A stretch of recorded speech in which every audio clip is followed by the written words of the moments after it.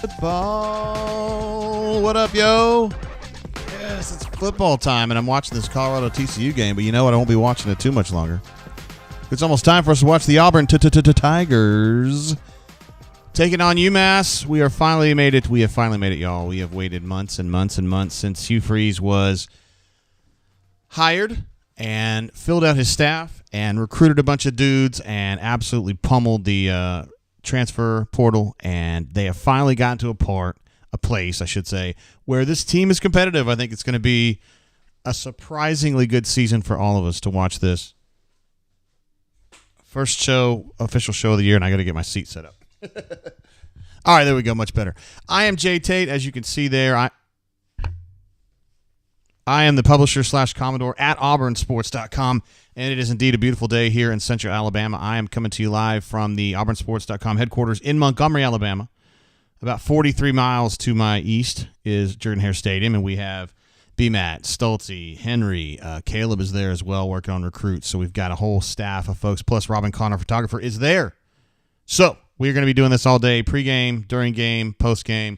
We're taking calls. We're going to talk to Coach Hunter. We're going to have some other guests along the way as well, including hopefully we have a new expert who's going to be helping us. Hunter is a defensive-minded dude, and he's outstanding in every way, but we want to get somebody who has kind of an offensive experience, and I think we're going to be able to do that at some point during this show. We do have some news to go through. Let's see, Jarquez is not going to be playing. Nehemiah is not going to be playing. Mardner's out. J.D. Rim's out. There's a couple more. I did this on a different screen. Of course I did. Let me see who else. No, that's it. Oh, and Caleb Wooden, which I kind of expected. And McLeod is out there. So he had been banged up. As Jalen McLeod, number 35, plays defensive end, the guy from App State. Important part of the defense for sure, but he's been hobbled the last, 10 days with an injury. Not sure how much we'll see him today, but he is out there, and he is in uniform. We got some super chats coming through. War Eagle 0008 with the first one. Says, War Name Eagle J, let's get this W. Thanks for the show. I've got an applause for that as soon as I get my levels bumped up here. Jay, get the applause. Thank you. Jeez, what is your deal? I don't know what she does back there. We also have a super chat coming through from Feel Like a Stranger. It says, LFG, word up, fellow trainers, Swoogans, Commodore, and the whole Tate family. Much love. Hey, appreciate your message earlier this week, too. I was talking to my wife about that yesterday. We took a quick trip up to Huntsville to support some of our friends who are going through some stuff, and we talked about that, and it was really cool of you. Cleveland Brown. There he is. Stay hydrated, Commodore. War Damn Eagle. You know I'm a pro. I've got my Voodoo Wing Company tumbler full of water today. And also, Cleveland Brown, as you know, I like to hydrate with BioLite. BioLite is your number one choice if you're doing for super serious hydration. It helps you combat dehydration, cramps, fatigue, upset stomach, overindulgence, and as you guys learned on the bourbon blend a few weeks ago, also flatulence. It can help with that as well. I don't know if that's been scientifically proven, but I think that it does. Pocket Watch in the house as well. Says, just sat down in Jordan-Hare Stadium. Let the Freeze era begin. I'm glad to hear that our nation's leader in wireless technology is actually coming through. It used to be 3 years ago. Wireless signals in Jordan-Hare Stadium were not very helpful. Yes. CJ, oh my gosh, number 20 is in the house. Is checking in from Jordan-Hare. What up, bro? He was supposed to be with us at the lunch we had in Birmingham on Wednesday or Thursday. I can't remember which day it was, but had something come up and he wasn't able to get there, but we did miss him. Let's see what else. Oh, Tyler's in the house as well. What's up, man? He says, cheers, JGT just killed a Russell's Reserve and ready to kill another. That's what I like to see. Listen, the bourbon of the day for me, Tyler, you can have what you want. I think you're making a great choice, by the way. For me, it's going to be Maker's Mark Wood Finishing Series BEP. It's this Batwell. You can see the picture, but this is actually mine right here. Picked this up in Bowling Green, Kentucky back in May. 110.7 proof. So my thought on that was I could drink this all day and I wouldn't end up getting Ole Miss drunk. A 70 range retail, it can be tough to find, not necessarily because it's super coveted. It's just there's not a ton of them out there, I guess.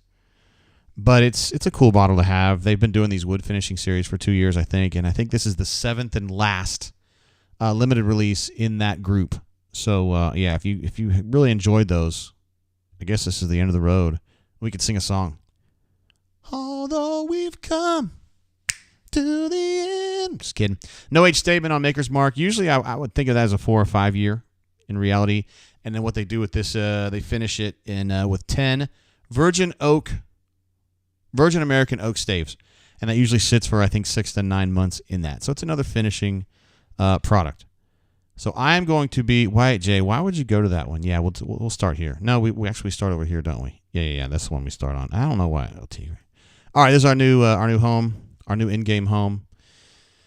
And that's where we're going to be making the magic happen. Whale Driver in the house. What up, bro? Pops one in here. He says, let's get 2023 started right. Or damn, Eagle. I got one for you right here, bro. Look at that started like that right there. Oh, yeah. I'm sure that our chat will populate eventually. You know it was kind of slow. Still working on how to fix that problem. It's a little over my head. A couple things we need to talk about before we get going. Thank you for the super chats and for everybody being here. Raven in the house as well. What an absolute legend. So it's time to get it, boys. Auburn football and the Brain Drain are back. War damn Eagle. Yes. Raven, so glad to have you around, bro. Supporting us at every turn. Michael W., it's good to see you back, bro. Bridle and Bit. I don't know that one. That's very interesting. Very interesting. Let me go ahead and make my first pour on that, and then we're going to go through the depth charts because I think those are worth talking about. I mean, not having Jarquez right off the top is a little alarming. He is Auburn's number one tailback without a doubt and possibly one of the top tailbacks in the country. Been a lot of concern, I guess you could say, among the Auburn faithful about his status anyway. He was late to camp because he started camp late due to a lingering issue. And then it seemed like everything was okay, and he was back, and all was good, and then now he's not available. So that's what we're looking at. Oh, wow. That is kind of smooth and mellow. A lot of cinnamon on that. Vanilla and cinnamon is what I'm getting on that one. Let's see, Matthew M., who I know well. He's really good at what he does. He says, JG, so glad we are back draining. It makes it feel like the world is kind of, we're doing it right again, right? Everything's coming together. Let's take a look at this offensive depth chart. I went ahead and rearranged it. I had one last week in our week 0 show. Had a few spots that missed a little bit. And Hugh said in his press conference he doesn't like depth charts, and I don't think necessarily a ton of serious work was put into the depth chart. I mean, the coaches put a lot of work in, and they know their rotations. But as far as an actual depth chart with a hierarchy at each position, I feel like it's almost kind of an antiquated concept now that players can transfer on a whim, and the portal is just so hot and heavy all the time. So I think it's more about who's rotating at each position rather than a hierarchy. That's how the coaches feel about it. I'm going to go ahead and do a hierarchy. This is based on what they gave me, but in the future I will probably base it on what PFF shows us, what the data is from the games. So they can say whoever they want is a starter, but if this person gets 50 snaps and the other guy gets 25, the starter gets 25, well, he's not the number one guy. Hooks is going to be a guy I'm very interested to see today. One of the best receivers from Jackson State last year, who did not go to Colorado, and he ended up going to Auburn. A tall guy, a long guy, and I'll be curious to see what he can go up there and do. Nick Martin not available today. I don't think he's in trouble. I think he's just injured. We got Neil J in the chat. You can see he's got the Welsh and the Scottish flags. Neil, I party with Neil. My guy in June when we were hanging out in Mexico. He and his lovely wife Amanda, and they were with a bunch of their folks from Scotland. Neil loves Auburn Tigers. I gave him the hard sell on Auburn, and hopefully we've pulled him into the family for good. So be curious to see how Neil does. Now he's over in Scotland, so it's probably nighttime where he's at, or coming up on nighttime. But anyway, make Neil feel welcome. We're going to give him an applause just to make him feel welcome. GW with the Who is Swack, riffing a little bit on this Colorado game. Yeah, I still have that on here somewhere. I just can't remember which one it is. Oh, here it is. Who is Swack, baby? Who is? Oh, preach. This is back when I was championing the idea of Auburn hiring Deion Sanders, which seemed like kind of a crazy idea at the time. Colorado, probably the worst team in college football last year, and now playing a very competent and honestly inspired game at TCU right now. And clearly making a lot of progress very quickly. Yeah, and Shedeur Sanders is having a day. Absolutely. Number 20 was talking about that in the chat. All right, so offense. With Jarquez out, obviously that's a big deal. There's going to be a lot written about it. Prepare. I'm just telling you guys, prepare for national media to try to attach themselves to this story. Just prepare. Auburn people who have been around a while know how it goes. Yeah, we'll just leave it at that. So with Hunter out, I put him in red here at the running back position. You still got Damari, who I say is the Ferris Bueller of this roster. He's just – they all adore him. They think he's a righteous dude, and he's a terrific player, both as a receiver and a runner. Brian Batiste is very short. Probably he's listed at 5'7". He's probably shorter than that, but they love his toughness, and he's also very quick around the edge. I am very interested to see what he can do today against UMass. And then Jeremiah Cobb from my town in Montgomery, Alabama, from Catholic High School.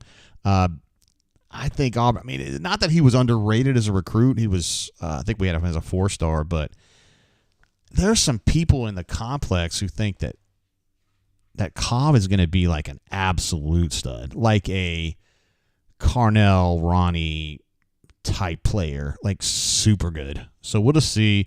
He's a true freshman right now, and so we don't want to judge him too much right now, but he's good. He's really good. Other guys, most everything else looks pretty much the same. Jeremiah Wright is going to get the start at left guard. I thought that would have been Connor Britton, but what they ended up doing was put Britton back at right tackle to let Tutal, I guess, sit this first start out. I think he's going to be playing this year quite a bit. Tutal Miller at right tackle, but for now they're just going with their best 5, which is going to be Wade at left tackle. He's the rock over there, and then Wright at guard, Avery at center, who's been a rock the whole way. Cam Stutz has been a rock at right guard, and then Britton they've been really happy with. So I think this offensive line is probably five times better than it was last year. This is a good group. To me, this is probably just a little bit above SEC average, but they were the worst in the league last year. That's an amazing change in 1 year.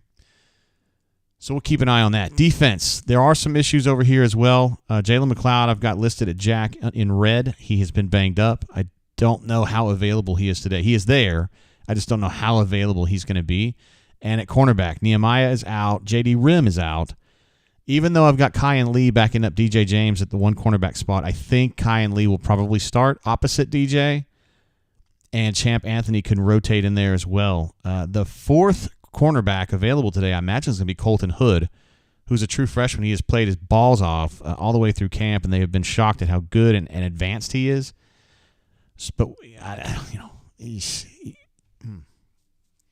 we'll see how it goes. I would think that they would end up playing at least a fourth cornerback, and then of course everybody is going to be watching the linebackers. There are a lot of concern that this group may not be quite good enough, so we'll just see how it goes today. Cleveland Brown says General Booty is behind center for Oklahoma at the moment. That is true. He is their third team quarterback. General Booty. He has an underwear deal, an NIL deal. It's pretty cool. Diego Castro in the house. What's up, brother? Let's go, JG. Love the drain. Glad to have you, my pop. Where am I going back to? I'm going to Endgame. Yeah, let's get that chat populated up. Let's see. Auburn RN says Hooks, Cam Brown, shorter, fair, and fair weather. Good Lord, how the wide receiver room has improved. Yes. Man, so much turnover at wide receiver this year, and I think it's all for the better, if you want to know my opinion. I think it's a pretty good group now. My concern is still linebacker and run defense up front. I think they have guys that can take blocks. They need to break off of blocks and get in there and make plays against the run. Whale Driver, of course, is fully ensconced in this Colorado-TCU game. We got 7 minutes to go in the fourth with Colorado up 3. And it's been a great game. It's been close the whole way.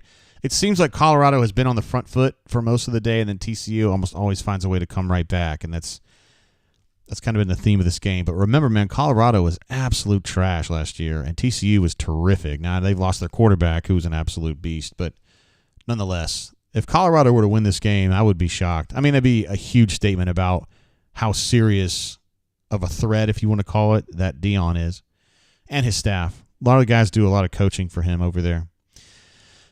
Let's see anything else on these depth charts we need to keep an eye out. People that you guys are really fired up to take a look at today. Obviously, Peyton Thorne, the new quarterback coming in from Michigan State, who I expect to be a very good game manager and makes some pretty good throws inside of 20 yards. It's pretty clear that he's having issues getting throws connected deep. I think Hugh brought that up on Tiger Talk again. That's the second consecutive week where he said, we're not completing enough deep balls. We're just not getting the timing right. And that's obviously going to be on Peyton Thorne. I don't know that we'll see Robbie today, but we'll find out. There is a package in there for him to do things. As you guys know, he's a better runner than he is a passer, so there's things he can do to help his team in certain situations. I also thought it was interesting the other day on Tiger Talk when Hugh was talking about play calling and how he's gotten along really, really well with Monty, the new offensive coordinator, but there are situations and benchmarks, spots on the field where Hugh feels particularly empowered to make his own calls. And we'll just try to get a feel. We'll try to watch and see if he's calling plays, like in the red zone or whatever. I don't know the specifics of how they're going to be trading off that kind of stuff. But there are situations where Hugh's going to be calling plays. There's no doubt about it. And he also made it clear on Tiger Talk that if things don't go well, he has no problem seizing control of play calling and just taking it over. So the thing is that Philip Montgomery's been a head coach for a while. He was a offensive coordinator at Baylor and other places long before that. So he's got a ton of experience. I don't think Hugh would be quick to pull him or anything, but we'll just kind of see how that plays out. I would expect Auburn to be able to line up and just run the football down the throat of UMass today. And I would expect it to be kind of an exposition type situation, similar to what Oklahoma's doing to Arkansas State today. I do think UMass has some cool ideas they do with their defense. They're hyper aggressive. If you guys remember back in the day when Joe Lee Dunn was probably most famously at Mississippi State, but he would do a lot of unorthodox things just to create havoc, and he felt like insanity, just defensive strategic insanity was a way to overwhelm an offense. Hey, it's worth a gamble today if I'm the UMass coach because there's so many new guys on this group. Hugh keeps talking about I want a clean game, which to him means turnovers, penalties, running the right route, and just stuff working smoothly. I don't think their Thursday walkthrough was as smooth as Hugh had anticipated. So we'll see what happens on that. Defensive side again, the only one that really surprised me here was Elijah McAllister starting at Jack. But, the more I thought about it, the more I talked to BMAT about it, it makes sense that they would start him just because he's so experienced. A fifth-year senior coming over from Vanderbilt. He's just one of the really big leaders on this team. Has a great personality for leadership. And, he's played more snaps than probably anybody on this entire roster, so with the exception of Nehemiah Pritchett. So, might as well. I do think that Sings and McLeod bring a suddenness to that position that McAllister doesn't have. So I think if McLeod is available, I really would like to see him play some. And then Sings is number 18. He came over from Liberty. Wow. It's a good group, man. I wonder about linebacker a little bit. But today's the day we get some answers. Today is the day we get some answers. Let's see. Scotty says, man, who's watching Colorado and TCU? This is a game, isn't it? It seems like Colorado gets ahead, and then TCU clutches right back. And then we got the LSU game tomorrow. LSU and Florida State. I don't even know who to pick in that game because it's just two groups you really hate to see anything bad happen to them. Texas A&M too. TCU up now 42-38 with 7 minutes to go, and I suspect Colorado probably has not scored. Probably will score again if everything holds. Let's see. War Eagle 0008 said earlier Travis Hunter's insane. That pick he had down there on the goal line about maybe early third quarter was just impossibly good. I think the commentators said, 100% of the time that ball goes for a touchdown, and I was like, well, not exactly 100, right? So what are we looking at, guys? Who are you most excited about seeing today? For me, I really want to see what Peyton Thorne looks like in this offense. I think I know what he's going to look like, but I'm looking forward to it. Auburn hasn't had consistency at quarterback for a long time, and I think that this offense can be really good. I think there's enough explosive elements for this offense to put up some really good numbers, but you've got to have consistency at quarterback. Peyton Thorne has been that guy, if a little interception prone, through his career, but he's also, he's growing up. He's still got time to grow, and you think that maybe with this new staff here with Monty and with Hugh and with Ken Austin and those guys that, he's been able to take yet another step. Let's see. I feel like a stranger said he's looking forward to Harris, Falk, and Nasili Kite to show out. Talking about Marcus Harris, who plays 3 technique. Of course, Keldrick Falk from Highland Home, the very talented and hyped edge defender, I guess we'll call him. And Nasili Kite, a guy who came over from Maryland in the offseason, was here in the spring. So he has probably the thickest calves in the entire team. I mean, he's really got those of you who are really into calves, as I am, of course. I'm going to probably switch off. I'm one of the dummies that was still using Spectrum.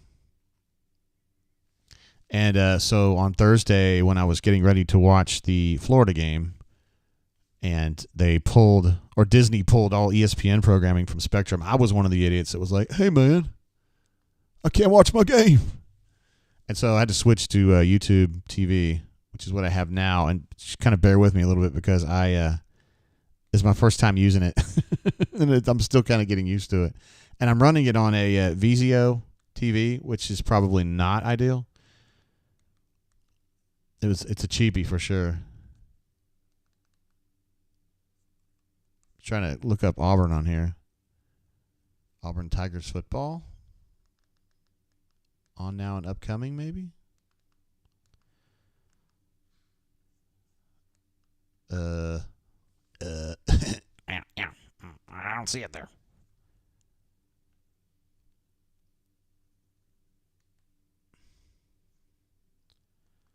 Well, I'll just sit here and hold out hope here. Scotty says, I'm just interested to see how good our offensive line's going to be. It's fair. Same. It's very relatable. Man, I'm having a hard time navigating this. It's just the Vizio is just very slow to react to anything I touch here. This game's going to be on main ESPN, right? I think that's what we're doing here, so I'm going to try to slide over there. They'll probably put it on some like ESPN Ocho for a little while.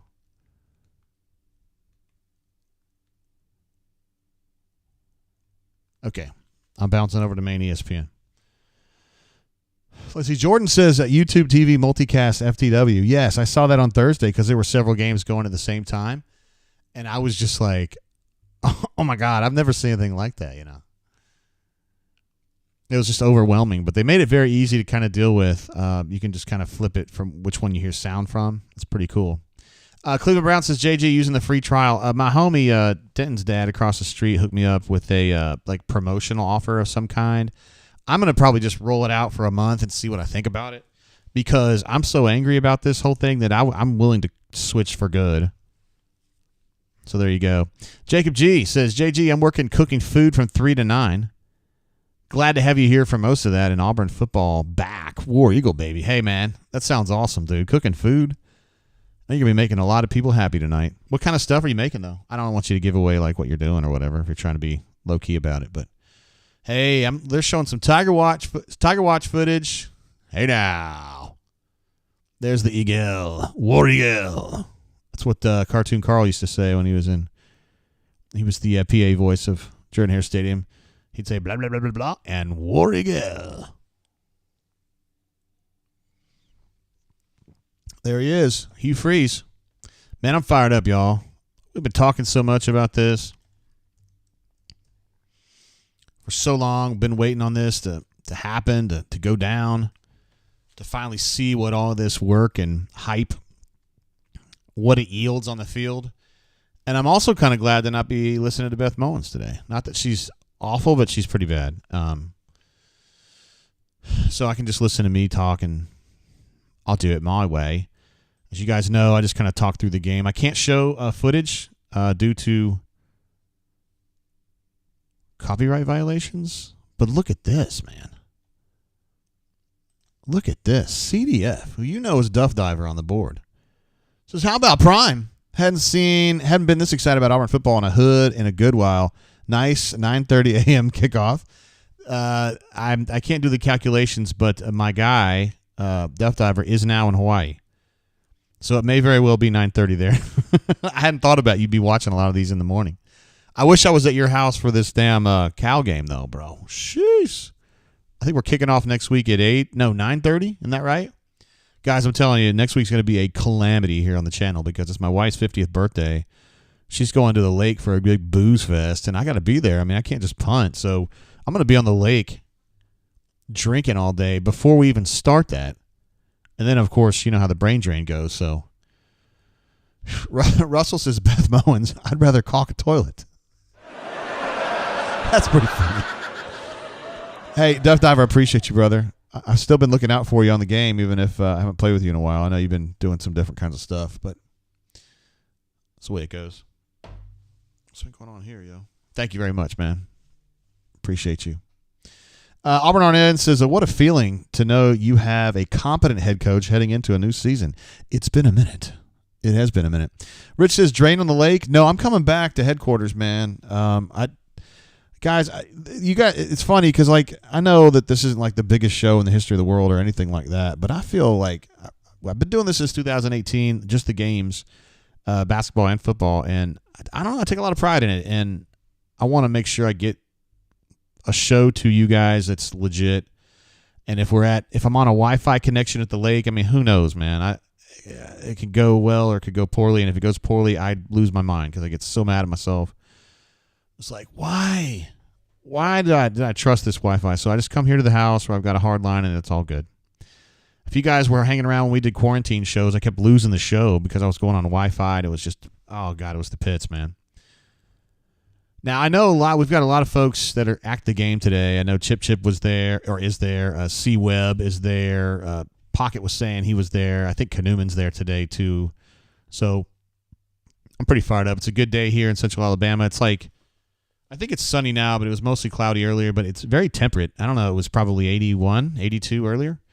So, oh, you know what? I got a little thing. Check this out, y'all. I can slide it. Yes. See, I've got the Auburn University weather conditions there at the bottom. It's a little widget I got set up. I'm learning, guys. I may be 51 years old, but I can still learn a few things. So officially 81 degrees there, Jordan Hare. That's pretty cool. Russell says, oh, Lord, after lake drain, sounds like this could be epic. Oh, God. I don't even know if epic is the right word, dude. It's just like, I can't even guarantee competence at that point. I can guarantee competence today, and most days, but that particular Saturday, a week from today, I don't know what's going to happen.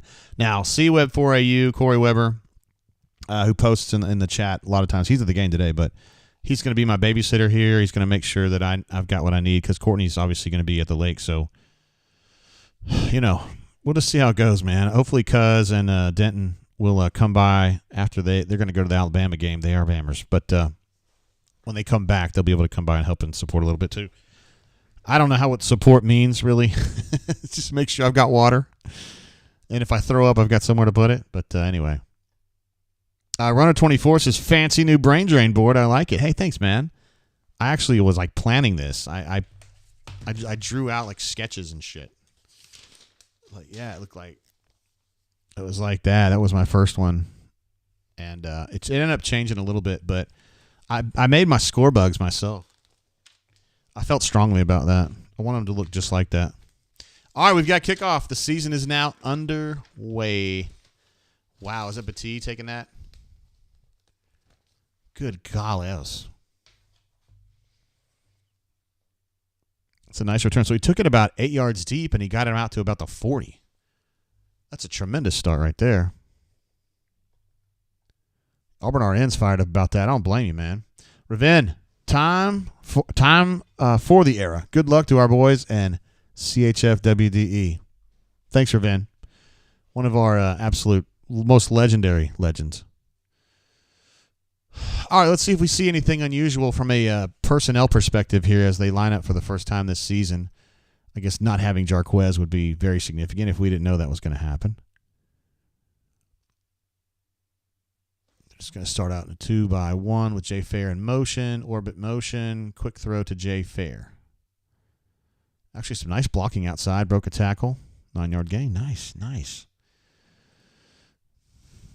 Let's see. Russell says he's drinking the Jefferson's Ocean Tropics. Fresh new release. Good way to start the season. That is a great choice, man. For those of you tuning in a little bit late, I am drinking this Maker's Mark BEP today, which is a solid bourbon. I think what Russell's having is better. We got our first down run of the season to Damari Austin. 2 plays run now, and they're probably got about 16 yards.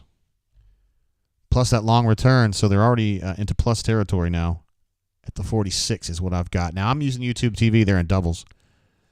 I'm using YouTube TV this year, so I might be a little bit more behind than I used to be. So that was kind of a cool idea. That was a split zone concept aimed at messing with UMass's aggression up front. There's Jarquez on the sideline for this one. I do anticipate if UMass likes to try to use these weird blitz concepts, that Auburn's going to use that split zone concept against it to create automatic cutback lanes and kind of turn their aggression against them. Wow, that's a nice hole there too. It's another first down. Amari Kelly is in the game, number 19, pretty quickly there. He is the backup to Shane Hooks at the X receiver. All right, Peyton Thorne with his first deepish throw of the game. Looked like it was a smash concept to Jay Fair, and the ball was slightly underthrown. I don't know how open he was. I don't know what you guys are thinking on that. Sam, Hunter's out for this game, and I don't. He may be out a little while. I'll just put it like on that. I like that call though.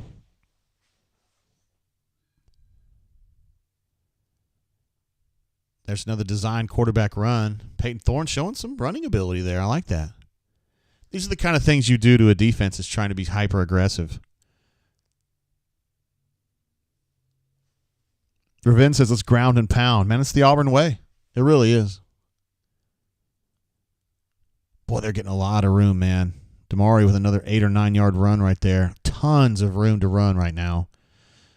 Auburn looks like they're just absolutely pushing UMass out of the way, which is what I figured was going to happen. UMass is somewhat big. I mean, they're not small up front, but I just don't think they have the explosiveness to deal with some of these linemen. It's just, you got to be able to get around them.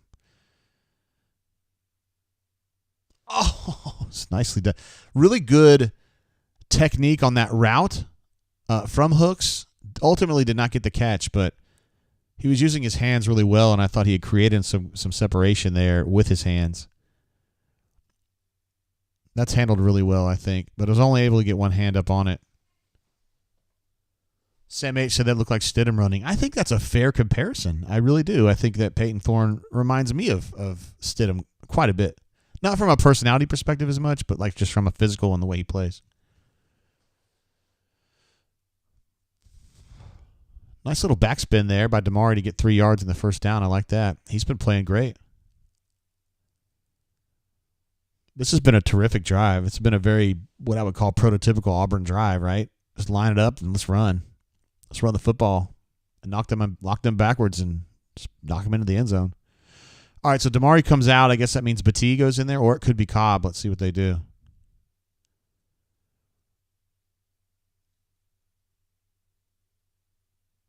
They're going with Batee. Boy, he's quick, isn't he? He doesn't necessarily. That's a late hit, brother.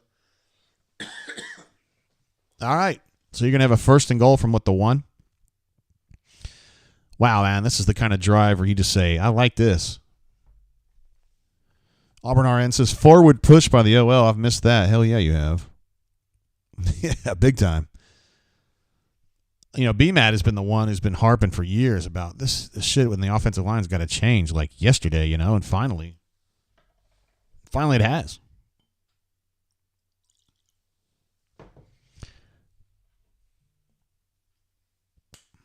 See, Batee went out at about the 3, but then they're going to get that first and goal there. Okay, so they are at the 2, I guess. Looks like Auburn's got 12 personnel.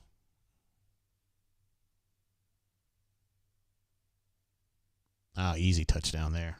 Easy touchdown there. The more you fuck around, the more you're going to find out.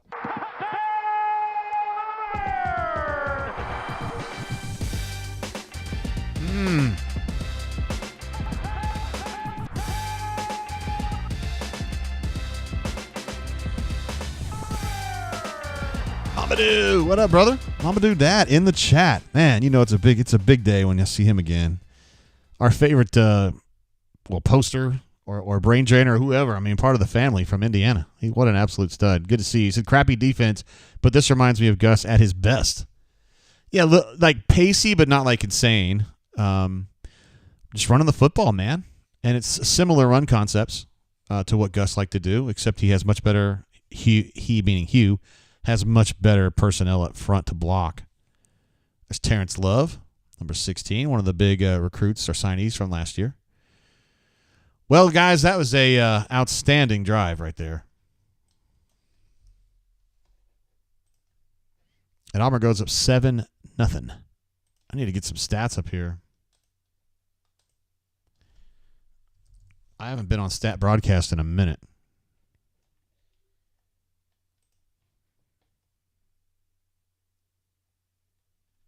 Okay, on that drive, Auburn goes 59 yards for the touchdown. That long return from Batee put them in a good situation, didn't it?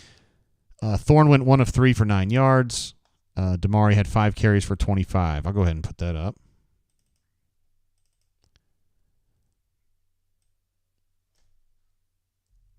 And I got to add his touchdown too.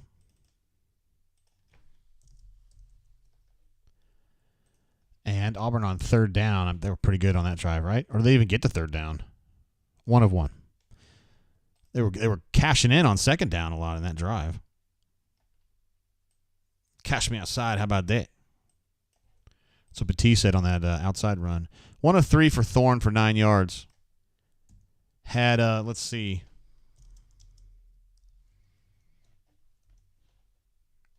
Had the throw to Jay Fair that, I don't know, it was pretty well done play, honestly. Good defense, and ball was just not quite. Jay just couldn't quite get it, and then the throw to Hooks, which, again, I really don't fault the throw too bad on that one. Hooks is just kind of covered really well. And Batee had 1 carry for 9 on that drive. I'll go ahead and update that. So, all in all, man, great start. Now we get to watch some defense. And remember that really this UMass team is all about the quarterback, whose name I'm not even going to try to pronounce. But it's easier than it looks. I know that. He started at Clemson. He ended up playing at Georgia Tech last year, and now he's at UMass. And he's a runner. He can run it. He can throw it. They've got a couple decent receivers, and they have a decent tailback. But offensive line, at least what I have seen, has just been kind of, they've been all right. They're big. They're not little guys, but they're just not very quick. So I think they just kind of block, 1 yard in each direction, and that's about what you get. I'm going to reload this chat widget. Sometimes it gets a little bit behind. Let's see. CDS is prime with the dub, so that game has gone final with Colorado beating TCU. That's crazy. Awesome. Wait. What happened to my... That's weird. Huh. Weird stuff going on with my broadcast here. I don't know why. Bizarre. Hell yeah, Brandon. I'll give you one, man. We'll make a second one just for that. Who is SWAT, baby? Who is? Oh, Prime Preach. We are Prime fans around here. I only have that because I was such a fan of him in the process where they ended up hiring Hugh here. And I'm not faulting that decision at all, but it would have been fun to have Prime here. Just saying. He's pretty fun. I cannot get this blue background to go where it's supposed to go, so I'm just going to leave it and say, hell with it. We'll worry about it later. Let's see. Sam 8 says we're saving all those fade routes for the Cal game. I like it. All right, so I guess this is the late highlights again in this TCU game. Oh, that was 4th down. Okay. 45-42. A very stereotypical Big 12 final number. Pomacan, I think is how you say that. Pomacan. Yeah, I think that's how you say it. He was a real problem last week at New Mexico State. He threw it a little bit. He ran it for like 90-something yards. He was their leading rusher. But I didn't think much of their blocking. And I think Auburn's going to be able to overwhelm them up there. I thought that slot receiver was offside, but that's fine, whatever. First play of the game, that slot receiver does a drag and gets the first down. Well, that's interesting. Let's see. Crawdaddy says, Brother Hugh, offense reminds me of Gus with better wide receivers. How about with better blockers, too? But, yeah, I understand. It does kind of have that look. Let's see. Monson says, Pumachan. Pumachan. Yeah. All right, 11 personnel with 3 wideouts to the right. Oh, he's going to put one back. There's a little split zone concept right there that took Auburn by surprise a little bit. Somebody's not holding their gap there in the front. And the fact that Marcus Harris is the one making the tackle 9 yards downfield probably suggests that he might not be the one. Jason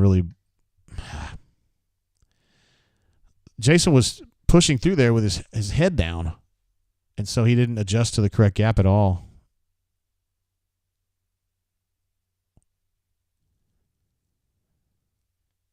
Oh, Nasili Kite missed a tackle there. Really had a good opportunity for a tackle for loss. Dived at him and just kind of bounced off of his leg. CDF says D looks like Poochie's. Yeah, so far it's not been great. This quarterback is he's a problem. He's a good player. I mean, for them, you know. He's got a good personality. Poppy Clan in the house. What's up, bro? How you been? I was seeing you on the bunker. I think you and I were teaming up on somebody. I don't remember who it was. It's kind of funny. Glad to have you here, man.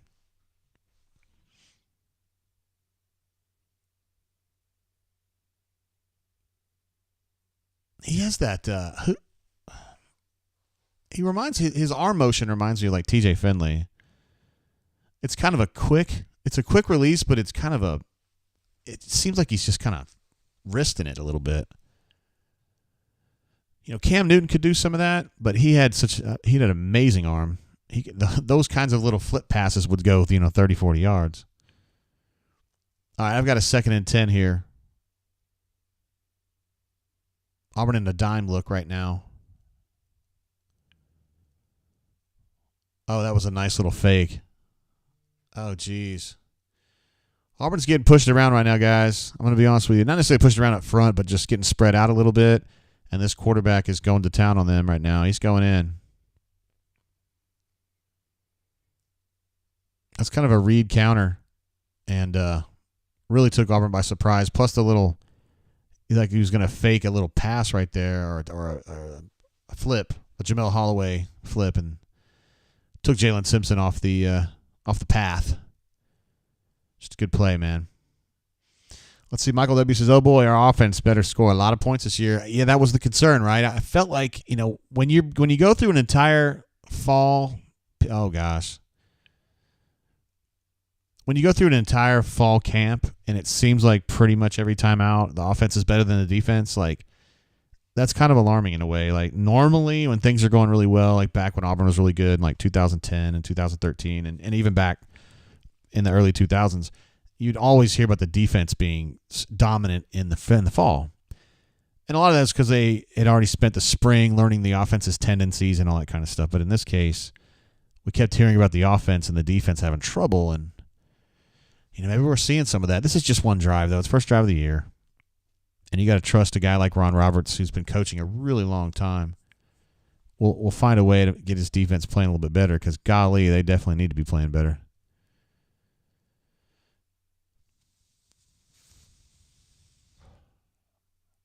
Wow.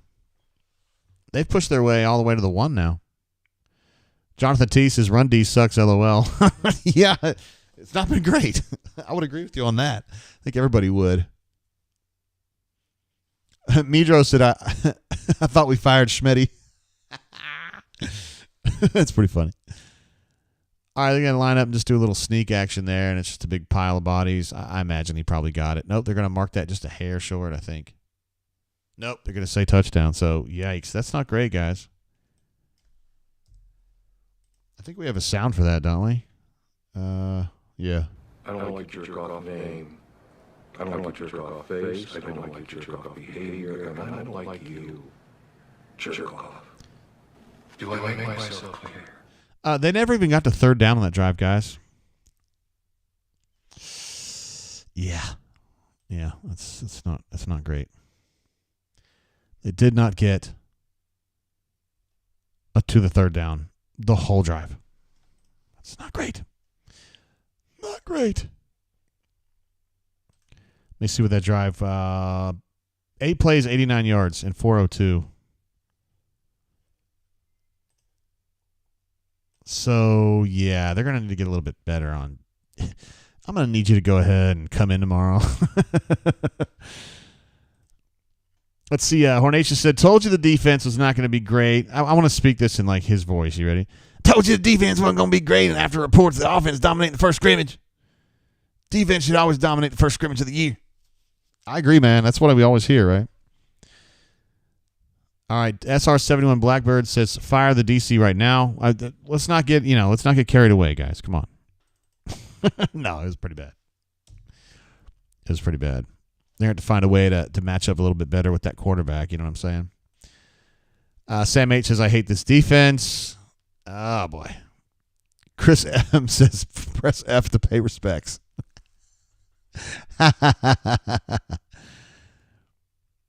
Mama Dude got a laugh out of the Schmetty reference earlier. Says, I don't need to see Schmetty's name in the chat.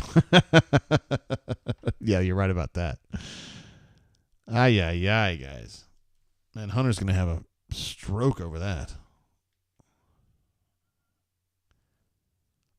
I did get a report that the Eagle flew good today. So that's a good sign. Thanks, D in Atlanta. Appreciate that, brother. Let's see. Jonathan T makes. Oh, I lost it. No, yeah, I got it back. Certainly. Oh, God dang it. Jonathan T, sorry, it skipped around on me. We suck at stopping mobile quarterbacks. We end up making average quarterbacks look like Mike Vick. It does seem to happen more often than it should, right?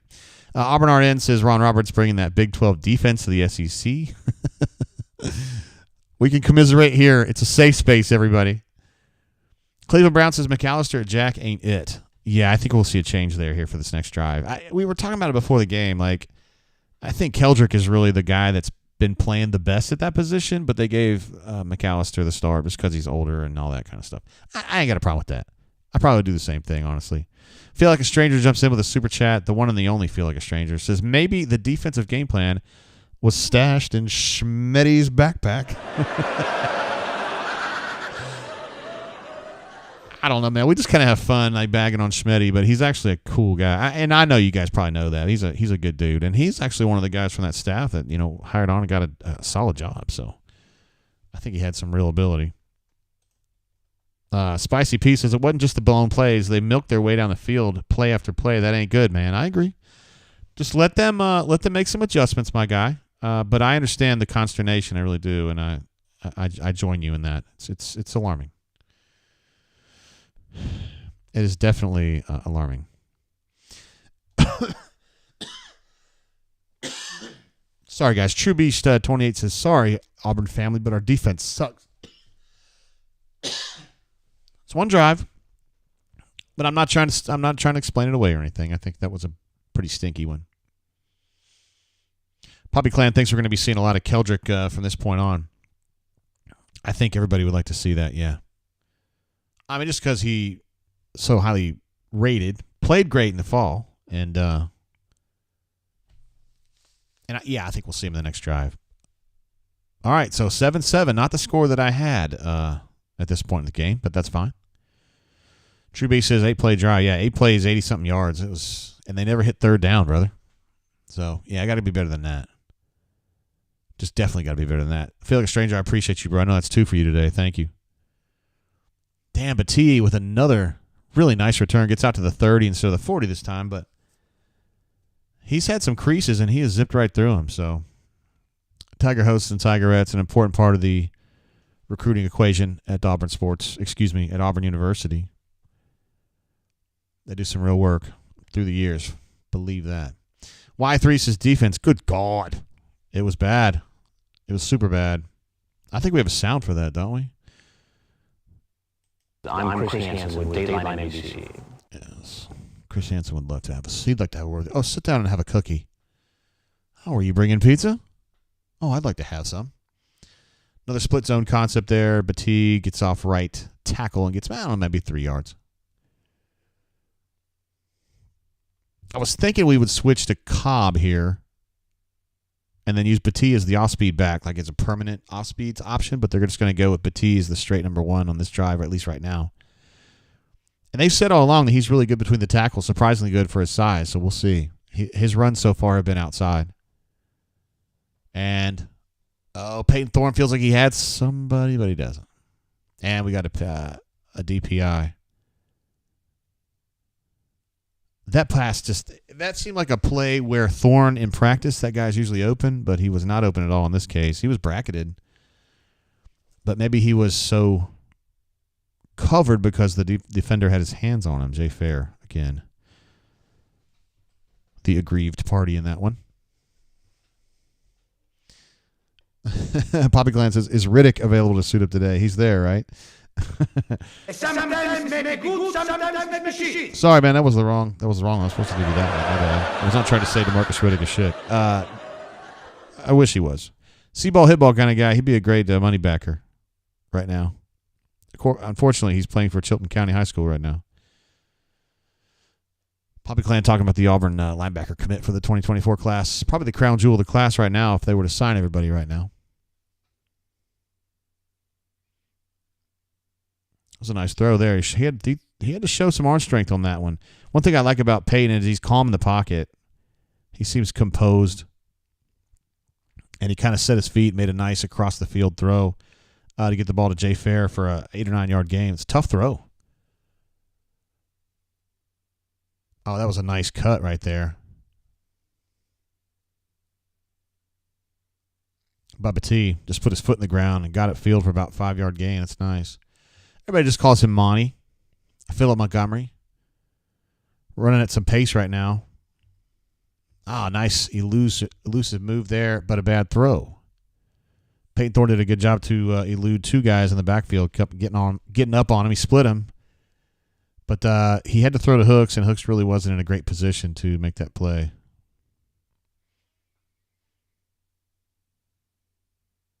Hugh seems frustrated, probably because there's 2 guys on his quarterback back there.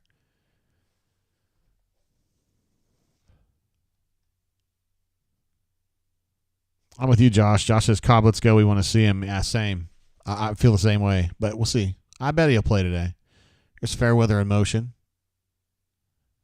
Look at Batee, man. He's got some real acceleration. About a 5 yard gain. Looking at a third manageable, probably 3rd and 4.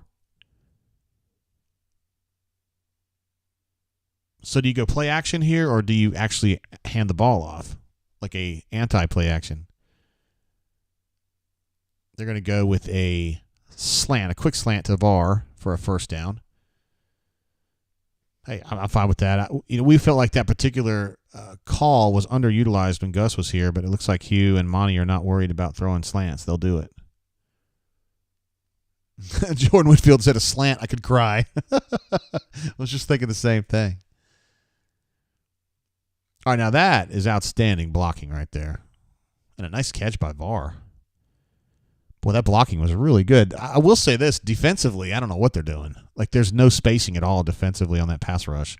They were all in one big clump. It looked like a beehive. But, hey, Auburn had it blocked.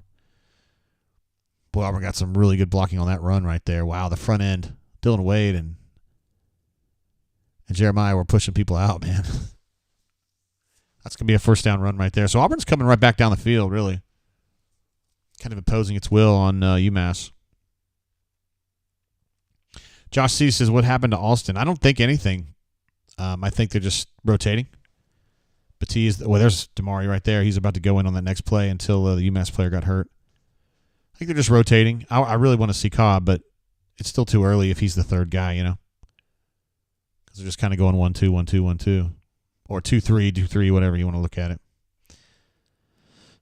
Runner 24, talking about the slant, says underutilized when Gus was here, more like forgotten. Yeah, you're probably right about that. We used to go, a month between seeing slants? And he would always have some story about, like, well,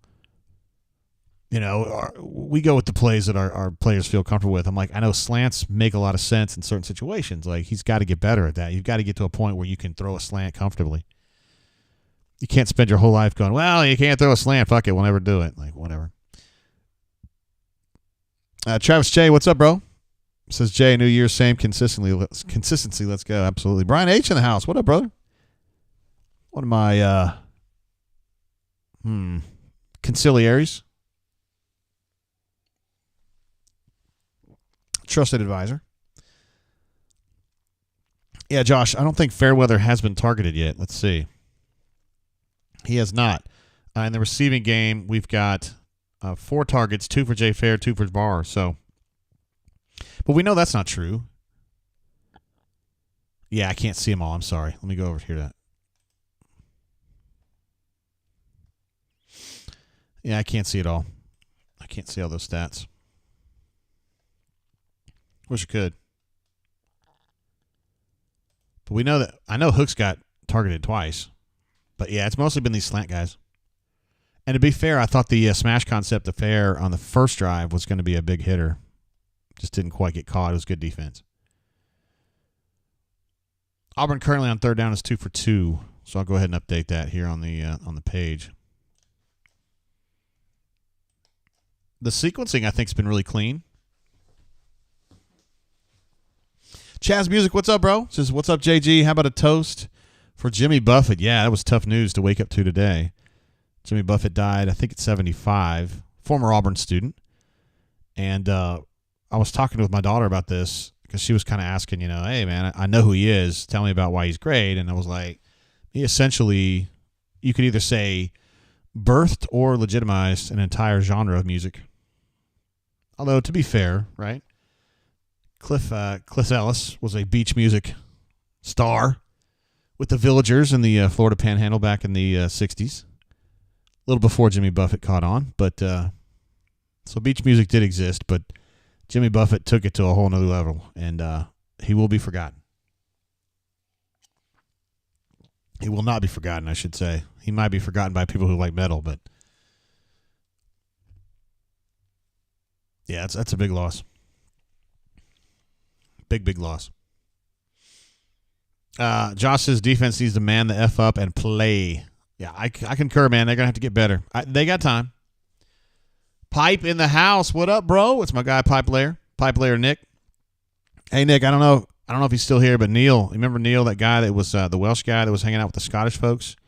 Mexico, he was here earlier. We've got him on the Auburn train. He's been messaging me and asking me about stuff. I mean, he's all in, so that's right. The Mexico pool crew, man, making it happen here, yo. Let's see. Runner24 says he spent a lot of time drinking, floating in a lake, and listening to Buffett for the big 3 summer holidays. Yeah, through the years, right? I mean, sheesh, so much good stuff. Just like classics, like American classics. I mean, Margaritaville is probably the number one. But all right, here's Robbie Ashford with his first play. And it was a GT counter drawn up for the quarterback is what that was.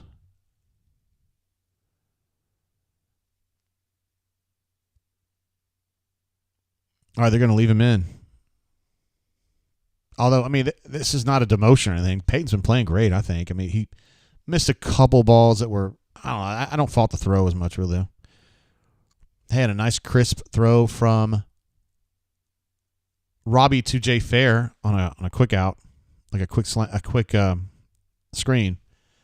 But we got a flag, and it's probably a hold.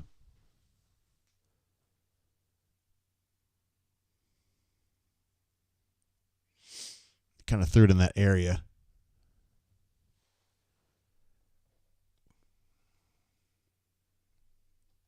Sam H wants to know what happened to the Boilermakers. Pipe, of course, is a big fan of Purdue. Sam, they lost. Going to be a long year. They lost their boy, Iron Aiden, who now plays for the beloved Las Vegas Raiders and played great in the preseason. We're so stoked to have him, even though he's a 25-year-old rookie. Whatever. It's fine. All right, so they're going to stick with Robbie. This will be his, I guess, officially his second snap since the last one was penalized. Ooh, nice. Oh, no. Wow, I thought it was going to be a nice stop, and then it looked like Damari might have gotten away.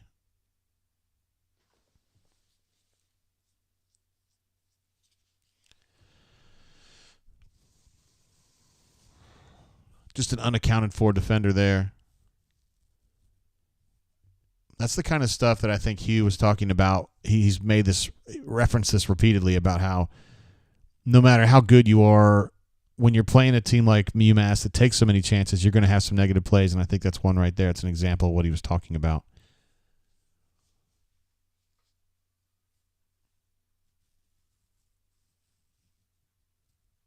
Russell giving us an update from that TCU-Colorado game. Says Shedeur Sanders, 37 of 46 for 510, 4 touchdowns. How about that? Travis Hunter had 115 plays on defense and offense. And that INT he had down there to kind of save or to eliminate what looked like it was going to be a TCU scoring drive was amazing.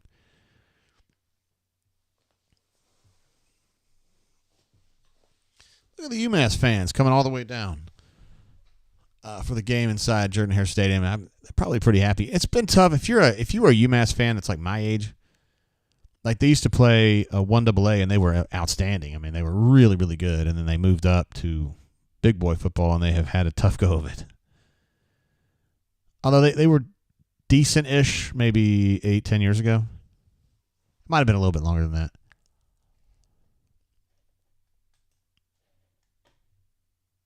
Yeah, we just got the update here from Duff Diver talking about Shedeur Sanders having 4 touchdowns, 0 interceptions, a 140.25 passer rating. Sheesh.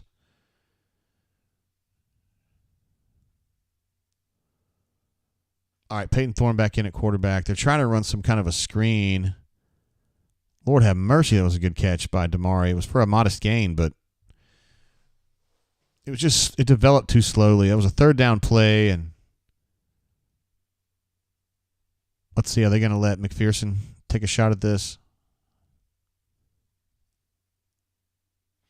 Howard says, I'm starting to wish we had hired Dion. Who is Swat, baby? Who is? Oh, preach. Wizard Dragon says the hold killed this drive. Yeah, they had gotten off there, right? Had gotten away. All right, so McPherson, his first official kick as an Auburn Tiger is good from about, 30? Something like that. I got a field goal sound for that. Don't we? Don't we?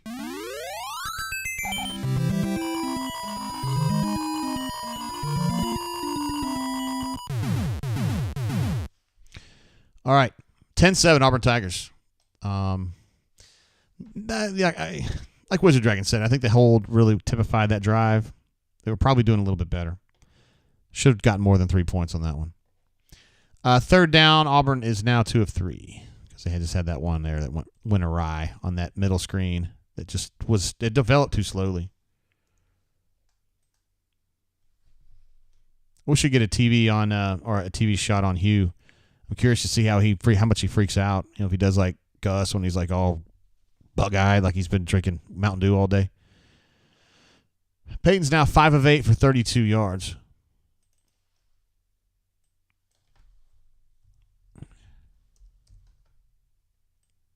Go ahead and update that.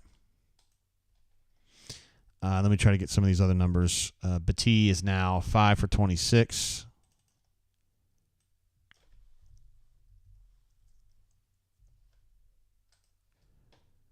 And Damari is 6 of 24.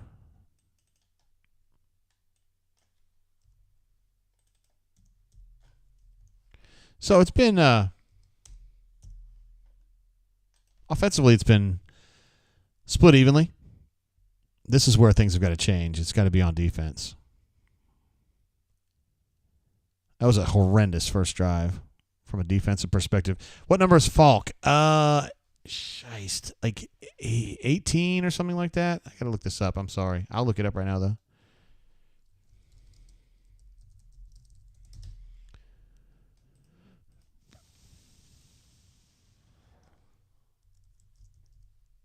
Keldrick is 15. Sorry.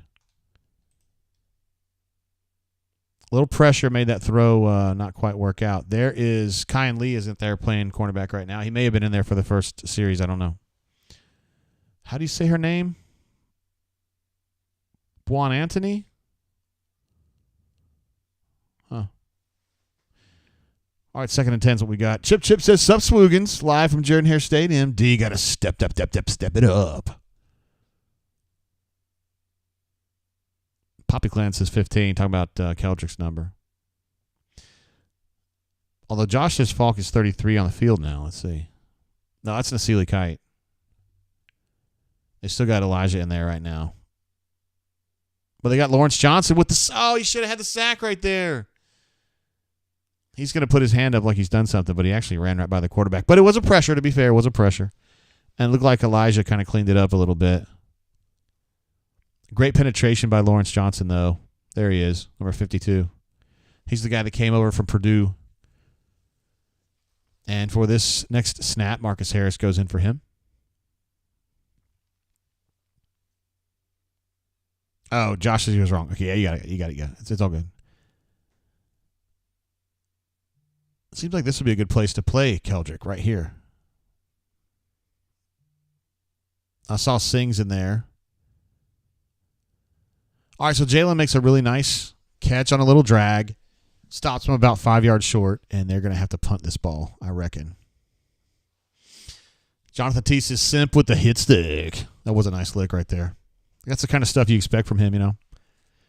That's the thing you like about Jalen, competency, and he's a very sure tackler most of the time.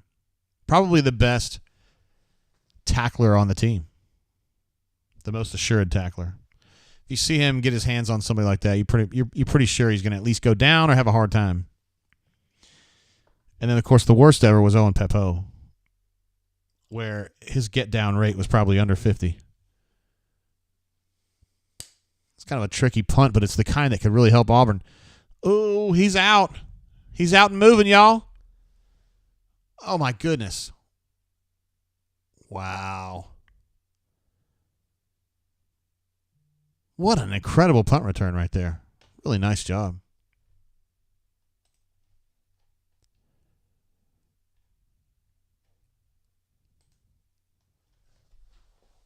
It was just one of those deals where the punt hit the ground and just sped right into his chest, and Keontae was like, yo, I can do something with that, you know. It just kind of takes the defense by surprise because it happened so fast. And then he was launched out of a can and made that first cutback, and they were in trouble. Nice block by Eugene. Did you see that? He had his hands up and kind of backed into him. That was really smart.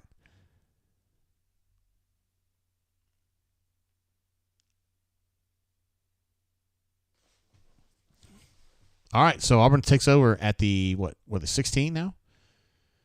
Got to get a touchdown on the board here. Lots of space for Damari on that run. Got about 6. Brandon Frazier in the game, number 87. He is their fourth team tight end, although he rotates. Somebody that I thought early in his career was going to be really, really big, but that hasn't really come to fruition, at least not yet. There's Connor Britton, number 53 right there, the transfer from Western Kentucky. They've been really happy with him both at right tackle and guard. They've been really happy with him overall. And he's a really nice young man to talk to. He's just a friendly cat. And as offensive linemen go, as you know, they're generally very smart guys too.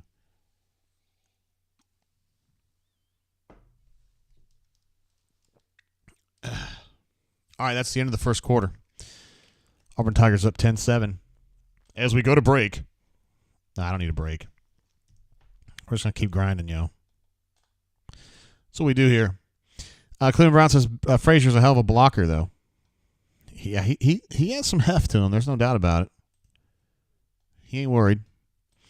Super chat coming through from Raven. Go hit the like button if you like that return. Can I even like my own stuff? They ought to let me do that. Thank you, Raven, again. Jumping in. My phone's blowing up, yo. What's going on here? Oh, okay. Not too worried about that. Yeah, we need more likes, guys. 33 likes. We got 17,000 people on this chat. Midro, I'm sorry. It says, Ole Miss flexing their sundresses against Mercer. Hey, man, I'm not going to wade into those waters. The Ole Miss people already hate me. Rebel Grove people hate me now. I don't know why. They just do. Josh C says, I love to get after you from the OL. That sounds like something that Lee Zimba would have said. But, yeah, I know what you're talking about, and I think we did see it. We have seen it today. I mean, no one's upset about the offensive line. Defensive line had a very bad first drive, but that last drive was good. A lot more stout up there. And I think Lawrence Johnson made the big play, at least the penetration that created a negative play that Elijah McAllister finished off, but that put the drive into a bad spot for UMass. It just takes a couple plays, you know. Poppy Clan says he just pressed the like button. Thank you, bro. We jumped from 33 to 46, so that's awesome. Good question here from Goose Flat. Says JGT, how long could Hunter be out? One game or multiple? Is he even dressed? Well, he has clothes on. He's not naked, but no, he's not ready to play. He will not play today.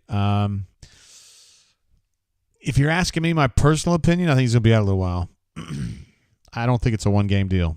That's just me though. I don't know anything. No one's told me anything. I'm not hiding anything from you. I just what I do know that I can't talk about, I would just say it's going to probably be a multiple game situation.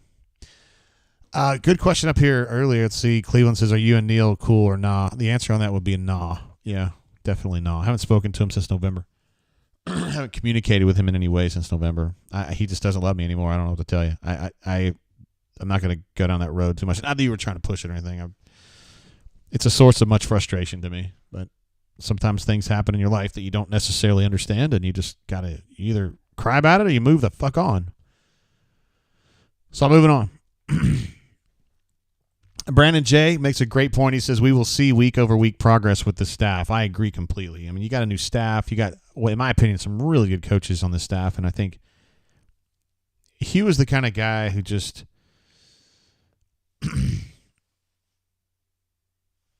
he knows how to press. I think one of the best things about Hugh, and a lot of times when you hear somebody say that this person's manipulative, that's a negative thing because they are trying to get you in trouble or they create drama. To me, Hugh is manipulative in a good way. He understands, he can size people up very quickly, and he knows how to motivate people, how to push them. Like he knows like what Zach's good at, and then the things that Zach is not good at, he'll push him to do that stuff. And he'll kind of goad him. He has a way of goading you, kind of not in a mean way, but just in a way where he reminds you that he's watching and he knows. You know what I mean? And so I think he'll be really effective as a head coach of getting the most out of his coaches, which then get the most out of the players. Robbie Ashford back in there. He's just going to run a little power run right there, and he's going to get a fucking touchdown right there. The more you fuck around, the more you're going to find out.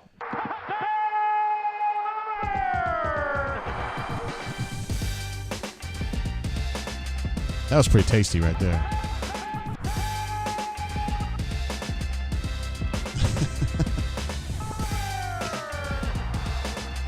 This is a great comment right here. Auburn RN says Ashford loves the game again. That was this is a reference to his Instagram story yesterday, which said something about, I don't love the game or game doesn't love me or something. I don't know. He's just down in the dumps over whatever, how kids are. You know how we all were when we were that age, or if you are currently that age, how you are now. I went ahead and assumed he was going to hit the PAT, which I shouldn't have done, but the score now that McPherson's hit the PAT is 17-7. Josh said, did they say why Pritchett is out? No, I don't think so. I don't have a great answer for that one because some of these guys are injured and some of these guys got in trouble, and I don't know which one's which, and I'm not going to speculate on it. I'm going to let BMAT and Stoltz figure that out as we work through the day and then talk maybe after the game.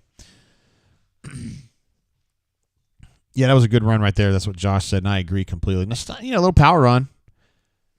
He had blockers out in front of him and had a lot of space. I feel like Auburn's run plays today, let's say there's been 12 or 13 or 14, something in that range. I'd say a good quarter, 3/4 of them have had a lot of space to run. Just a lot of like open area to kind of decide, hey, I'm going to sprint through this hole. I'm going to cut back. They just had a lot of opportunities. Stoop Up says, if only Robbie could throw it at all. He could throw the ball. He doesn't have a pop gun arm. It's consistency with his footwork, which then leads to inaccurate throws from a technical perspective, like from a biomechanical perspective. He's got plenty of arm strength. I mean, truth be told, like he's basically like a poor man's Nick Marshall is what he is. I mean, but he's a good runner, man. I don't know. I think there's potential to be unlocked with Robbie as a runner. And, I mean, he's shown it today. He's had some really good runs today.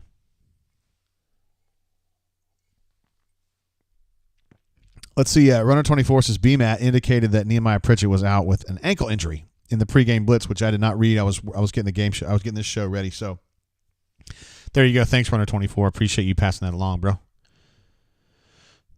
Let's see. Daniel M says, cannot stand weak men who take to social media to let the world know how they feel. Sack up, Mary. Life's tough. Rise up.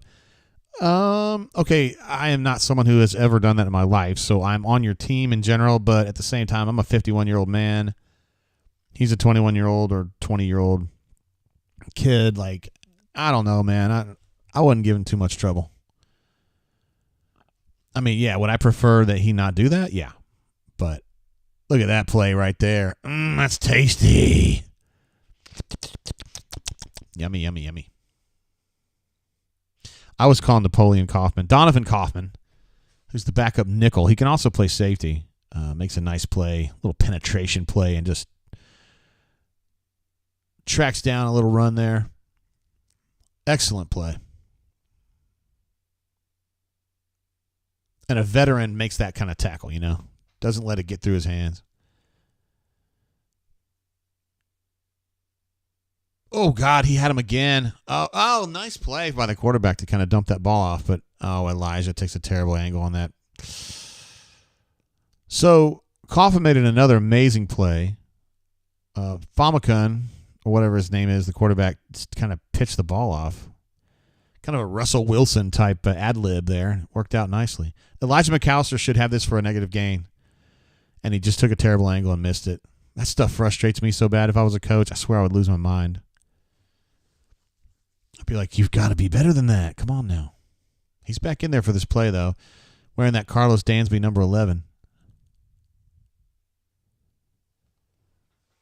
Cleveland Brown says McAllister, WTH. I know, dude. That was a bad miss right there. Got to do better than that. Got a delayed blitz from Cam coming in. Oh, God, that ball should have been picked. Oh, DJ, I'm sorry. I should have had that. Delay blitz from Cam Riley coming in, and he picked the right lane, and he was right in the quarterback's face, and I don't know what happened. I felt like if he hadn't actually gotten to the quarterback, he would have gotten his hands in his face so he couldn't got that ball out. But regardless, DJ should have had that as a pick. It's a missed opportunity right there.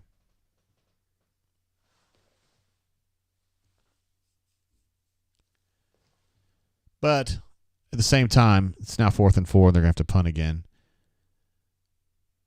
I mean, if Auburn were to score on this next drive, that'd probably put it away, honestly. I mean, UMass has some threats, but you can see Auburn's made some adjustments, and they're not. Man, there was a lot of penetration on that punt. All right, so this punt didn't land in a way that really helped Keontae very much, so he just let it go.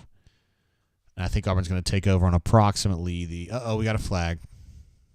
Not good. Not good. Not good at all.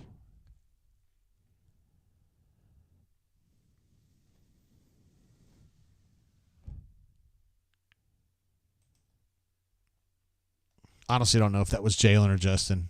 I don't know if Jalen's playing or not. Oh, okay. It was a hold on UMass anyway. Auburn got great penetration on that punt. Oh, that punt return, I should say. That would be a more accurate representation of what was going on there. Let me take a look at some of these stats real quick. On third down, they are now 0 of 2. They're probably not really stoked about that. Auburn's defense has picked it up a little bit here. The last couple drives have been pretty tasty. Damari's 7 carries for 30. I'm just going to go ahead and update some of these during the TV timeout. And Batee, 5 of 26, same as before. Peyton is now 5 of 8 for 32, same as before. And I got to get Robbie on there, don't I? How am I going to get Robbie on there? I'm going to take Hooks off. Jay, God, come on, bro. I'm going to take Hooks off and just put Ashford. And Ashford has been a running threat for sure. He's 1 of 1 for 4 yards passing, but in the run game, he's 2 carries for 18 yards and a touch.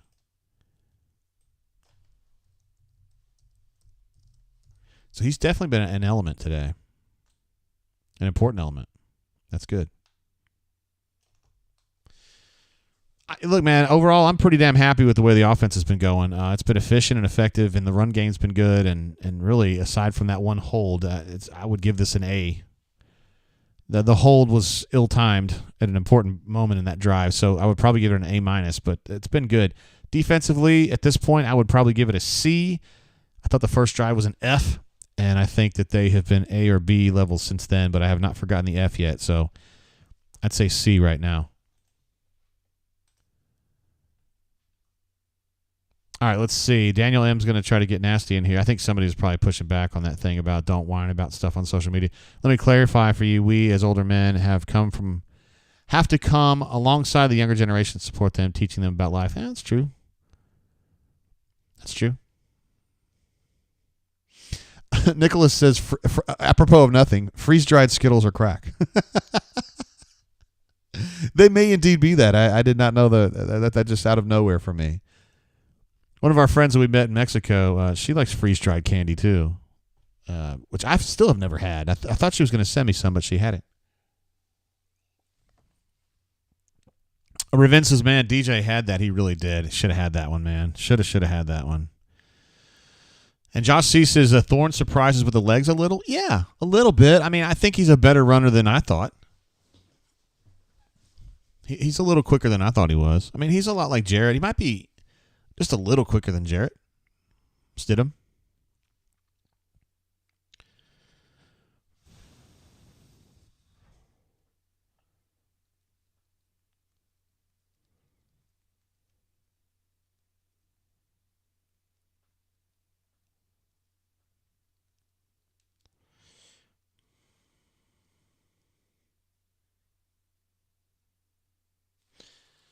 I was sending a message to my my secret Auburn football player that was going to work with us this year a little bit.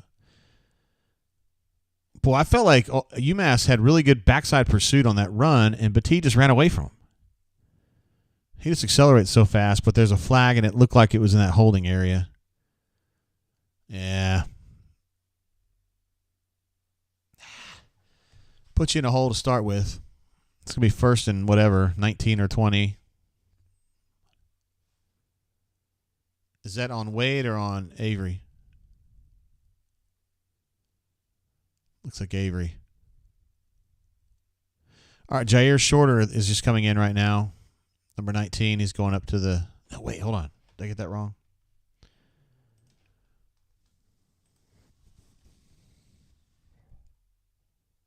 Oh, that's Amari. God, I got to work on that.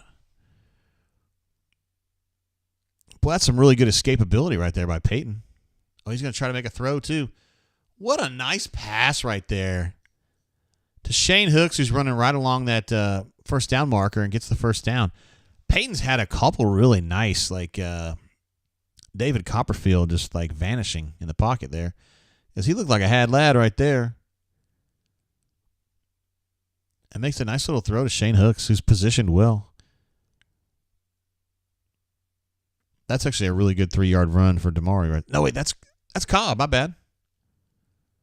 22 and 23 look very similar to me in my old eyes on the TV. So there's Jeremiah Cobb with his Auburn debut. He had a lot of pursuit coming up on him, and he made one cut and was able to get 3 yards out of it. I think a lot of mortal tailbacks would have had a no gain on that one. Nice move.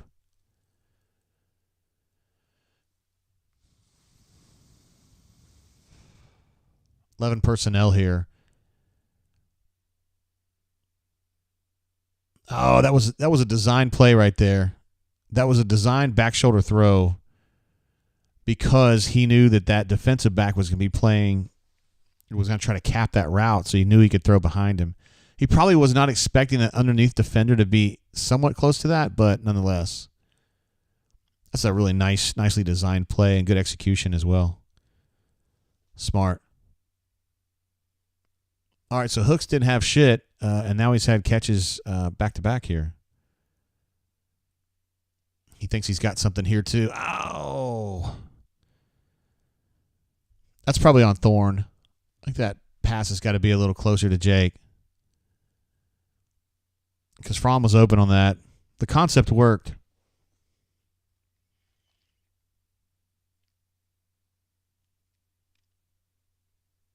Let's see. Josh thinks Fromm was out of position there. Regardless, that's a missed opportunity, one way or another. All right, 2nd and 10 is what we're looking at here.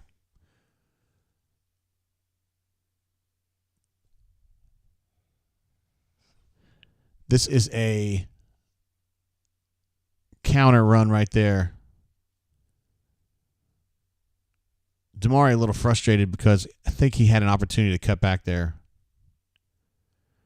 They're run. Oh wait, he'll go back. Don't show the replay here. They're running pace. They're already got. Yeah, I knew they were already gone. There's a throw to Cam Brown. I felt like that throw in the end zone. I just don't think that was going to happen. The coverage was good. Boy, he looks pissed off about something here. You know who Peyton Thorne looks like to me when he has his helmet on? He looks like a young Kirk Hammett, the guitarist for Metallica.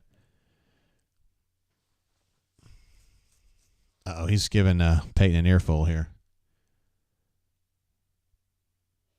All right, so Robbie's back in. Getting a little bit of like a half platoon here in a way. It's kind of cool.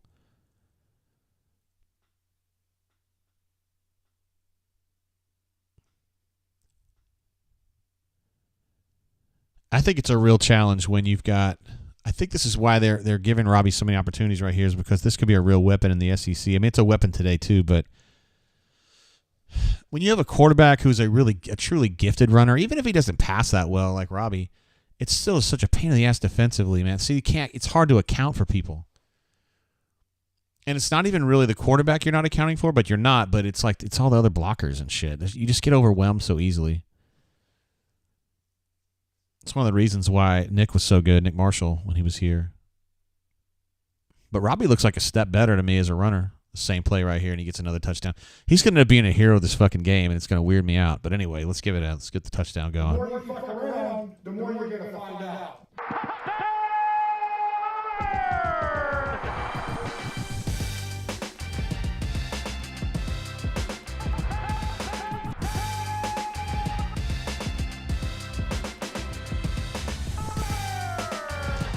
Yes, sir. That one felt good right there. So while Peyton's getting an earful from the head coach, Robbie's running back-to-back, or like 3 in a row, I guess.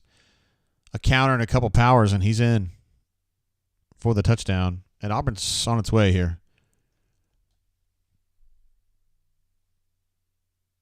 McPherson consummates the drive, and it's now 24-7. Robbie's going to end up being the hero of this game. You watch. It's crazy. Life changes. It turns so quickly, you know. Robbie, as a runner, is now 5 carries for 32 yards and 2 touches.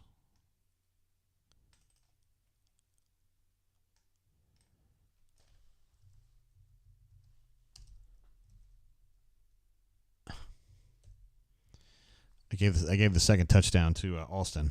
Oops, my bad. All right, there we go. We're updated now. And 3rd down, Auburn is now 3 of 4. Not too shabby.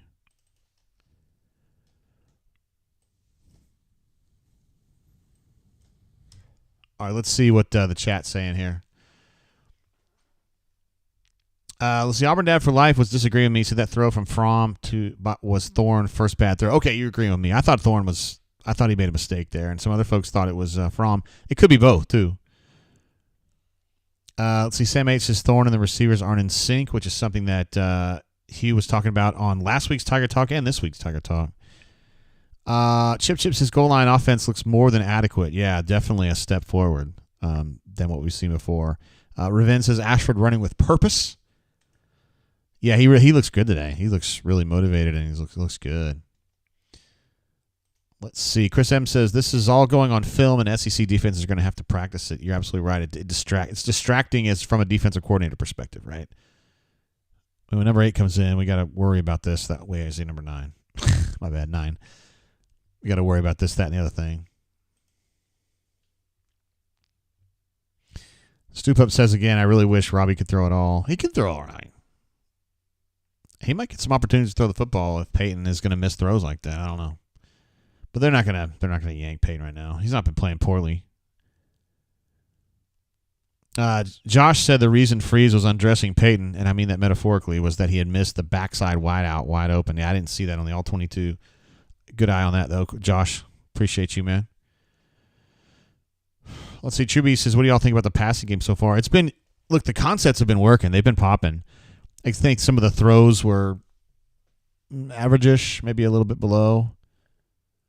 But I thought his ad-lib, to me, the play of the game so far has been the ad-lib on that last drive where he avoided two would-be tacklers in the backfield and then made that run and hit hooks on the drag route at the sticks. I mean, that was a great play.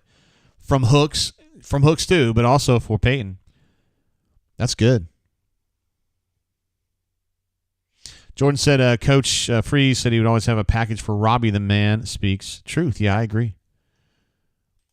I mean, Robbie's a gifted runner. He really is. And he's a competitor, man. I mean, nobody ever worries about Robbie like, he's not good enough. He's good enough. He's a good enough runner. There's no doubt.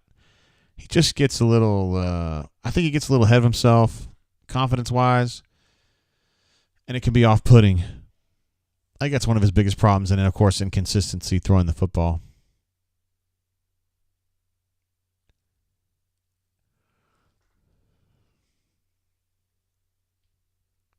Let's see. Howard says he's drinking bourbon-flavored coffee with actual bourbon mixed in. Interesting. I don't drink coffee myself, but you had a different name last year, didn't you? I recognized that avatar, but you had a different name on there. Glad to have you back, bro. Let's see. A. Robinson says Thorne just needs to settle down, to be honest. Yeah, I could see that. I could see maybe he's a little anxious, in his debut, and he's had some of those plays where, like, you're kind of freaking out, where you're like, holy shit, he's wide open, and then the throw's just not quite where you want it. J.L. Sr., what up, bro? Says, what's up, fam? Love having you here, bro. Great bunker, long-time bunker. And he adds, super encouraged by what I've seen so far. Yeah, I think with the exception of that first defensive possession, Auburn has been really good today. It's been a really nice performance. And, I mean, we're only 5 minutes into the second quarter. Little quick throw across the middle. Little play-action look. I don't know if that's an RPO truly or not, but it's kind of a quick throw. That quarterback's release is kind of weirding me out, though. Sam H says he hadn't seen a leg like McPherson since Wes Byram. The crazy thing about that is that Wes Byram was a fairly big dude. I mean, he played defensive end in high school, but McPherson definitely didn't play defensive end. He's a little guy. So leg to body ratio is just out of control with McPherson. That's a really well defended run right there. Marcus Harris did his job. Had a gap, kept his eyes up, switched to the next gap, and then blocked that one too. Really nice play by number 50, Marcus Harris, from the greater Montgomery area. Some would say he's from Pike Road, but I would say he's from Montgomery. I'm going to go ahead and have a slug of my BioLite. I'm telling you guys, if you're drinking on a Friday, Saturday night, or whatever, no judgment if it's another night, BioLite will save you so much trouble. I was up in Huntsville last night, hanging out with some of my friends who've been going through a tough time, and we decided we're going to have a few, and we went to the Nook to hang out with Faith, who wasn't there that night, unfortunately, and then we watched the Georgia Tech-Louisville game so we could cheer against Louisville. Drank a bunch of bourbon. But if you keep drinking the BioLite, I drank 1.5 BioLites last night, you will stay hydrated enough, you'll wake up feeling great. I swear. This is the secret weapon. I will say it doesn't taste great going down necessarily. I mean, you're not buying a BioLite to savor the taste. You're getting a BioLite to save yourself the trouble of waking up in the morning and feeling like you're going to have to skip that whole day because you feel like ass. BioLite prevents that from happening. It's like an eraser for bad decisions. That's the way I look at it. A little short-yarded situation. Auburn actually did a nice job up front, but didn't get enough support after the lick there.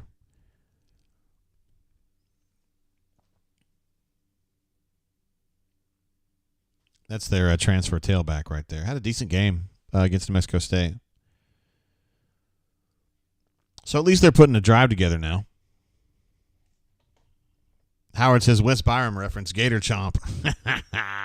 When he beat Florida, he went up and did the Gator Chomp. Yeah, hell yeah, he did.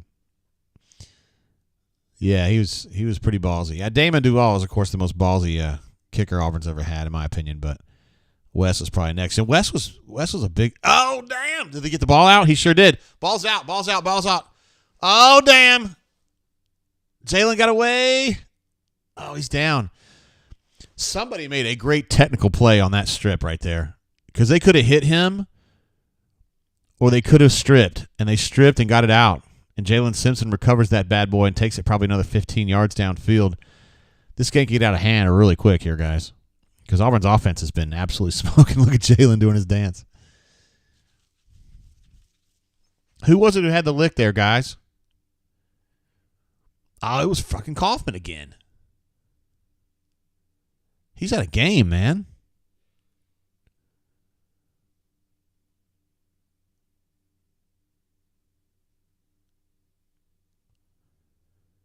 Yeah, he's out of game. Yeah, Josh said Kaufman again. Yeah, he's had he had a tackle for loss. He had, I guess, a missed sack, I guess, a great pressure, and then now he's had a forced fumble. Whoa. Nice play there by number 37 to get Battie up in the air. A. Robinson says, I like seeing an actual offense. Yeah, that's nice, isn't it? Jordan says Kaufman has been a monster off the edge. He really has been. He's been a difference maker for sure because he's been a backup, right? He's only played probably 10 snaps.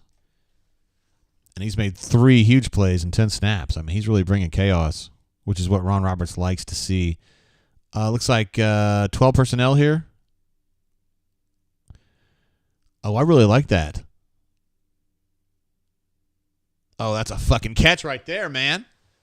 Sheesh. I like that design right there. It looked like a GT counter blocking, which didn't really affect the coverage, though, but then the throw was to the backside.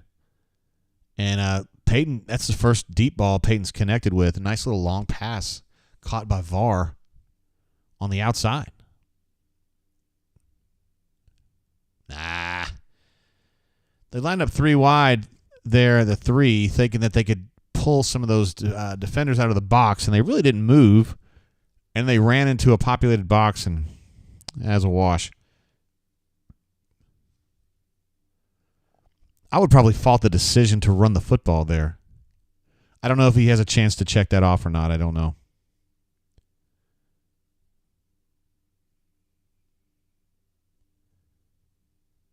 All right, doesn't look like he's calling this play, so Monty's still got his hands on the wheel here. It looks like they're going to line up for a more traditional play here. No, play action. He doesn't have anybody.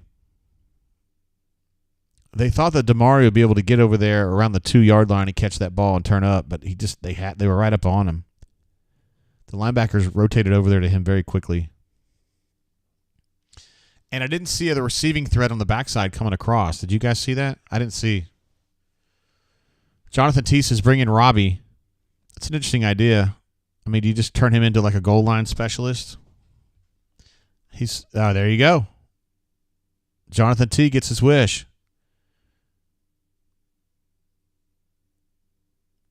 All right, so 3rd and goal. Robbie's got essentially 1 lick here from the 4.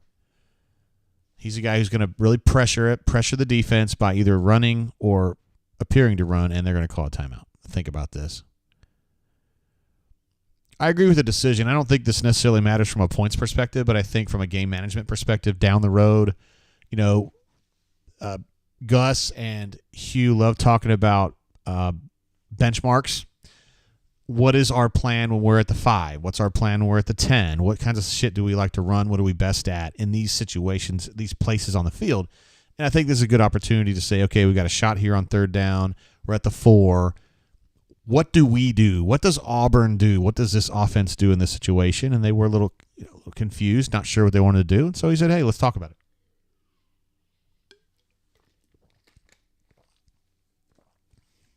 Jonathan Teese is taking too long to swap guys. That's part of it, too. I think that goes back, to just a little confusion there. It's something that's really important to Hugh, though. Hugh's very strong about who are we and what do we do.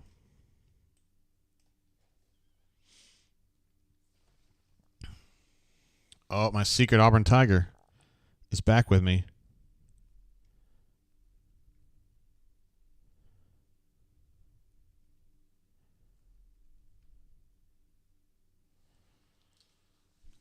be able to get him at halftime. Hunter hasn't answered me yet. Now, Hunter's a head coach now, and they lost last night, unfortunately, and so maybe he's, super mad at himself or his team or whatever, and he's like anger watching film or whatever. I don't know. I've never been a head coach, so we'll see if I can end up getting him, or he might be doing something else today. I don't know.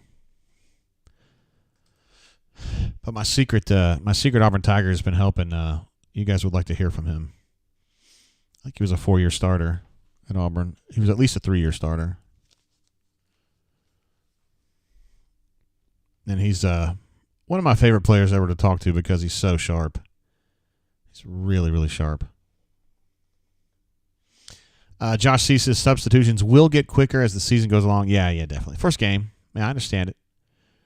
I mean, they have been working on this in spring, since spring, I guess you could say, and they've had 2 scrimmages to kind of do stuff like this. But yeah, it's a little different when it's a real game.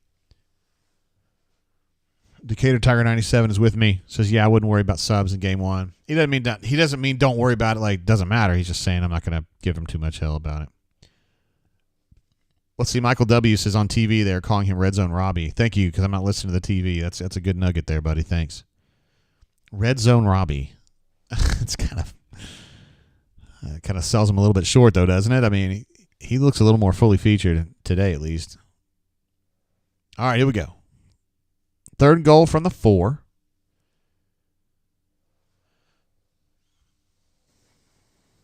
Let's see. Rich says the Josh Holsey article already went up, JG. Oh, well, Josh is one. Josh is definitely helping us with the the enemy pieces, but I got another one who I have not identified to you guys yet. He's been kind of helping me behind the scenes.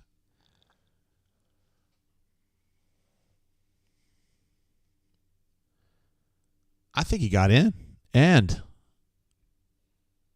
he did. How about that, guys? The more you fuck around, the more you're going to find out.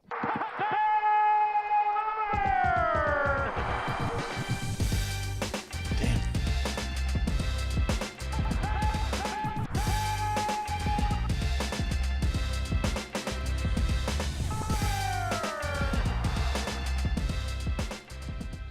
Wow.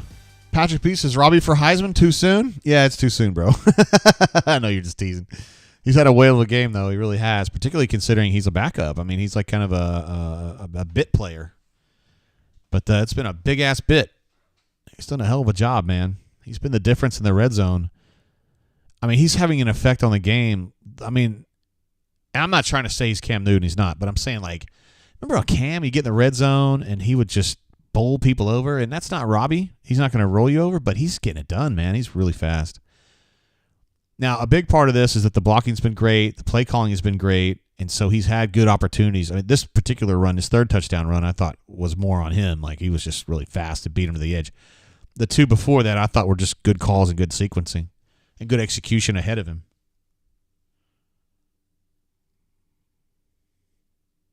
Yeah. The people out there who have been Robbie supporters or sympathists are going to be very vengeful this coming week, which is fine with me. I don't really care. I mean, whatever. Doesn't affect me personally. Man, how long has it been, guys? Seriously, since we had an offense that just would put people away. Like, shit. I mean, it certainly didn't happen when Harsin was here. I guess technically they did break the streak at LSU, but that was about it. Let's see. Josh says, JG, can we play call like this for SEC big boy games? I mean, yeah. I don't think they're scared.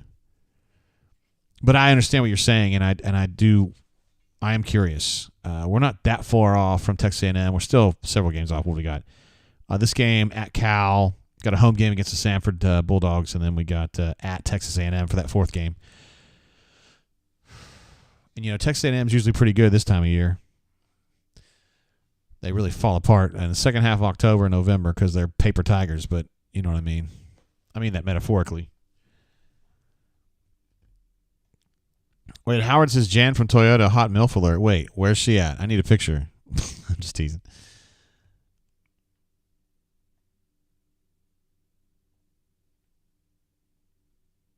Let's see. Yeah, Ravin says Robbie has shown some real mental improvement. Yeah, he's definitely got a serenity about him. Although I think some of that is the play designs and having a unity of vision about what he is there to do and what he can do.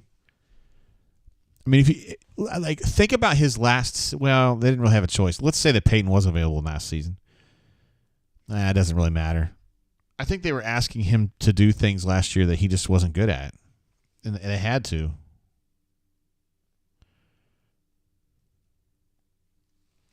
All right, my secret Auburn Tiger is he's ready to go when we get to halftime. So you guys will learn in real time who it is.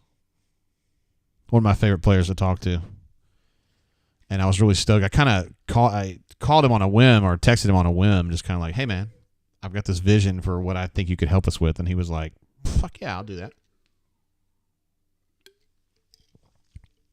I was like, word, love to have you. And he's a player that 100% of you guys know who it is, so looking forward to it.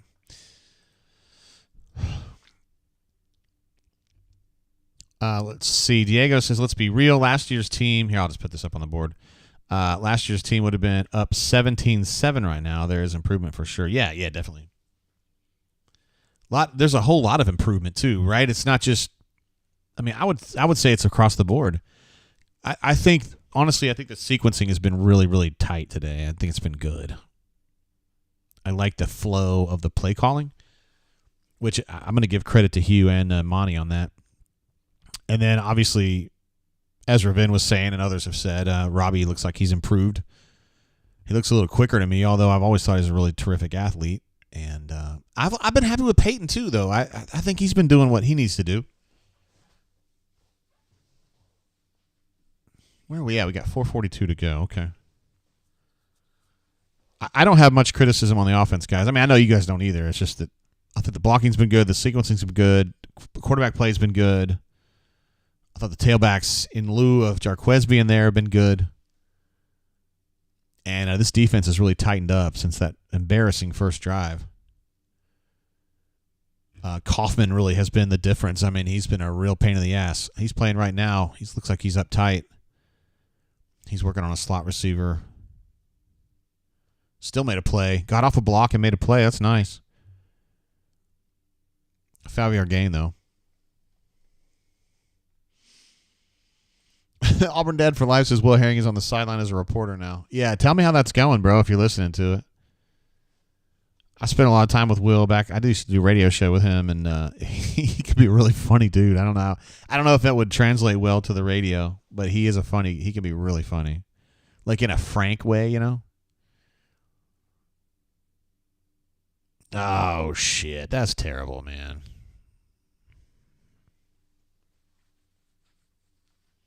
Guy Fork says Reese disputes. That is actually a really good guess, and Reese is a guy that I like a whole lot. But it's not Reese.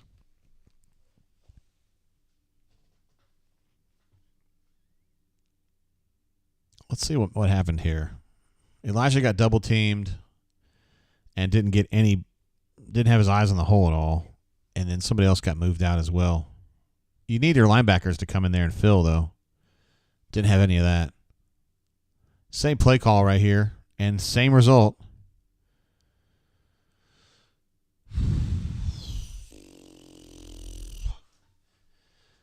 All right, guys, this is going to be another disastrous possession here. I mean, I thought they had fixed this up. Golly, that little scatback's got 84 yards today.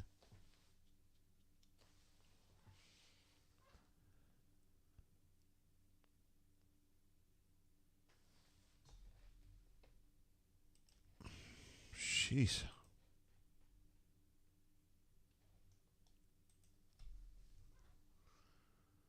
They've got Asante in there now. There's Elijah McAllister making a play. Somebody in the chat said, Justin C. said 6 looks bad. That is Austin Keys playing middle linebacker. Somebody else mentioned that. Jonathan Taylor was asking about it, too. Midro says, I'm glad Jimmy Buffett is not here to see this run defense. I love that. True Beast. He thinks Cam Riley's loafing. I don't know about that. There's no way that was a catch, right? That's a trap. Oh, they gave him credit for that. All right, so it's going to be 3rd and 3-ish, 3rd and 4 maybe.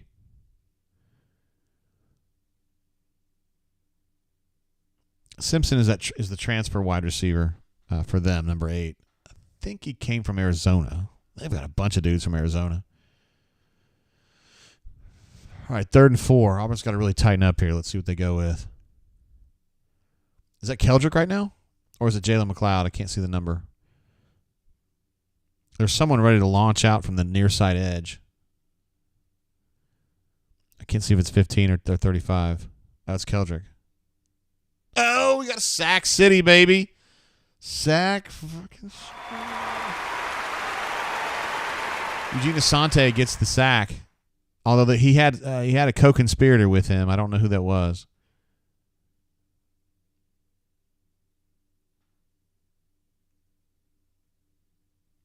It was 18. Sings was giving him help from the outside.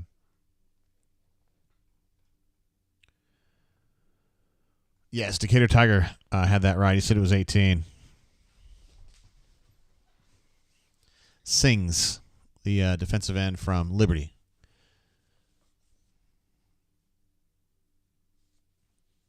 Jordan loves the blitzing. Yeah. Taking some chances, huh? Oh, the UMass coach looked a little frustrated there. I didn't understand. I mean, they're just lining up for a field goal. This shouldn't be, like, super tough. But Ryan Deese is crowd-loving Robbie right now. I think that's fair to say. CDF jumps in with another super chat. He's been a super chat fool today. He says, announcer just asked Beth if she had been to a train before, referencing a train blitz.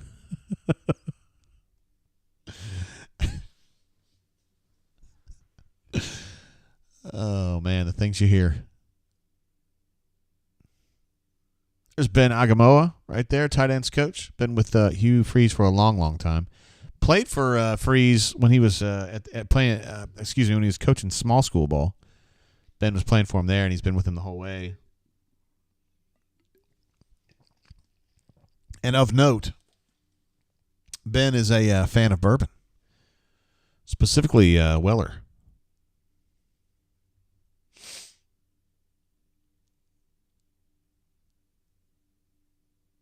Oh, lefty kicker here, huh? Our scouting report said that he's pretty good inside of 30 yards, which is right about where he's at, right? And I jinxed him. I got a sound for that. Sometimes may be good, sometimes may be shit. Yeah, well, it happens, guys. Well, good. That was good field goal defense, guys. Good field goal defense. That's how we'll choose to look at it. Yeah. Nick A says we've scored on every drive we've had this half. I hope Potato Man is watching. I can almost guarantee you Potato Man is not watching. He's in Mexico fucking partying it up, bro, on his whatever $15 million that he got. Like, he's good. He is Gucci. Runner 24 says the scouting report was wrong. All right, Peyton's got himself 32 seconds here. Doesn't look like they're just going to run this out. Maybe they're going to take some shots. I don't know.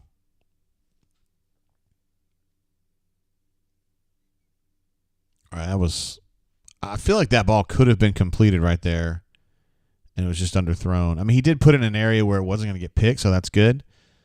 But he didn't really give Amari a chance to, or as Coach Freeze would say, didn't give a chance to really make a play on that ball.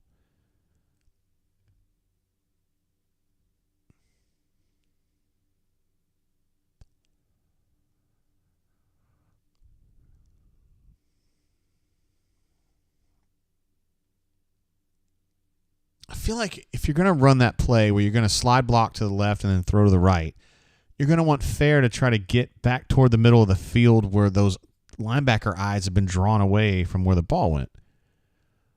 Instead, he went outside, and I'm not critical. Look, man, they know more about football than I do, but it just seems like what's with all the window dressing if you're just going to run it outside? I don't know. Just throwing ideas out there. Yeah, so we were talking earlier about the receivers and the quarterback not being in great sync, and that's a good example right there. I couldn't read lips on that one. I don't know what Peyton was trying to say.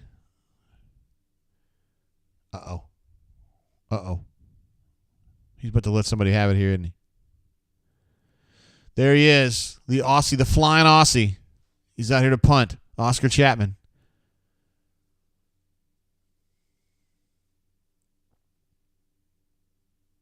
Let's see. Josh thinks that Freeze was looking for a hold on that particular play. A defensive holding, not letting his receiver get out. Not sure what's going on here. Looks like UMass has called a timeout to maybe set up this return. I don't know.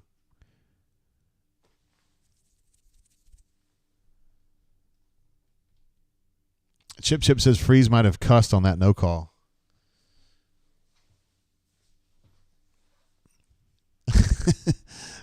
Gall darn it. He's not quite like not quite like Gus on that. I don't think of Hugh as a profane person. Like, like a frequent cusser, but I think he'd let one rip every now and then if he had to.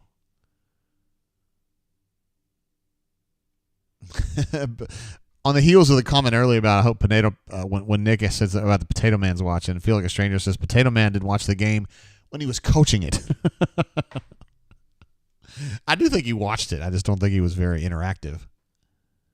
All right, there he is, the flying Aussie with a nice punt. Boy, he put his team in a really good position to cover this, and they didn't do a great job with it, but it wasn't his fault. That ball should have been put away at the 15. It doesn't really matter. They only have 4 seconds left, but. All right, I'm going to get the Skype fired up here and get this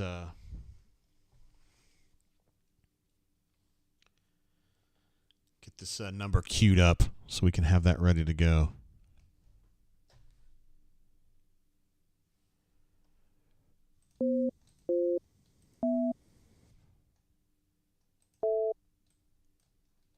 Wait, what?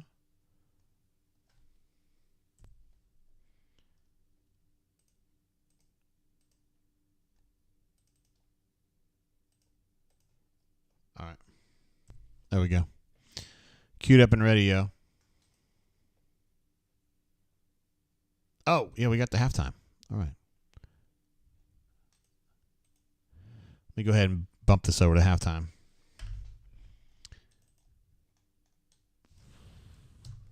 H. Man, they're already going to highlights. Sheesh, they work quick, don't they? All right, 31-7. I probably need to update some of these numbers. Maybe I'll do that while I better do it right now real quick, just so we can talk about it. I'll get this dude on the horn in just a second. Let's see. Peyton finished the half. Ice Cream Man's in the neighborhood. Peyton Thorne finished 9 of 16 for 112.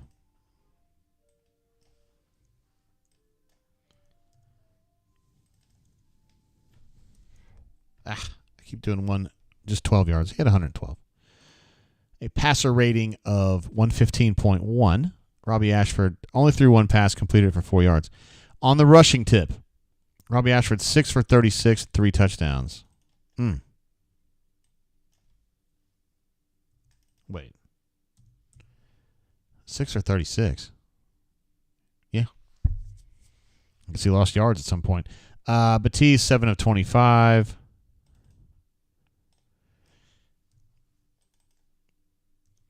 I think he's been solid too. Honestly, Cobb got his 1 carry for 2 yards, and then Damari's had 8 carries for 43. All right. And then the third downs, which is a stat I really like keeping an eye on. Auburn is 4 of 6. They're 1 of 4.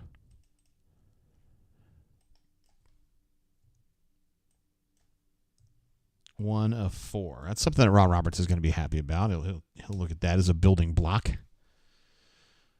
So there you go, fully updated. It's been a really good half, honestly, for the Auburn Tigers. Some defensive issues, but offensively, it's been pretty dang good, honestly. Jonathan T gives it a B to B plus. I would agree. I think that's fair overall. All right, I have another graphic for On the Horn, and who could it be that I'm going to put on the horn? It is not who I had queued up already. It's not going to be Hunter 48. It's going to be mystery person. I'm going to put mystery. until I actually get him on here. All right, guys, here's the big reveal. Let's get him on the horn. Oh, I said I was going to text him.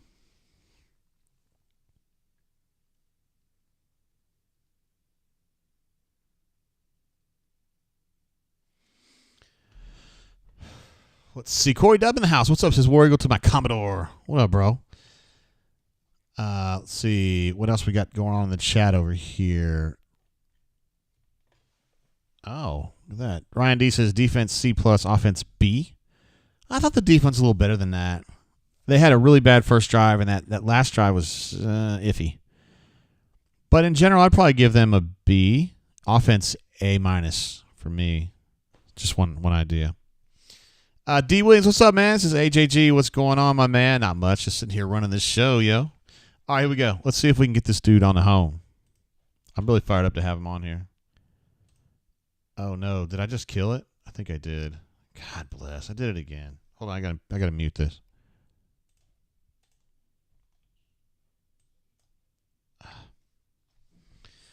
Got to pull the number up again. Dadgummit. What a doofus.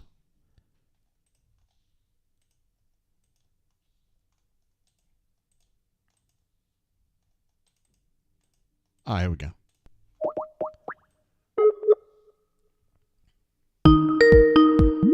Whoa, sorry, guys. Hello. What's up, my man? It's JG. Hey, Jay. How's it going? How you doing? We are now live on the air with Alex Kozan. How's it going, everybody out there? Hope you're enjoying this first half. Hell yeah, I think they really were, man. The offense was tight. Yeah, no, I mean, especially when you're breaking in as many players as they're breaking in right now, it's been encouraging to watch. I think Robbie's running ability has really helped them run up the score here. But all in all, I think you gotta like what you've seen so far. You tell me about the blocking. That's something that you did a lot of in your time at Auburn. What's it look like up there up front? Yeah, I think in general, and the biggest thing I was looking for is, they're breaking in 5 new starters, I guess, given Wright wasn't a full-time starter last year. So getting all those guys on the same page is really important. I didn't see many, if any, missed assignments or guys running through gaps clean and untouched in terms of defenders. So that was really encouraging from an offensive line perspective. Down in the red zone, things get a little bit tighter. They were kind of loading the box down there, so it gets a little bit harder. But that's where Robbie came in and used his legs and was able to. I mean, look, in a game like this, Auburn at a lot of positions is going to be able to out-athlete the opponent. But with a guy like Robbie, he's shown the ability to be able to do that even in the SEC. He's got some really plus ability in terms of being able to run. So I think that's something that they'll look to use throughout the season. But definitely great to have it on a day like today. Yeah, do you look at this right now? I mean, as like a platoon at this point. I mean, Peyton had a pretty good half. I thought of the things they asked him to do. Robbie obviously was outstanding. Do you look at them as kind of like a two-headed monster, or you think it's still just kind of a Robbie as an off-speed guy? I think that's TBD, to be completely honest. I think, a lot of times you see what you have in camp and you kind of get a general idea, but until you're really out there and the Bullets are live and you're playing really quality competition, that's when you really learn and know what you have. So I know, obviously, Robbie as a thrower, there was a lot to be desired at the end of last year, but given his legs, and maybe that does give the offense a better opportunity moving forward here. That's all still being played out, and I didn't think Thorne played bad. He showed some good movement skills himself. I think passing game execution, he had a couple of nice balls. It didn't look like him and the receivers are fully connected and on the same page on all of that. So still tons of room for improvement, but I think a game like this, when you're playing a lesser opponent, one, you want to win, so making sure that you're taking care of business, putting the game away. They've done that so far. And then two, executing and seeing what you have in different scenarios. So I think all in all, the first half, a lot of encouragement in terms of what we've seen. But, yeah, in terms of Robbie versus Thorne, a lot still to be decided. How can Thorne do versus a defense with better athletes. That'll be important to see next week with Cal, and then as the season moves forward. Yeah. I mean, the fact that Robbie can do the things he's done in this game, I guess, is going to have to make SEC defensive coordinators at least think about him, right? Well, yeah, and I think last year, I mean, he did it against, if you looked at the Iron Bowl, he showed running ability against Alabama, and pretty much everyone knew what was coming. So I think he's shown the ability, even when they know what's coming, he can still win. So I think him as a runner, he's pretty special. Yeah, he has been really, really good, especially in the red zone, right? I mean, he's just carries the ball, and they've been giving him good blocking, and he's been putting it home, really. Yeah, no doubt about that. In terms of the rest of the game, the defense, the first drive there didn't look great, but, that's to be expected. For some of the people listening in, the offense is that they generally script those first 8 to 10 plays. So in terms of why an offense looks great the first drive and then doesn't do anything the rest of the game, they've practiced that and repped that, and they're kind of at peak execution.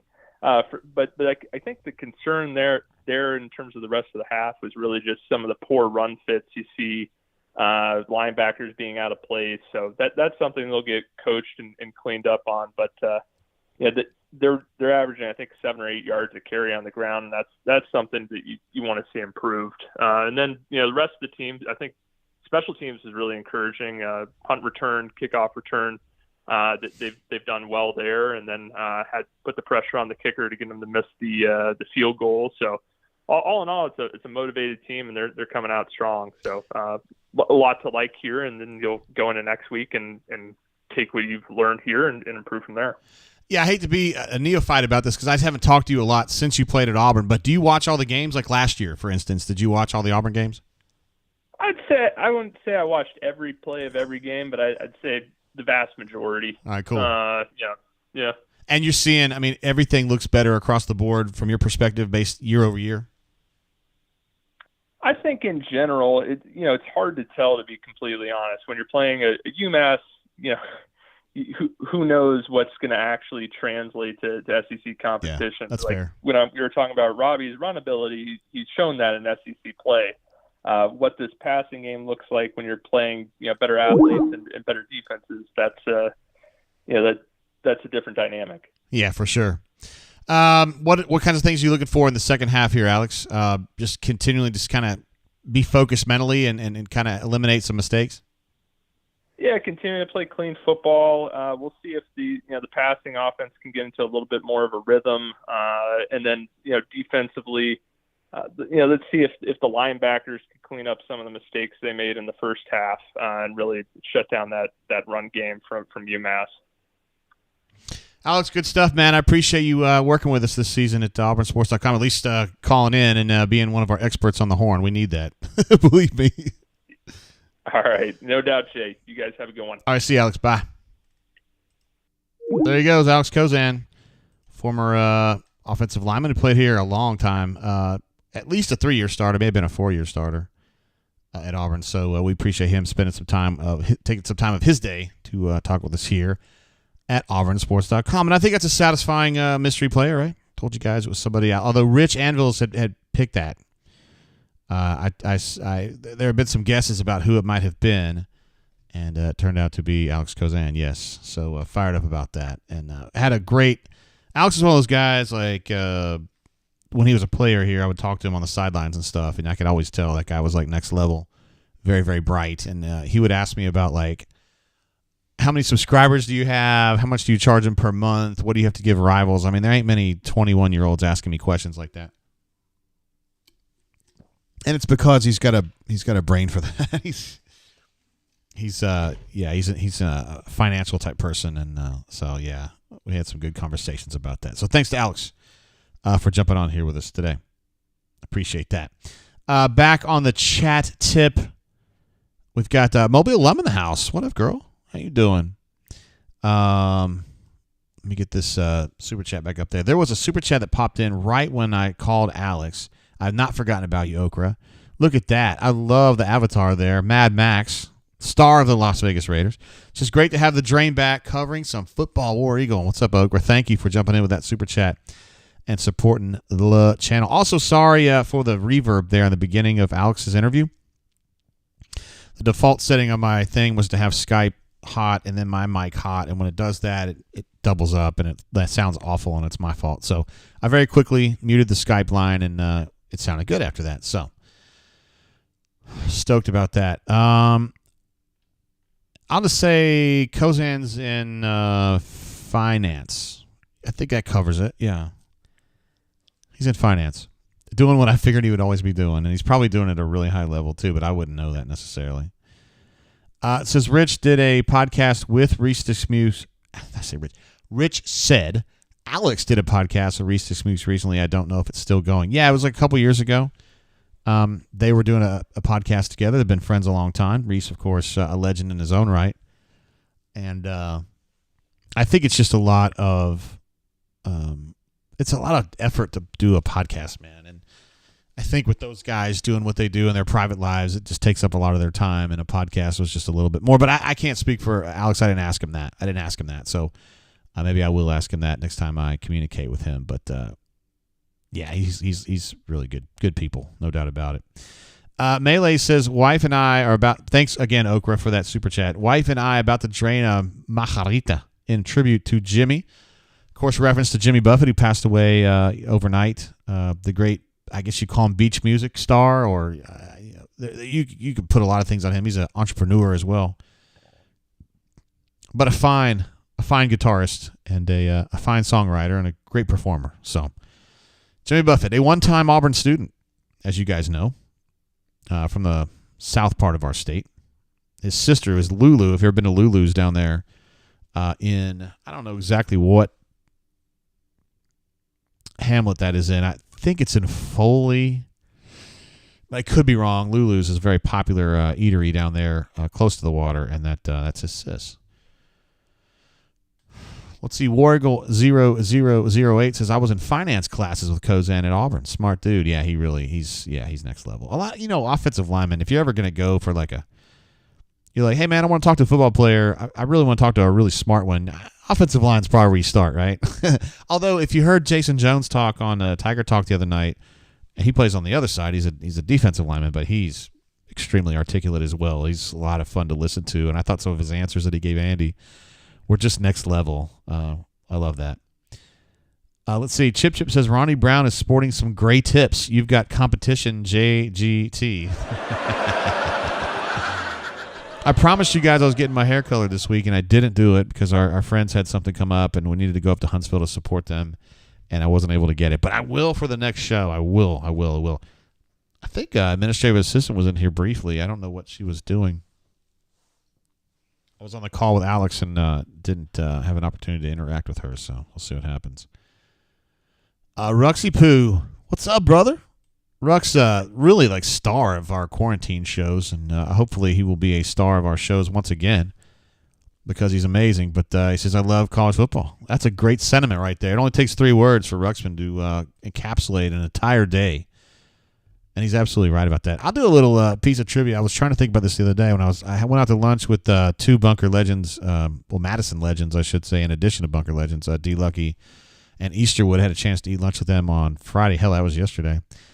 There was a third tailback that signed in that window of Ronnie Brown and Carnell. There was a third tailback, and I thought he was really good too. He ended up going into the Army instead of playing college football. I have forgotten his name, and I'm pretty damn sure his first name was Corey. I just can't remember what his name was. I don't know if you guys would remember that. Some of you guys are just so good with that stuff you would remember right away. So let's see. Number 19 says, check the reverb on the soundboard. Is it reverbing? All right, I'm going to work on that. I think I know what I'm going to have to do to fix that. I'll be careful on the sound effects then. I'll go light on them. Let me just do a test here really quick.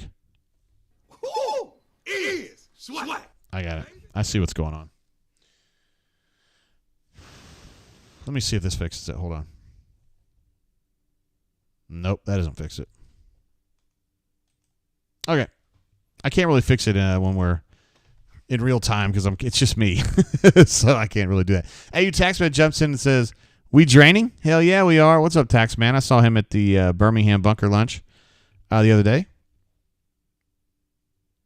and always appreciate his. We have a bourbon blend group that we talk like a DM group that we do on the Bunker, and we had one of our members ask about Elijah Craig earlier, and AU Taxman, of course, summarized the situation neatly and correctly, as usual.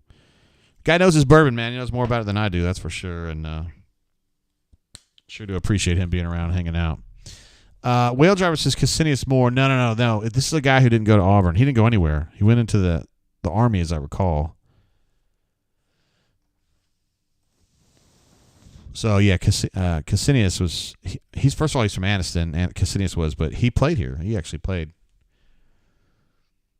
Gaming with Zay says, War Name Eagle. What up, Zay? How you doing? Glad to have you here. Russell says, Jason doing well on the Auburn Network. Listened for about 15 minutes. Fine Auburn man. He certainly is. I had a chance when we were getting ready to do the first On to Victory podcast. I was kind of working with him, trying to get that set up and working with him. I say working with him. Having conversations with him about what his role would be and how many questions he would ask and what he ought to be doing and stuff like that. And he's just a very conscientious individual, always has been. So it's really cool to watch him kind of learn what to do. Because when I started with him or when we did that show, he had never done it before. And now if you watch the shows, he's a lot smoother and he's because he cares and he's trying to be really good at it. And it's fun to watch him do that.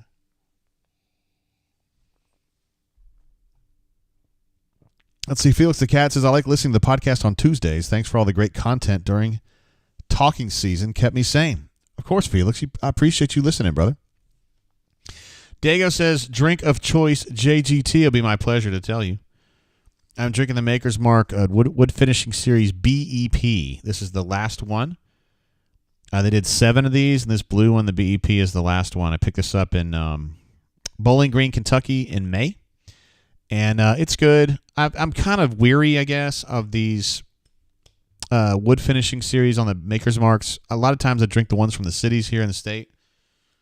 I was part of the team that chose or picked, as they say in the bourbon world, the finishing staves for the Montgomery version of these. They have one for like every major town in the state. And you've probably seen them if you're into bourbon. They've got like a Fairhope one and a Mobile one and a Mountain Brook one and an Auburn one, and didn't get Demopolis though. Didn't get Livingston either, but pretty much everywhere else, Madison, Huntsville, et cetera, and everybody's just got a little bit different staves, and it might have a different finish or whatever. I just get a little tired of it. I don't know. I like Maker's Mark though; it's a really good one to have around, and just glad to have that one. Russell says, "Where's Hunter?" LOL. That's a great question. So Hunter is a head coach now, Russell. And they lost last night. And my guess is, knowing Hunter, that he gets really upset with himself when they lose. I lost a close one to Eufaula. And he's probably like anger watching tape or something. It's different when you're a head coach, man. I mean, he's been a defensive. Corey Hicks. Jordan, I think that's exactly who it is, brother. I think that's who it is. Thank you for getting that. I thought it was Corey. I just didn't know the last name, and I never would have been able to guess it. So that's what's going on there.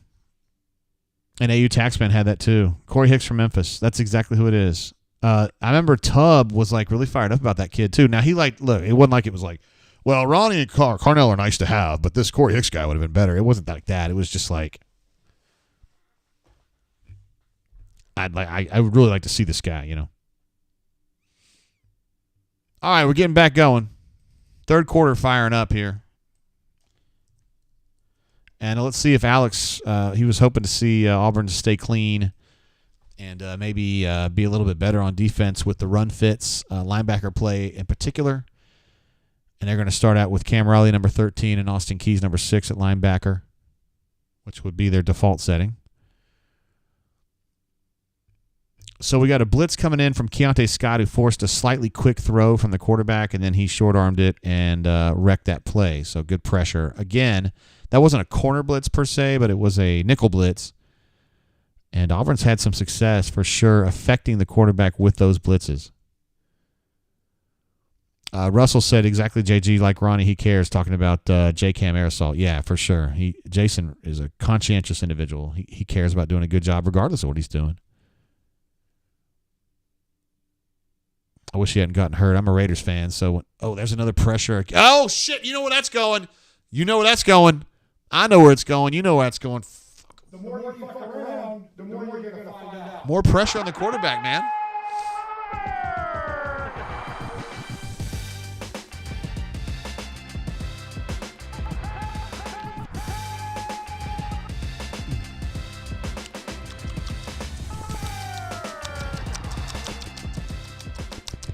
Yum, yum, yum, yum, yum, yum, yum. Gimme. Another nickel blitz from Keontae Scott forces a rush throw from the quarterback. Jalen Simpson jumps right in front and gets himself a pick. 6. And he does the Trey Smith leap into the end zone. I like it. What a nice pick 6. Guys, it's really popping right now, isn't it, huh? Oh, yeah, it is. Super chat coming through from Felix, who mentioned earlier he likes to listen to the rundown and help him get through talking season. Appreciate you listening, man. That's all I can say. We're coming up on 1 million downloads since I use a provider called Libsyn, and they changed their stat counting system like 2 or 3 years ago and started us all from 0. But we have 1 million listens since then, and that's a lot to me. Like 1 million. I know. I mean, I don't know. It seems like a lot to me. So you're a big part of that, Felix, and I thank you for listening, brother. I feel like a stranger jumps in and says, simp. The only time that somebody wants to be called a simp is when, in fact, Jalen Simpson scores a kick 6. That's what I love. Man, what a nice play. He was going to be so happy about that. That's the kind of synergy that he really wants to see from his ball club. It's not just about the offense scoring. It's about the defense scoring. And, that whole series right there was typified by those blitzes, man. I mean, it was a corner blitz and then 2 nickel blitzes, and they had no answer for it. With Keontae doing that, and of course, Donovan Kaufman was causing problems in the first half with a similar thing. So, hey, good stuff there. It's been a while since we've seen a defensive coordinator who has been this effective with a blitz, even if it's a one-game thing, but in a game. So, good stuff.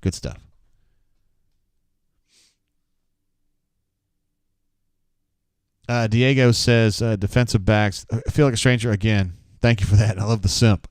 It's the only time you want to be called a simp is when you are, in fact, Jalen Simpson. I felt kind of bad the first time that my daughter called me a simp because I was backing up my wife on stuff.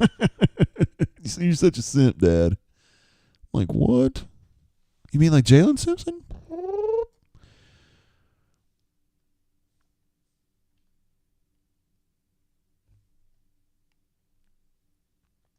Oh, yeah, D was fired up too. Says, fumble recovery and pick 6 for J-Simp. Yep, that was a big play, man.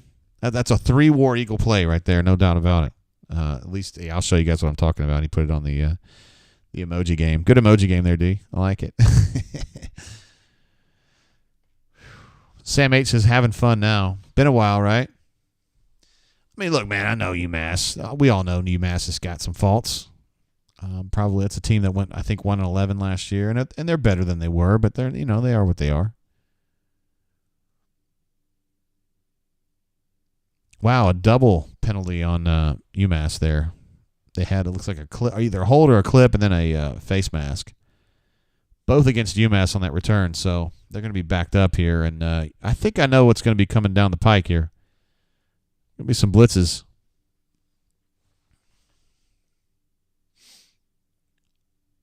Look at Kyan Lee playing that perfectly.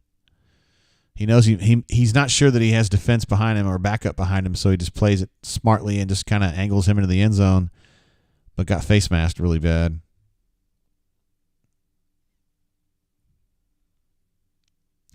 Don Brown's had some great days as a defensive play caller and coordinator and coach, but today ain't one of them.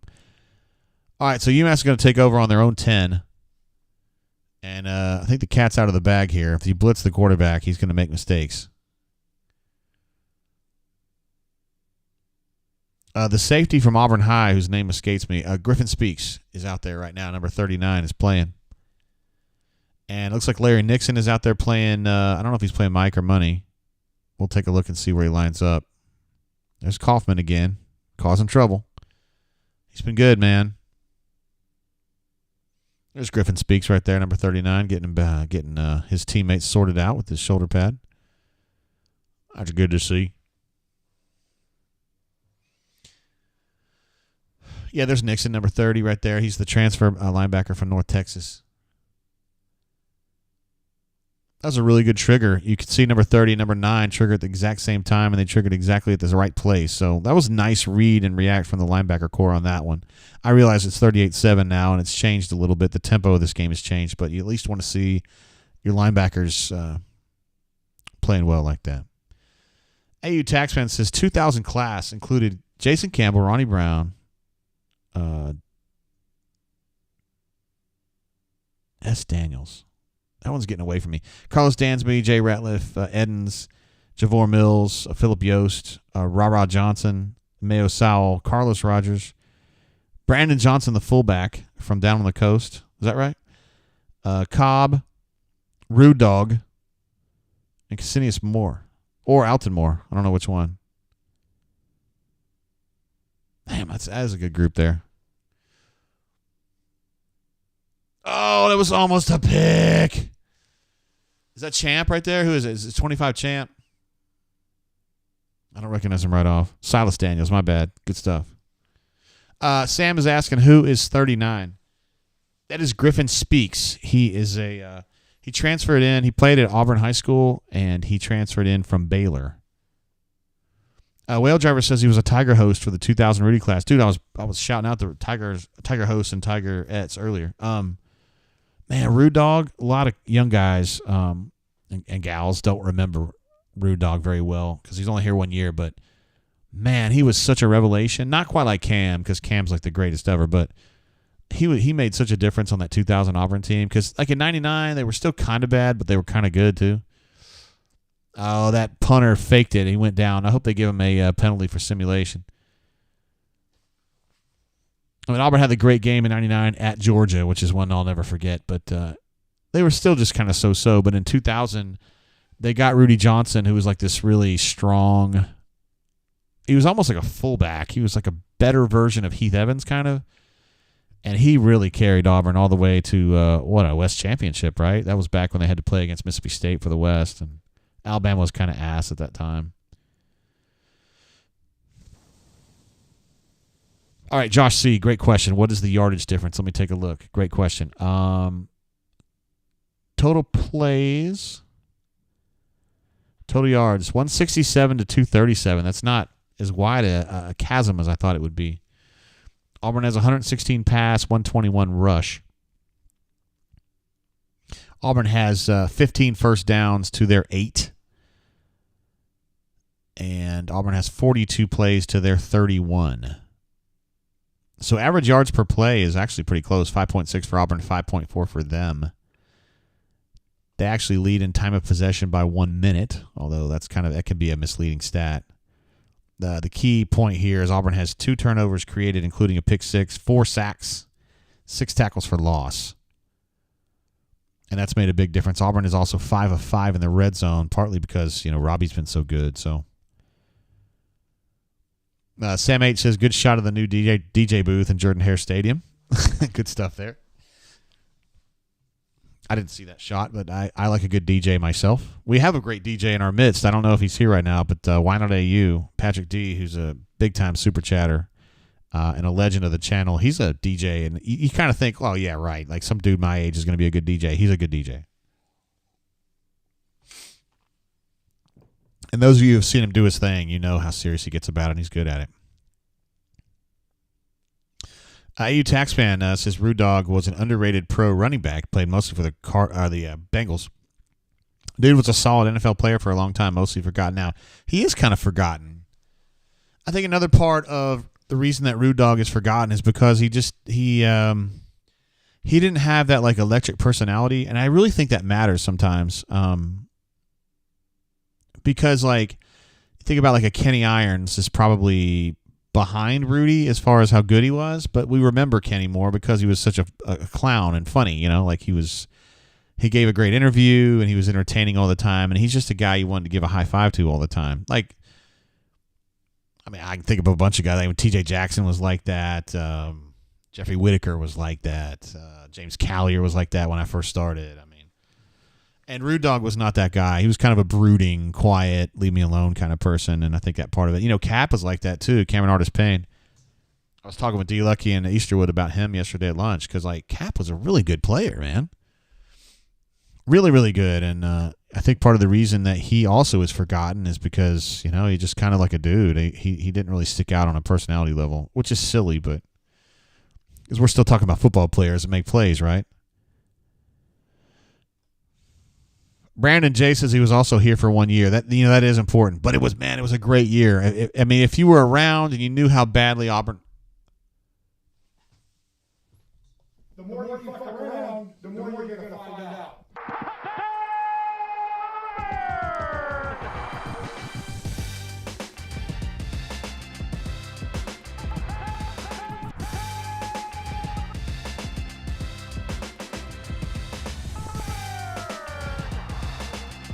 I think that was the first play of the drive, was it not? Regardless, it was a beautiful play right down the middle of the field. A nice, calm, patient throw with a little loft on it from Peyton to Jay Fair, who had his guy beat, and man, that looked really nice. We got some good comments in the chat here. Let's see. Brandon J says TD Auburn. Feel like a stranger gives it a boom. Jonathan T gives it a Jay Fair banger, banger, banger. And Raven thinks that was a beautifully thrown ball, which I completely agree with that. So that's really nice execution there. Auburn's off and running here. I think Josh Holsey said this was going to be right around this number, 41 or 45-7, I think is what he said.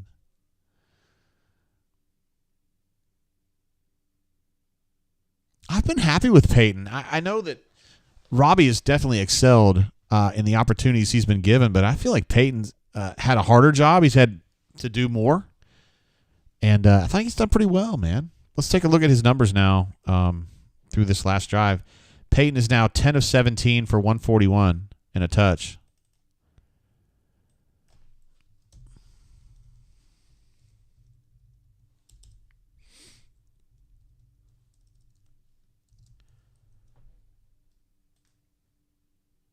I mean, he's been good, man.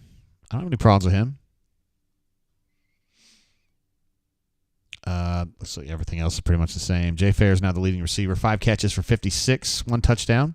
His longest reception is 29 on that catch right there, and then he's been targeted 6. So 5 catches on 6 targets. And he's also got 18 yak yards. Let's see. Decatur Tigers says Thorne has been fine. Not sure why anybody's knocking him. No, I don't think anybody's been knocking him, really. I think Hugh was pissed off at him earlier, probably just for one misread or whatever. I don't think he was mad at him in aggregate.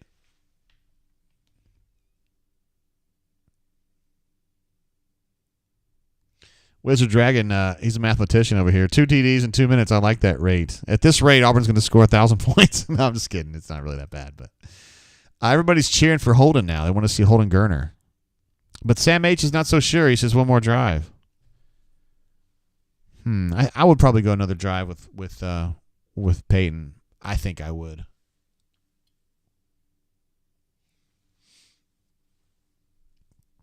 Is that a Nietzsche? Look at he was fired up, man. Who's 91?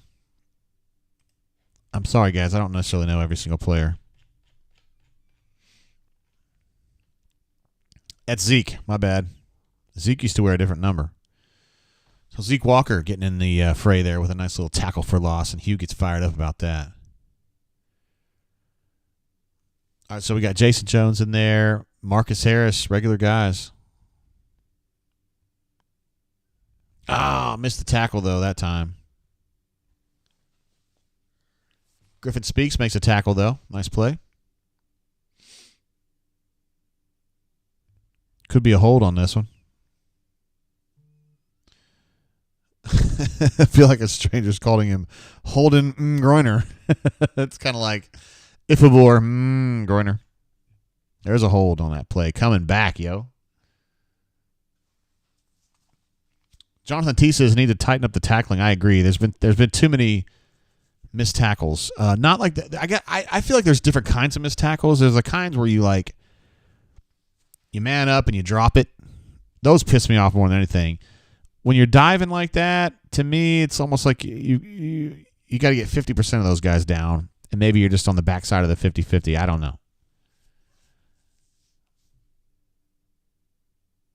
But Owen Papo, all those years of him like slamming right into people and dropping it, God, that's just like I couldn't do that as a coach. I can't be a coach. That's very quick reactions there on that particular drive. Nixon made a nice read and got in there quickly.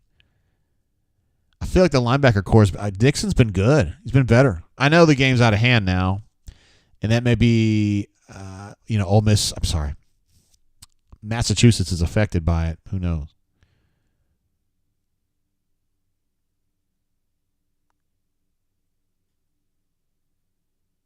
All right, we got Sings in there right now, number 18. Let's see if he can get on the outside edge and get a hold of that quarterback. Got Elijah McAllister on one end and Sings on the other. That's actually two jacks playing opposite each other. They're going to run the ball at the middle. Missed tackle by number 30. Nixon just read the wrong gap on that. So I've been bragging on him, saying some good stuff about him, and he misread that, but that's all right. Just got to learn.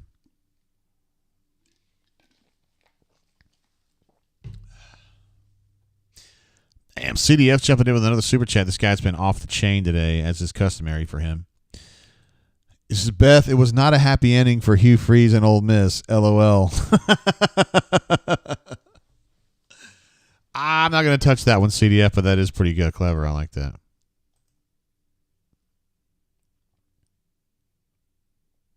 So, Andrew, CDF, I'm just going to leave that up. CDF, I appreciate you, brother. Thank you for your support today and every day, really. Andrew Lee Design said, are they all worried about targeting these days? Has the pendulum swung too far? No, I think it's a different kind of tackling. You got to be more careful about your form and technique. I am not one who's anti-targeting. Well, not that you guys, nobody's anti-targeting. Everybody thinks that you should try to avoid serious head injuries. But, like, I think it's just a matter of you're just changing the tackling paradigm. In the first few years, it's rough because guys, Junior Rosegreen would have been like suspended for the shit he did to Reggie Brown these days, right? And you say, well, everybody's softening up, but I mean, really, that kind of hit doesn't need to happen. We can. Jeez Louise, that was kind of worrisome there. We can concurrently say marvel at that hit and also say, man, I really don't want to see guys get killed on the field. Like seriously, if we were still headhunting like we were in 2004, like somebody would literally be dead. Well, I mean, there have been guys that have died. I mean, Al Lucas from Troy died. He was playing indoor, but I believe that was on a kick return. But anyway, I mean, guys, we don't want that to happen. AU Taxman, who's an amateur sociologist, says, you think Beth even knows what a happy ending is? I'm sure what he means by that is, just she doesn't necessarily seem like the most joyous person. I'm not trying to put words in your mouth. I mean, let's see what Russell has to say about this one. Peyton, I thought 200 against UMass. Circumstances of game flow. Or my expectations too high. I get it. Game algorithms change things. Just talking about he figured that Peyton would have 200 plus today. I feel like Auburn is really, first of all, they've had some quick drives here. They had a pick six. They had the one throw that got the touchdown. So they've had some quick drives. And I feel like they've been working on run more than pass today, which I think is fair because, honestly, if you're talking about trying to beat LSU, trying to beat Texas A&M, you're going to need the run game, no doubt. You're also going to need the pass game, but if the run game sucks, you're screwed anyway. So I think they're kind of focusing on the run game more today, and I'm just looking at the quality of what Peyton is doing today, and I think it's been really good. He was a little wobbly in the first half, but I feel like he's been sharper in the second half. Super chat coming through from Danny H. Last name redacted. Just kidding. You can see it. Danny Hood. He says, War Eagle. Let's give him one of these right here. Thank you, Danny. I appreciate you jumping in, bro. I don't know if you're carrying a bat there or what. Hope you're not mad at me.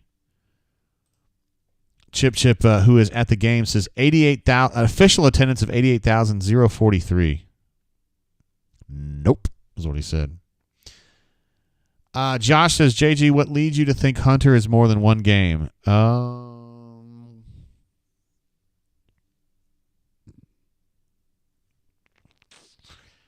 That's a hard question to answer, my guy. I think I know shit. I'll leave it at that. I think I've got an idea what's going on behind the scenes with him. So I think he's going to be out a little while. Yeah, long story short. I wish I could talk more about that. I mean, it's just that you're talking about some kind of private stuff there, and I don't like getting into that when if I say the wrong thing, it just looks bad, and I don't want to implicate people in something that they may or may not have done. This is all still being adjudicated, so I don't know, man. I don't really like talking about it very much. We'll just leave it at the fact that he's in some trouble. Some disciplinary action has been taken against him. Danny, thank you again for the super chat. Crocky Poo jumps in with one as well. Wardam Eagle, Mr. JGT. Love the O-line and the secondary so far. Hell yeah, you do, Crocky Poo. Crocky Poo, of course, one of our statistical analysts at auburnsports.com.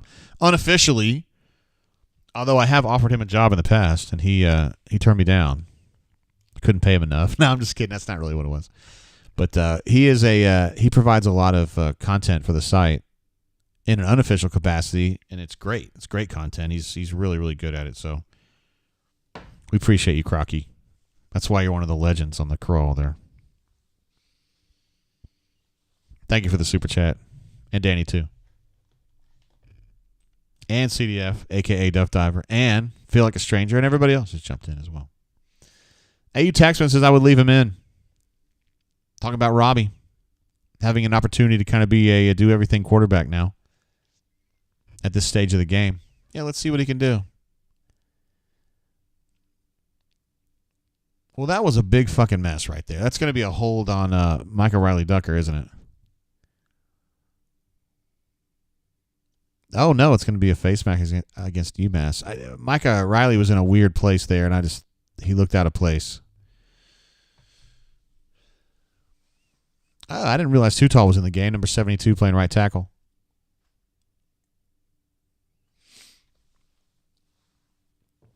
He's the best athlete I've seen at offensive line since Greg Robinson. And Greg Robinson he was a freak of nature. He really was.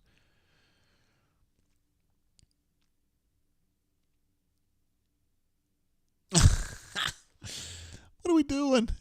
Mike was ready to go, too. Number 84, Micah Riley. From Nebraska. Split zone concept right there. Oh, what a great run. That's the kind of run that Hugh was talking about, where he said, but he will push people around. I mean, 5'6", and he's still got about 5 extra yards. He got some Trey Mason yards right there.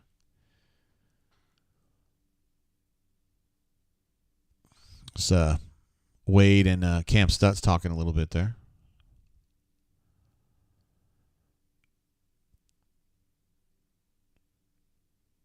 Looks like AU Taxman's getting his way on this. Robbie's going to stay in the game and just keep playing. That's good.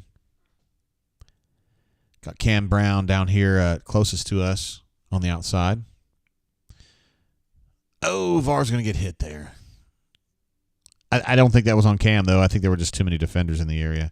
It's probably a play that you don't want to run. You don't want to throw the ball there because it's just a bad numbers game. Just throwing ideas out there. Runner 24 says best since Greg Robinson's a hell of a statement. I'm telling you, Too Tall he's got different level feet. He is really quick. I mean, I think he's an NFL player, but he's just, he just came in from JUCO and they're still working on it. So he's number 7. The guy I'm talking about is number 72, right tackle right now. Well, he had that guy wrapped up right there today. Nice catch right there from VAR. And a nice throw. Give credit to Robbie on that. Nice throw. It's a good play. Oh, they're going to throw a flag. Fuck.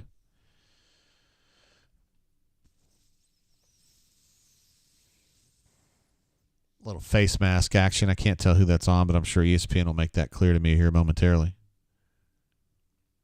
It's Dylan Wade. Sam H. thinks that Batee is a great addition.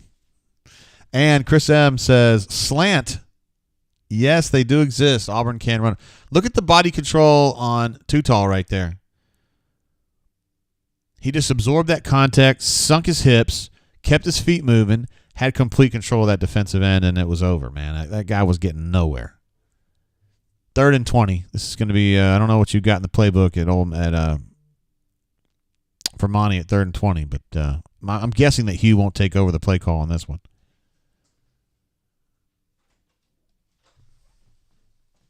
What's up, AA? How you doing? Oh, hold on a second. I'm going to go on mute for a second.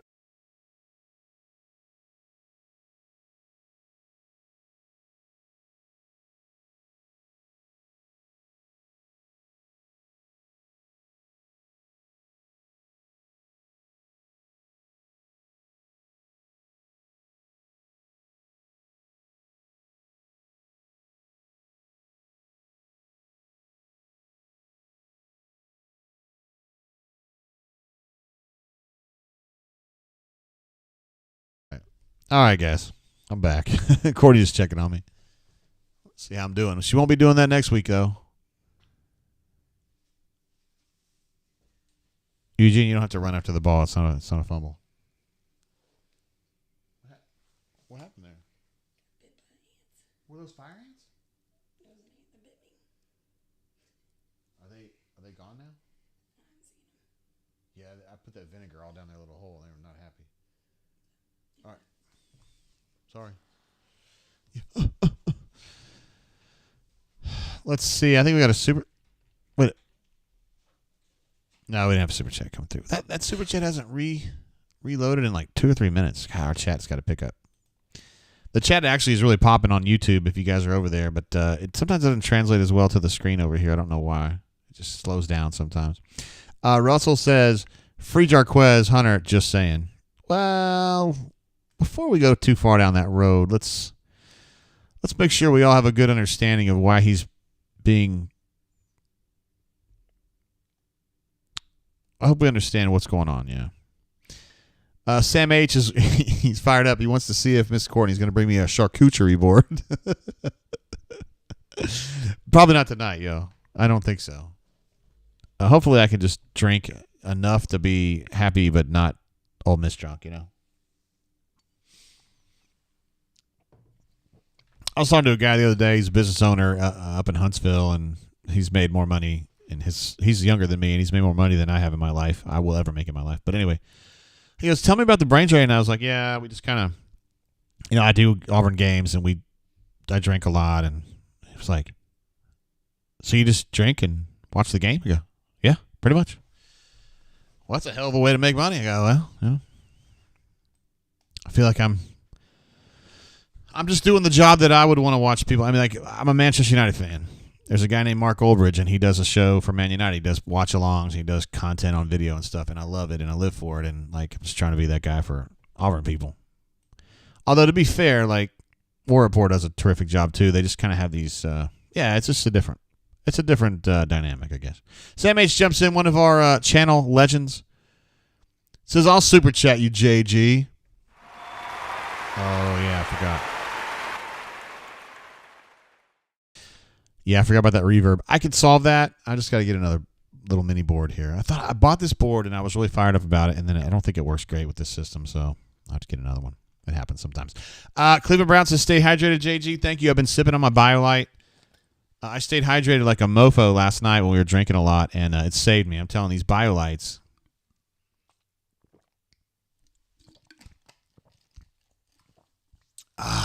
They save you so much trouble. This is actually a great question right here. Goose Flat. Thanks again, Sam. Appreciate you, brother. Says, JGT, would the suspension of Hunter be a university suspension, not a football suspension? That is correct. That is absolutely correct. That is not Hugh. This is university. Chris M. jumps in, number 19, with a clever amount for the super chat. It's $5.19. My apologies, for saying no way Auburn covers the spread today after the first drive. LOL.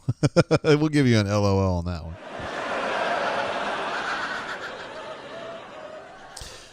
$5.19. $5.19. The real ones remember that number, that record, some would say.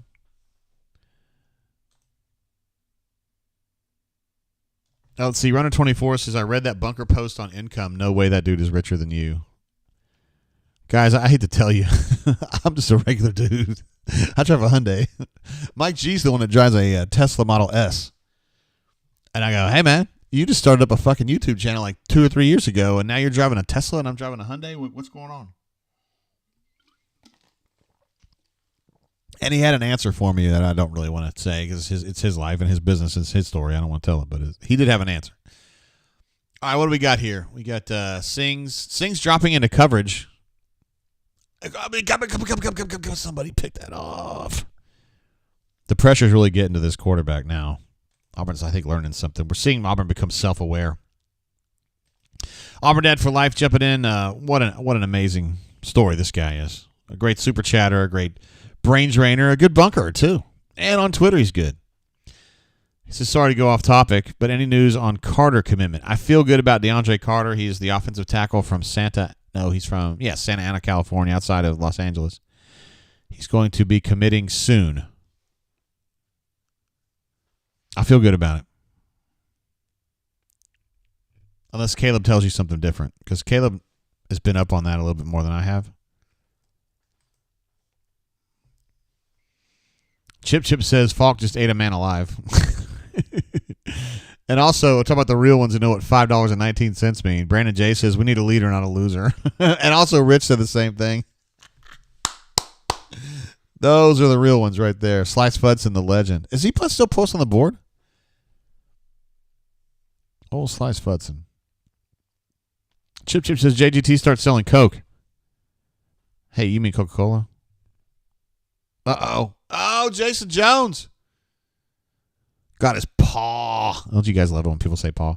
Got his paw on that quarterback and yanked him down. Auburn's, they're really getting after him now. Look at Lawrence Johnson giving him a head tap there. Say, good job, young man. Way to be. Way to be. ICope07, what's up, brother? What's up, my brother? I love ICope, man. Good dude. He's an Auburn fan in enemy territory, but he is steadfast in his love and support for the Auburn Tigers. I'll tell you that right now. And I'll say, I hope he doesn't mind me saying, but he's also another one of the, he's one that has a very attractive wife. A lot of bunks have a lot of attractive wives. I think the bunker folks in general do really, really well. I don't know what it is. Maybe it's just that like the site just attracts guys that can pull chicks. I don't know. And I'm not saying that. Oh my gosh. Take it to the house, Cobb. I was telling Courtney on the way up here, I'm ready for a Montgomery kid to be awesome again. Make Montgomery awesome again. The more you fuck around, the more you're going to find out.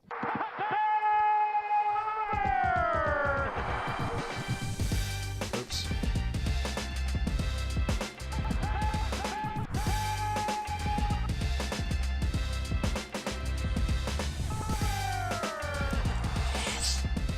Jeremiah Cobb with his first Auburn touchdown. Young man from Montgomery Catholic High School. I am myself Catholic in Montgomery. So, like, he's basically family.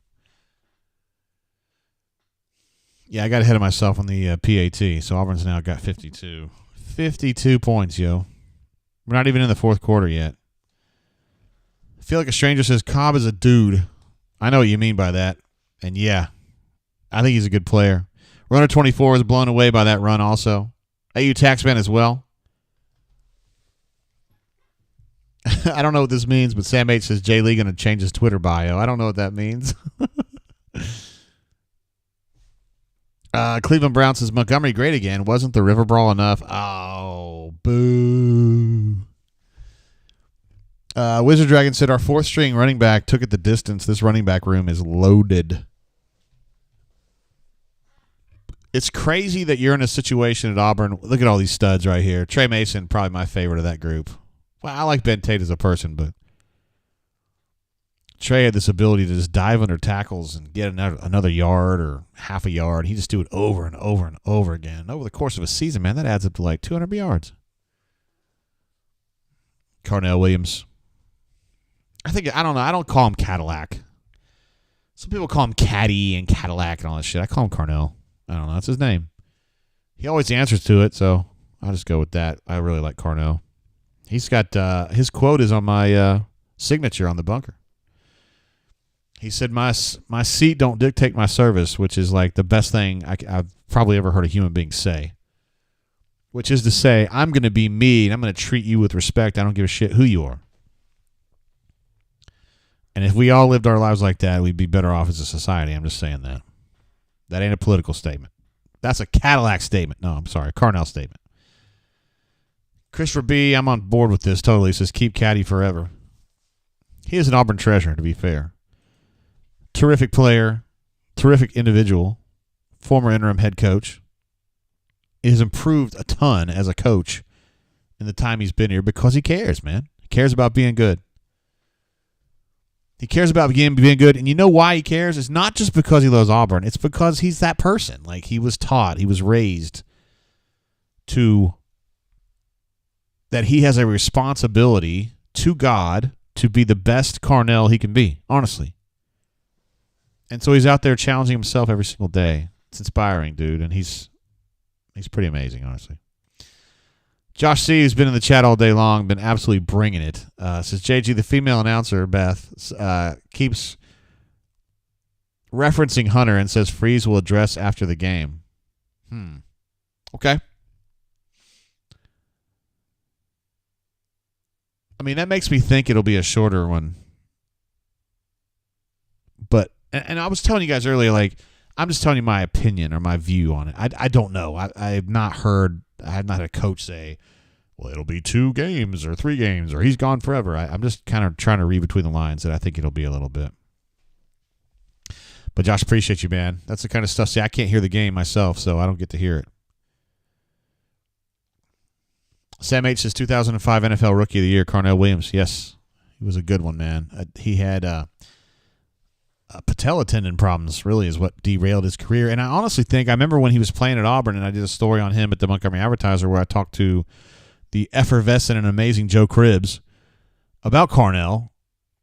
You know, his freshman year, he got his leg broken, which is not his fault at all. But he always, for those young people who didn't get a chance to see him play a lot, Carnell was, on one hand, he was one of the most fearless players I've ever covered. On the other hand, like, he wasn't a big dude, and so it was like, you know, valor isn't always the best plan. And I felt like he could have avoided some contact that he didn't avoid because he just wasn't raised that way. And I think ultimately he just took too many hits. It's just one man's opinion. Alpha Tiger in the house says, sup, Swoogans. Alpha Tiger, one of our, he's an absolute legend. Surely I've got him on the Channel Legends crawl down there. Really made a name for himself, at least in my mind, during the quarantine shows back in 2020. But always brings it. Tried to call in last week, but I had other shit going on when you called, bro. But glad to have you here, Alpha. One of our great Atlanta area bunks, too.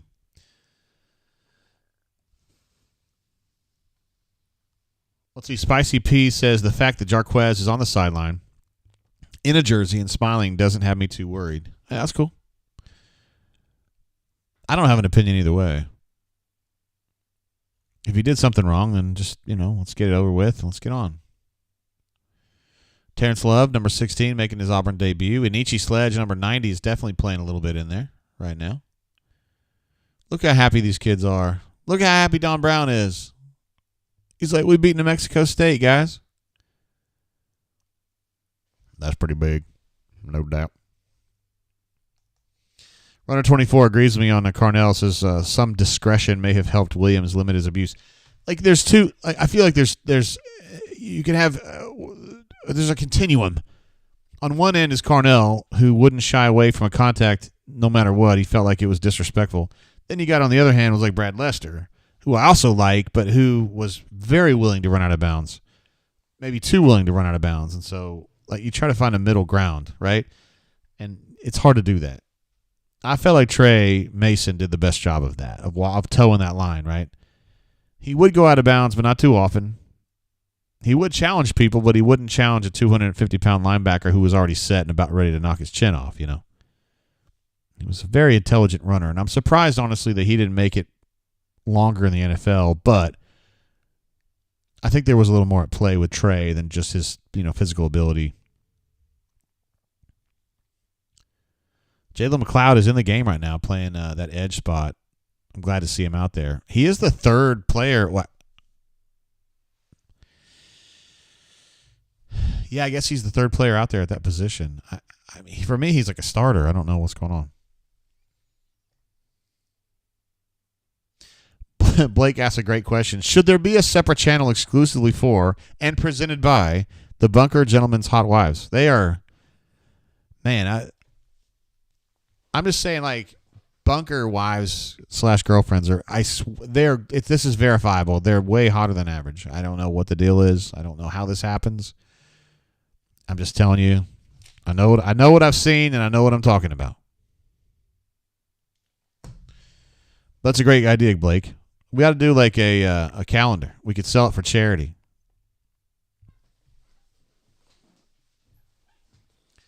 We could name it after Deezer, because I know Deezer would be a big fan of this.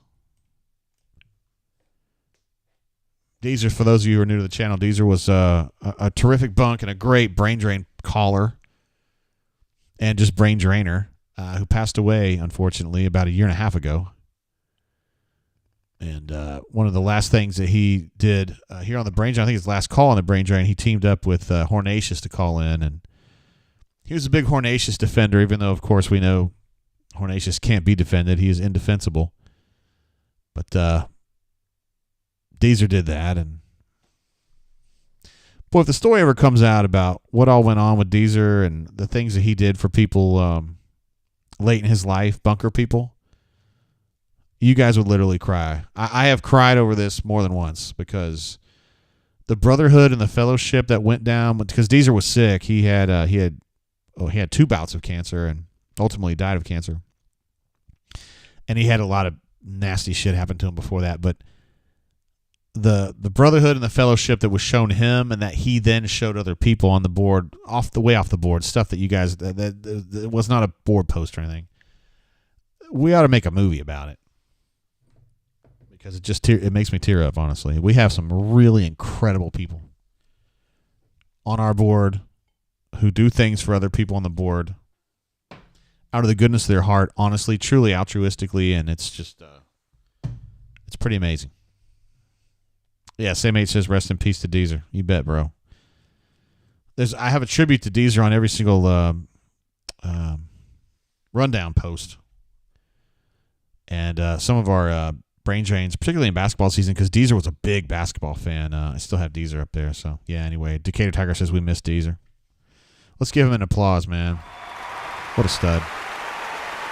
So glad to have him on the show. Man, I mean, the quarantine drains wouldn't have been the same without him.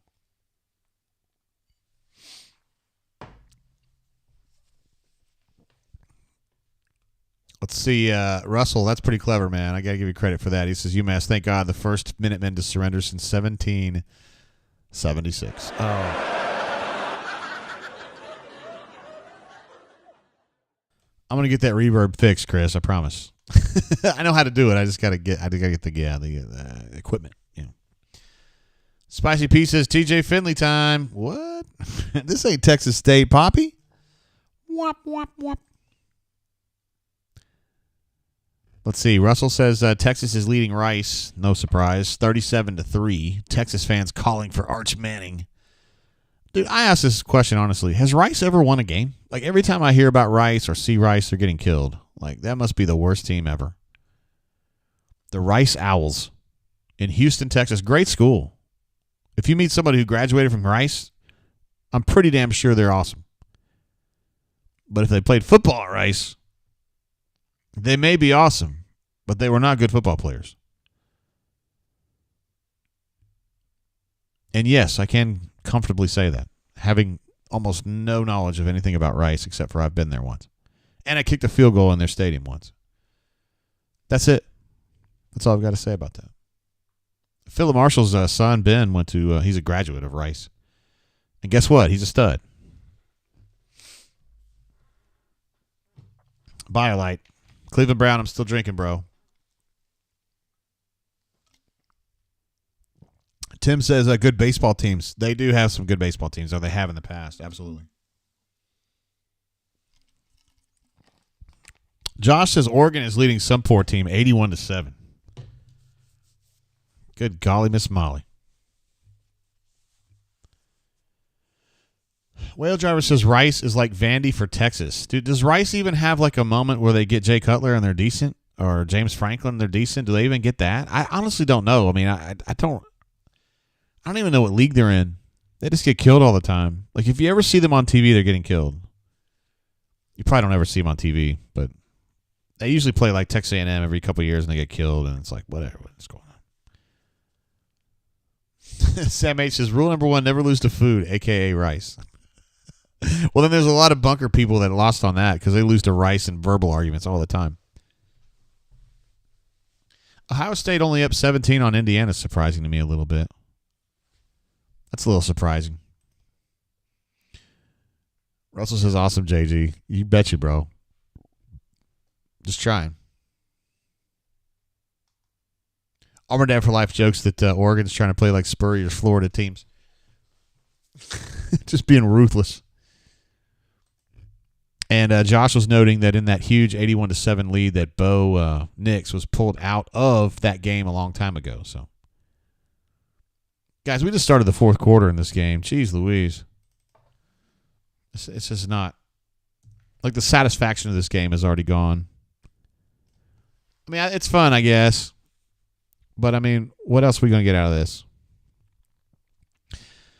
We've seen Auburn play competently. We've seen good things from important players, specifically Peyton, Robbie, Jeremiah Cobb, Batee. Damari Alston looked really good. Hooks made a few nice plays. We have not seen much from Fairweather, have we? Offensive line has looked good.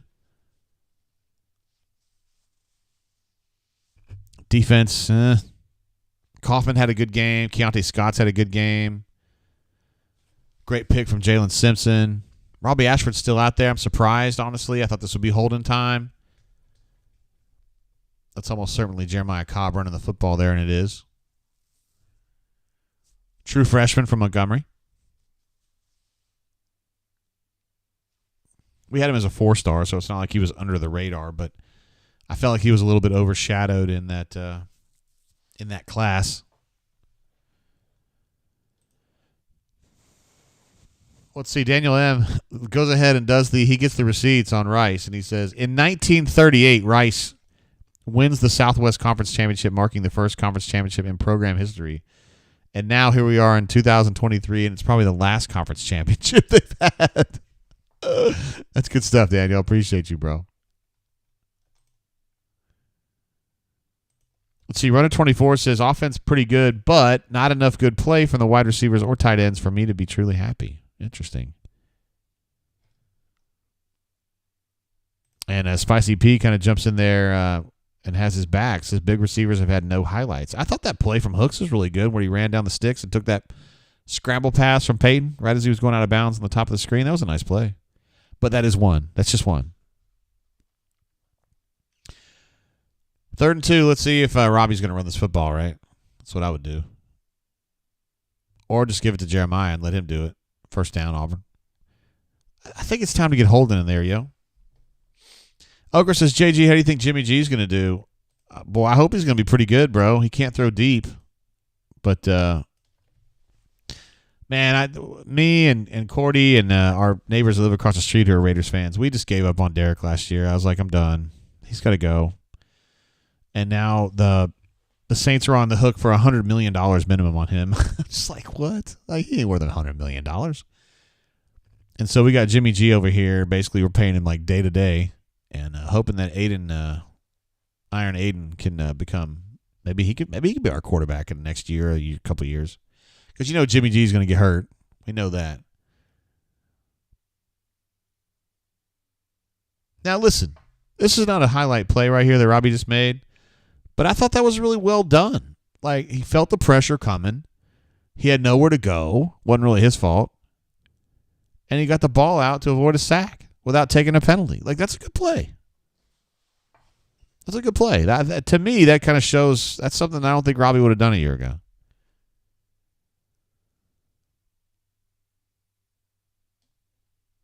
Matt says he spotted Holden standing on the sideline without his helmet on. Well, I know he's not in trouble. But, yeah, I know what you're saying. He probably knows they're going to stick with Robbie for a little while. Oakwood, he calls him check down Jimmy G. Come on now. He's going to go deep. No, he's not. He's actually not. But I was thinking about doing a video show for Raiders games, post-game Raiders. We call it Cuzzo and the Douche. Cuzzo's my friend, lives across the street, and of course I'm the douche. You guys know that. Sean Jackson getting in the game. Look at that. Tate Johnson in the game as well.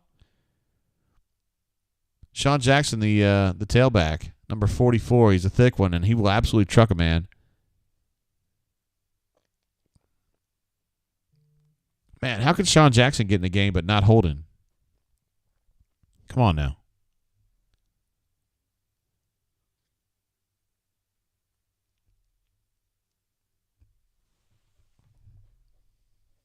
Sam H says, I'm excited for Carr at the Saints. Yeah, I'm excited for them to pay all that money for him. Hey, look, man, I don't have a personal problem with Derek Carr. I'll pull for him, really. I don't care about the Saints. They don't bother me. And he's a really good human being. First down for Robbie again. He's a good human being. I miss him, but I don't miss him as a player because he's just mediocre. Although Jimmy G's kind of mediocre too, isn't he?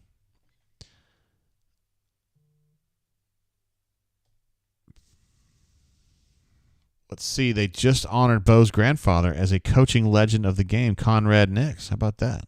That's good stuff, man. And Sam H says, Stormy with the scintillating reporting. What I couldn't hear. What was she saying? Something just... Yeah, Christopher B. was like, her name is Stormy Buanthony? Yeah, I know. I was trying to figure that out earlier. I was like, what is this? I was just like, what? What are we doing? I don't understand. Daniel M. says Ole Miss beat up on Mercer. Yeah, I mean, okay. And Chip says that Sean Jackson has foregone the need for knee pads. Do we need to update some of our numbers? Probably do. It's probably been a minute. I don't know if they really matter anymore because that score is really the one that matters at this point. But anyway, let's see. Thorne finished 10 of 17 for 141. Robbie's currently 2 of 4 for 3 passing, but 8 carries for 51 yards and 3 touches.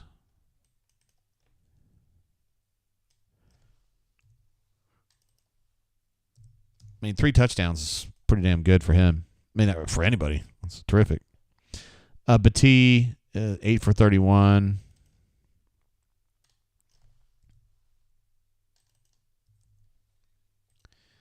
Let's see what the third down numbers are. Auburn is 6 of 9. They're 1 of 8. Ooh.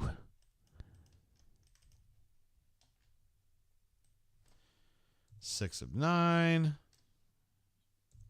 1 of 8. That's just not going to get it done on third down, y'all. I'm sure that Ron's really fired up about that part of it. Wait. Midro, are you serious? Was she really wearing tree torns, or are you shitting me? Or are you just making that up? I can't go back. I can't go back because I'm on YouTube TV. Is there a way I can go back? Oh, I can go back.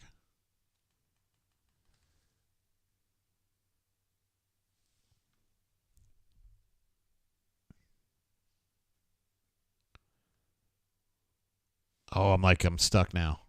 Ah.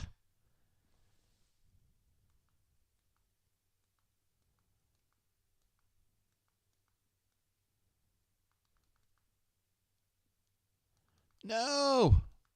Well, I'm just going to take your word for it, bro.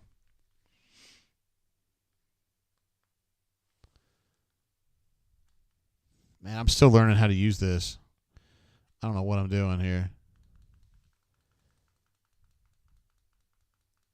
Golly, man. Still working on how to... I've literally been using YouTube TV for like 3 days because I got so mad about that Spectrum deal.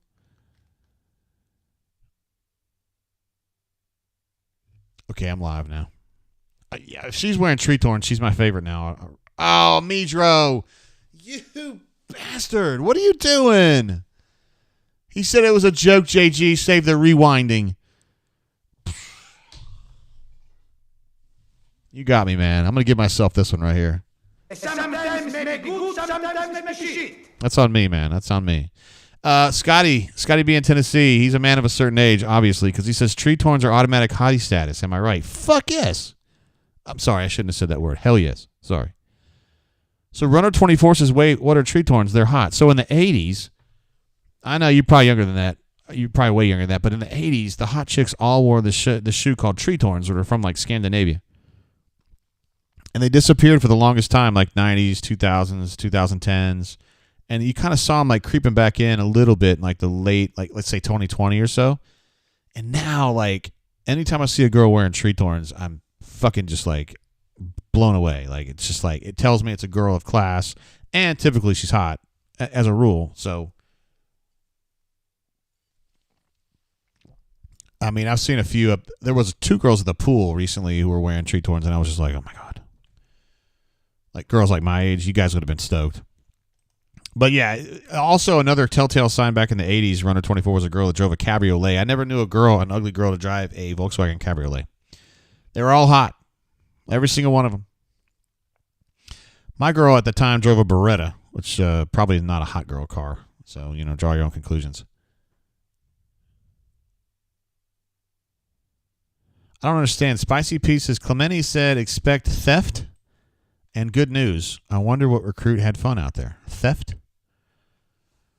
Man, in light of Wilkie Denard's situation, I don't know if I would be making jokes about theft. You know what I mean? I think I'm ready to see Holden, yo. Oh, wait. Runner 24 says, you and me are close in age, but Tretorns was not dominant in my junior high dance in the I probably mean 80s. I look, man. I was in Oklahoma at the time, so maybe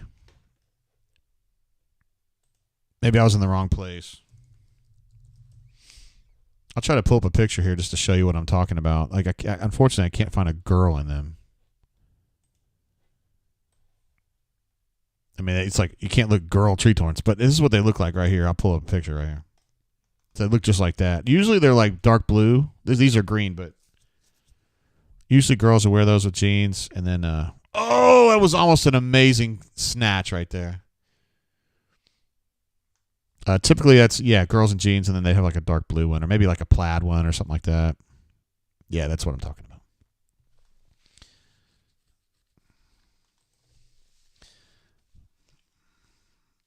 Yeah, Runner 24 says he Googled it. Not a Northeast thing. Yeah, again, I was in Oklahoma. They definitely were going on in California, too. They were starting to catch on when I left, so there you go.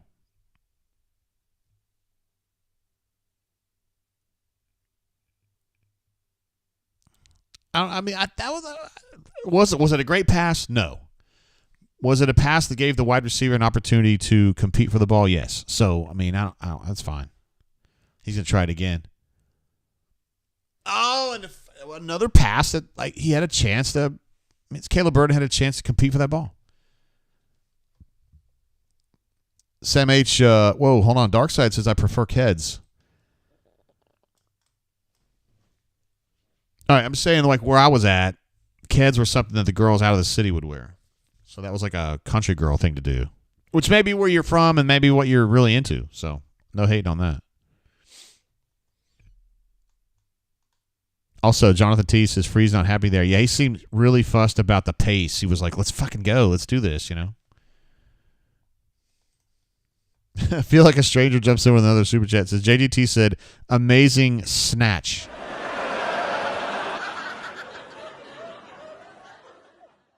Indeed, I did. I did say that. Well, that is a catch, Yeah,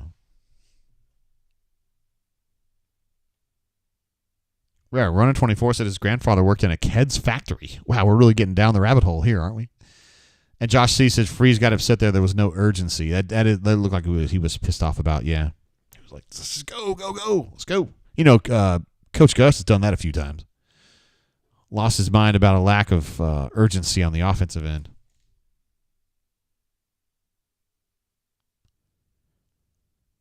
This game is kind of slowed down a little bit, which is fine. This game was put away a long time ago. Let's see what else is going on here. Sam H. thinks that Robbie needs to work on passing the football. Okay. Yeah, I mean, that's kind of a common theme, right? That's kind of what we keep saying about Robbie.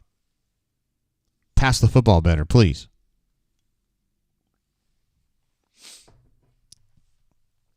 Those of you who are late arrivers, I'm drinking the Maker's Mark BEP wood finishing edition that came out earlier this year.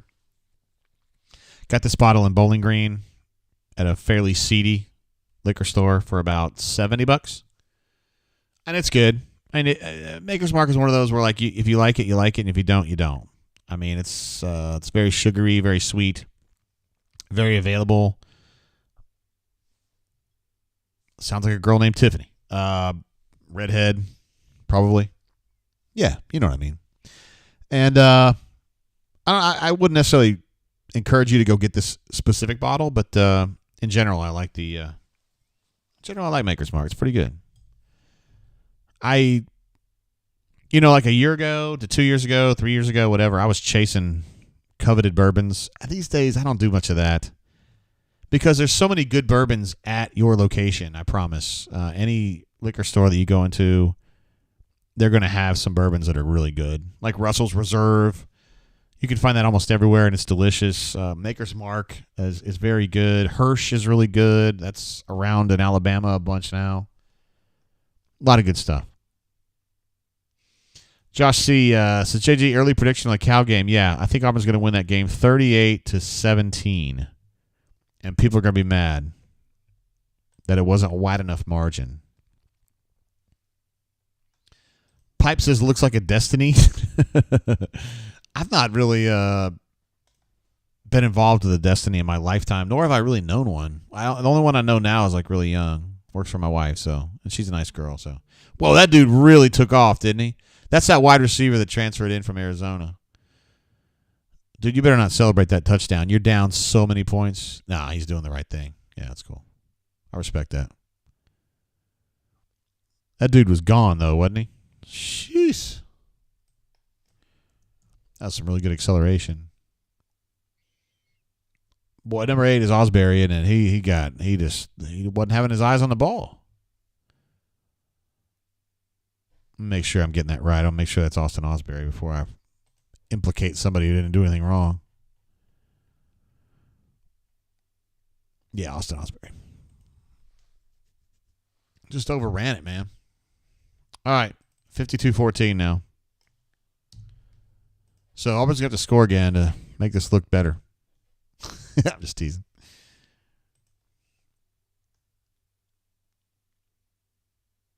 Number 20 says, I liked what I saw today, except for that first god-awful run defense in the first drive. Yeah, that first drive was an absolute mess. Dude, that play you just saw right there was bad. I know that it's not, it's Austin Osbury out there who I didn't even have on my depth chart. So it's not exactly the number ones here. But nonetheless, you'd like to see them compete a little bit more on the edge and at least get a hand on the guy. Okra's going to go ahead and call this. He's got Auburn winning that game 35-17, which I think is about right. It could be worse. I don't know. It could be worse. Auburn might end up scoring 45. Josh C says second half has been slower in my opinion. Yeah, it has been. I mean, but Auburn's got the game in hand. They've switched down to third-teamers on defense. So, I mean, I don't know. At some point, you just got to give some guys some run and see how they react in a game situation. It's almost like a scrimmage now. It has been for most of the second half. With that said, I'd like to see Holden Gerner out there. He needs to face some live defense, you know? I mean, that's just good for him. Diego says, this game was over after the second quarter. Do not remember these situations under Harsin. No question, it's a big improvement regardless of the opponent. Yeah, I do. I think so, too. Big step forward. And really, I mean, Hugh said he wanted a clean game, and really, for the most part, it's been pretty clean. I think he would have some issues with some of the execution. Penalties really haven't been a big issue for Auburn today, so he's going to probably be reasonably satisfied with how clean this game was. That's just me talking. He hadn't said that yet. Let's see. Pipe says Destinies usually are hot. They ride the line on the crazy hot scale. It's as a guy, that's probably where you want to. Let me rephrase that. As a straight guy, that's probably where you want to be playing, right? You want to be on that line. Because sometimes you get burned, and sometimes you don't get burned, and you're pushing the envelope. I get that. I respect that. The irony, of course, in your situation, is that you are not married to a crazy person. So maybe there's some questions there. Although Daphne is certainly a very high-quality individual. He did well, but and it's too bad you're not a bunker guy, so I can't throw you into the bunker guys are married to incredibly hot chicks since you're not a bunker guy. But we still love you, Pipe. I mean, you're essentially an associate member. Let's see. Auburn Dad for Life says, who's playing UT Martin? Oh, shit. It's one of those good teams. I forget who actually is doing that. I know Alabama's got, East Tennessee or Middle Tennessee State tonight? Let's see. Runner 24 says, do you think the holding criticism is fair, legit, or simply due to Coach Potato deciding to throw him into a random game, which was that Missouri game? Yeah. Please let Holden play this series. Come on, man. Let's see what we got here. You still got Batia in there returning kicks. Doing a hell. Whoa. Watch out, buddy. Don't hurt your hip doing that. Man, if I did that right there, I'd be dead. I couldn't walk for 2 weeks. All right, let's see if Holden Gerner gets out here. Boise at Washington. Wow. Ohio State's going to go ahead and put away Indiana.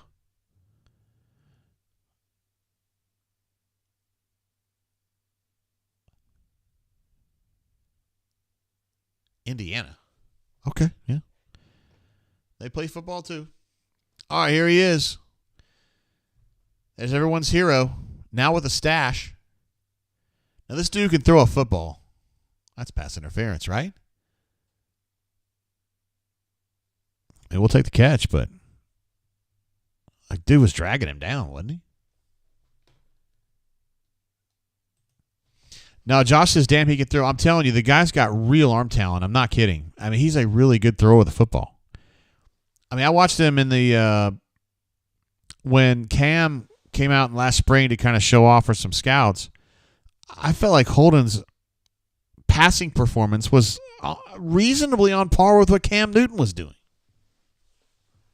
Now, there's a whole lot more that goes into being an NFL quarterback than just throwing routes in an empty stadium, you know. Or, you know, I mean, indoor facility at the time. But I'm just saying he's got talent. He's got real arm talent.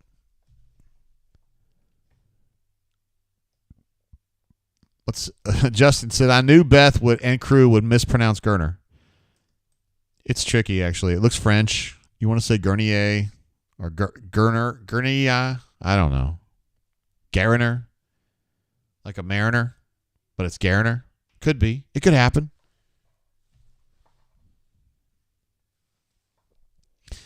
Let's see. Russell says, I want 60 plus. It's a PSYOP thing. Same. I feel the same way. There goes Sean Jackson right now. Oh, shit. Look at this. Here he goes. It's Rudy Johnson going in. He got it. The more you fuck around, the more you're going to find out.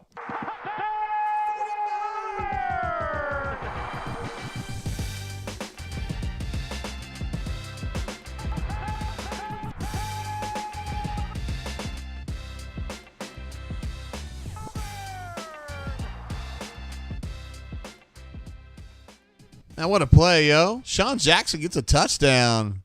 Sweet. Man, that's awesome for him. Stoked for him, man. He works hard. These walk-ons, man, I'm telling you, in practice, particularly a guy like Sean Jackson that gets a lot of run in practice, I mean, they work as hard as everybody else. And they're just waiting for their opportunity, and he gets one and takes it to the house. 45 yards. Amazing. 59-14. We're still a little bit short, Russell, on that PSYOP thing, but we're getting closer. Or was it Russell that said that? I think it was.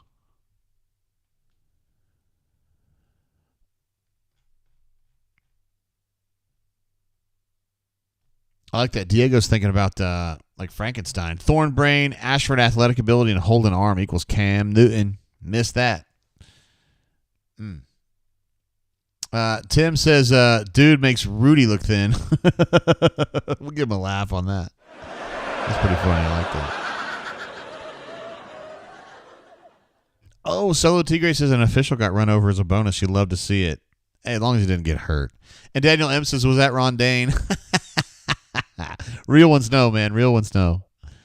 And also, Auburn Dad for Life, keeping his eyes open, says Caleb Burton had a great downfield block. I like that. Harvey D jumps in, first chat of the day, I think, says this is how it should be. Yeah, I agree, man. This is exactly the way it should be. Auburn should beat UMass 59-14. Like, that's good. That's bringing it. Nah, Daniel, I know who you're talking about. You're Gucci. Feel Like a Stranger says Holden's mustache got him looking like Jeff Hostetler. Oh, wow, you're going back on that one. The great Raiders quarterback of yesteryear.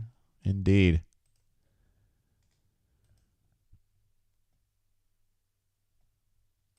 Josh says this team will be exciting to watch. I think I agree. More than I could say for the last 8 games last year. Yeah, I agree with you on that. I really do agree with you on that. And Whale Driver says none of that with Rudy was fat. No, I wasn't trying to say that. I don't think Sean's fat. I just think he's a big dude, man. He's a fullback. But he just trucked that old boy and took off. He just emasculated UMass. Emasculated them. Indeed.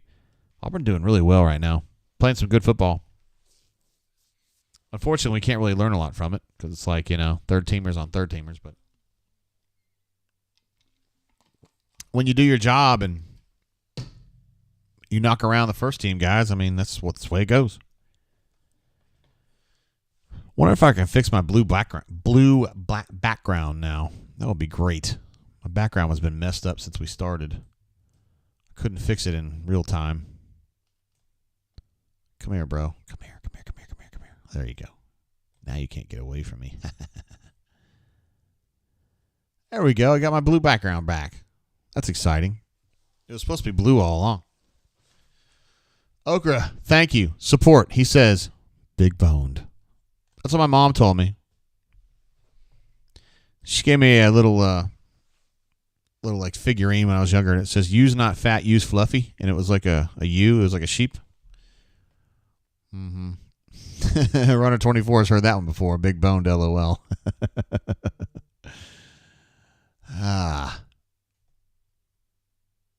See, Diego says, JG, please say like Gus, there is no doubt we better.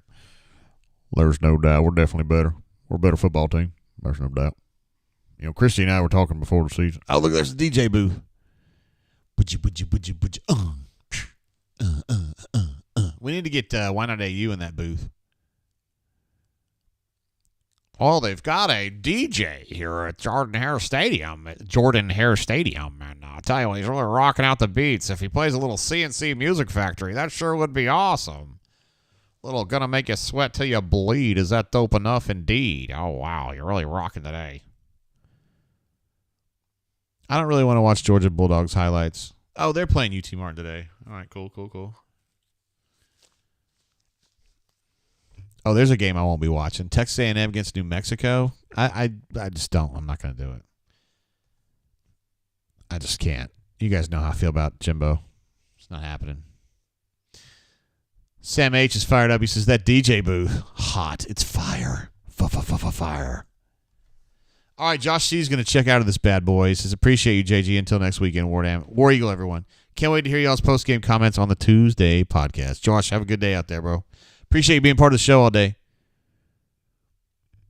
Wow, that was a nice little stop right there. Who is that? Griffin Speaks? It is. On the PFF report tomorrow, they're going to call that a stop. All right, who's number 17, guys? I got to go figure out who this is. That's Woodyard. He used to wear 31. They changed numbers on me. There's Ben Agamoa standing next to Hugh.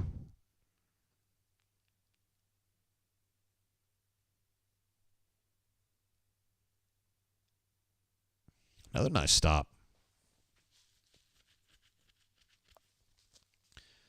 Hey, man, they're still playing with spirit, man. Got to give them that.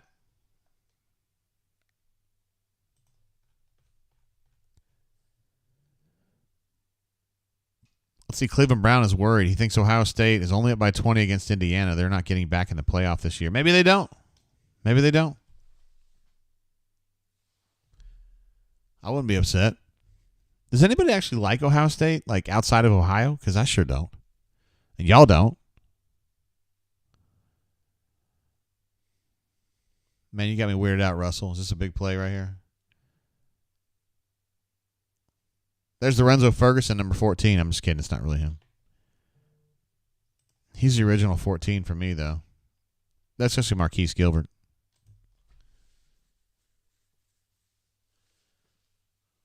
Look at Zach Etheridge out there. He's like, no. Don't you even do it. They're going to have to punt this thing away. 4th and 6 with 5 minutes to go. Might as well just go for it. Who cares? Oh, well. Get some special teams practice. Let's see if Keontae can take one to the house. That'd be pretty cool. There's Okra. Yeah, can't wait for the rundown. JG and Brian, the doer of many things. Oh, Keontae made a little bit of a mistake there. But he's going to get some yards back. Oh, my God. He got several yards back. He got all the way back out of the 45. Wow, that was a really nice situation. I was like, okay, that's fine. That's fine. My mom's alma mater, Southeast Missouri State, taking on Kansas State tonight. You know I'll be pulling for the Red Hawks for sure in that one. They'll probably lose, though. And then the fighting T.J. Finley's against Baylor. He'll probably get in that game, though, right? You hope so. Solo Tigre says, LMAO, what a return. Yeah, right? The coach is like, don't. Okay. Don't do that again, please.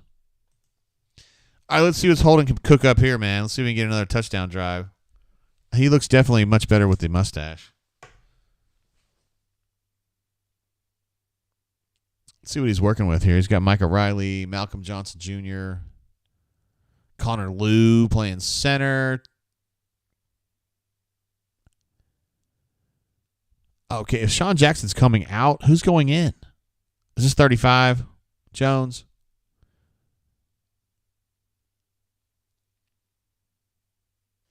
I got to see. Who's the next tailback? If they're taking Sean out, or are they going to put Cobb back in?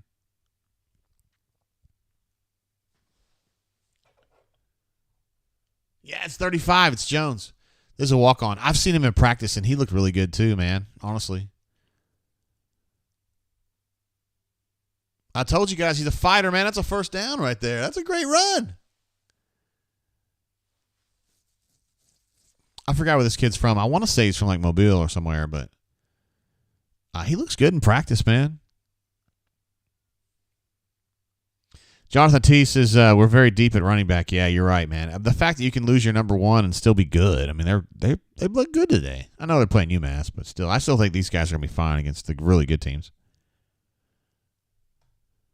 Russell is in the house. He says Auburn is a special place. Crowd here is awesome tonight. Awesome, bro. I'm going to give you an applause for that. Thank you for being part of the show while you're in the stadium. Like, that's another first down run for Jones. I'm telling you, the dude can play, man. I mean, I'm not like saying he should play ahead of like Damari and stuff, but he can play. Guy Fork says, love the fight, number 35. What's up, Guy? How you doing? Yeah, he's a player, man. Tumor's Corner. Wait, you changed your name, bro. You're my parlay guy. I forgot what you used to go as, but you're my parlay guy. Worrisome to me that Peyton didn't put the ball in the end zone while in the red zone. What do you think? Wait, hold on. No, while in the red zone. Okay, yeah, I got you. Well, they were going to Robbie in the red zone, really. So I don't know if Peyton had a lot of opportunities. Oh, Holden, back shoulder throw to Malcolm Johnson Jr. Oh, they're cooking. Let him cook. Holden and Malcolm Johnson Jr. I love the way this is going, man. Thanks for the super chat, Tumor's Corner. I appreciate you. And you should just say parlay guy. Like that's who you are to us. You gave us so much great betting advice last year, and I appreciate you for that. Tumors, he added in the chat, says, love the ball he throws. He's good, man. Midro says, am I alone in thinking Notre Dame is actually legit with Sam Hartman playing quarterback? Yeah, you are kind of. Outside of South Bend and the state of Indiana. There goes Jones again. That's another 8-9 yard run. I realize we're taking on the third team UMass guys, but he's pretty good, man. Pretty good.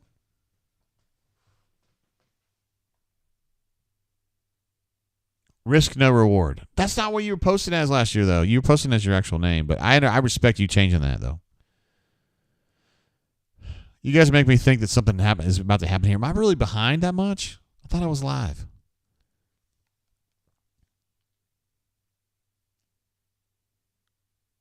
Another first down run for Jones. They're going to run this out, though, aren't they? This kid's been good, man. I love it when walk-ons get in there and they do something, you know. He don't want to come out. He's like, I ain't coming out of this game. There's a J-Botron. Brother, I gave you guys a gift when I made that J-Botron. It's like you're watching the game and you're in your study, enjoying it. I'm a Diego on this. It says, give Holden a shot at the end zone. Give him a shot. Nope, they're not going to do it, man. You have to do this, though. It's fine.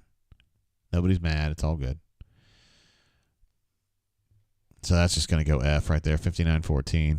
Auburn left some points on the floor or on the field. You know what I mean. Auburn definitely left some points on the field. Wait, somebody texted me. Oh, it was Chip. My bad. Damn, Chip.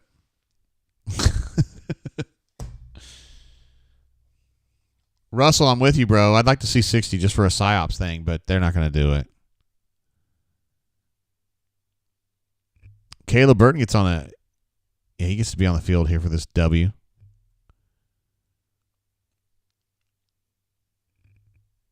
right, that's going to wrap it up right there. 59-14. Hugh Freeze, probably a pretty satisfying product for his first game as the Auburn coach. I mean, they showed a little more offensively than I thought they had. I mean, I thought they'd be pretty good, but you know, if he had left his starters in there, they were going to really kill this team. They were starting to play some really good football, and then defensively, you know, that first drive was one of the worst we've seen in a while. But after that, they picked it up, and I thought the pressure was good. Donovan was really good in the second quarter. Keontae was really good in the third quarter, getting pressure on that quarterback, and it really wrecked everything they did. And what you want to see, right, is you want to see adjustments. You want to say, okay, Auburn's getting beat this way with this quarterback running the football. We'll fucking figure something out so he doesn't do that. Well, okay, I got an idea. Let's pressure the shit out of him, and he freaks out. Well, that works. It's ones and zeros, guys. Ones and zeros. You're winning or you're losing. I keep getting older. They stay the same age. You know what I mean? That's winning and losing. Cleveland Brown, what's up, bro? I'm going to give you a applause on that one. He says, we rolling tumors tonight. Great win for Hugh. Hey, stay hydrated, please, Cleveland. I drank all my BioLite, and I'm going to start drinking water now. So tasty. We need to reload this chat widget. Sometimes it kind of hangs, and it's kind of annoying. All right, Whale Driver's going to bounce. He says, I'm out. Got a fantasy football draft. Thanks, Jay. Whale Driver, I appreciate you, bro. It was great having you here. Thanks for being part of the show. We had a really good chat today, y'all. Lots of cool takes. Everybody was in a good mood. Makes me happy. Stephen L. jumping in. What's up, brother? I haven't seen you in a minute. I thought this was a great start. Excited to see this offense against a tougher D. Yeah, I think Cal will be tougher. I don't think Cal's going to be amazing, but they'll be tougher than UMass. I got to turn this TV off. This shit gets really distracting for me because I don't want to see all that. I just care about Auburn, honestly. Let's see. GW says Holden a better passer than Thorne. Yeah, I don't know how I feel about that. Yeah, against like third-team UMass defenders, I agree, but I think Peyton's probably a better quarterback right now. Jonathan T, who's been with us all day and had some great comments today. War Eagle family. Feels good to see some good offense. Hey, we got one coming in from number... Wait, I got to get down here and get it. My bad. From number 20, who's been a super chatting fool today. I don't mean actually a fool. I just mean like he's having fun. Anyway, he said, hell of a statement for Hugh. Clean up the run defense, and we should do decently well. Yeah, that's the thing. So Cal, I think, is going to be another step up from UMass. I don't think Cal's awesome, but they're solid, and we'll see what the run defense looks like then in Berkeley next weekend. 8:30. No, is it 9:30? I think it's at 9:30. Toe meets leather. It's going to be tough, man. It's going to be tough just to make it. But we're going to do it together, man. It's going to be like a family thing, you know? It's going to be a family thing. All right, Ravin says he's going to run for a few BRBJ. All right, that's cool, Ravin. You've got license to do anything you want to do, Poppy. Snobburn says his brother-in-law, Paul, came out of the closet today. I don't know how I'm supposed to react to that. But I'm just going to say this, Snobburn. You're good people. And you're an inspiration to me and to dozens of other people who watch this show. And it is my sincere hope that you continue to be a better man every single day. That's all we can ask for. I'll leave it there. Brandon J jumps in. 3 penalties, which is really not much at all. And then 3-0 turnover advantage. Huge. CJ says at least the drain hasn't gone to chaos yet. No, not yet. Those days are coming. Oh, I see what you're saying. 3 penalties for 35 yards. That's probably max yardage for penalties, though, right? For 3. But it's okay. Runner 24 reminding me that the Cal game kicks off at 10:30 Eastern, which means 9:30 here in God's time. And, yeah, it's going to be a mess next week, guys. I've told you guys, those of you who might have just jumped on, I drink a lot on the show, as you guys know. Today I'm drinking Maker's Mark. And next weekend, actually the 9th, which is when Auburn plays Cal, is my wife's 50th birthday, and she's having a big thing out at the lake. And so I'm going to be out there like on the lake boozing up with her because, you know, she's awesome. And then I got to get on the show, and there's no telling how drunk I'll be when we start. And when we finish, I may or may not be conscious because I suspect that's going to be a fun game to watch. I suspect Auburn's going to walk out satisfied and good, and I'll just keep drinking, and it's going to probably end up being a really, well, depending on how you look at it, a good or a bad night. Runner 24 says best brain drain of the season, smash the lights. We do like likes. We love likes, actually. When he says best brain drain of the season, there's only been 2, so I'm glad that we are the best one of the 2.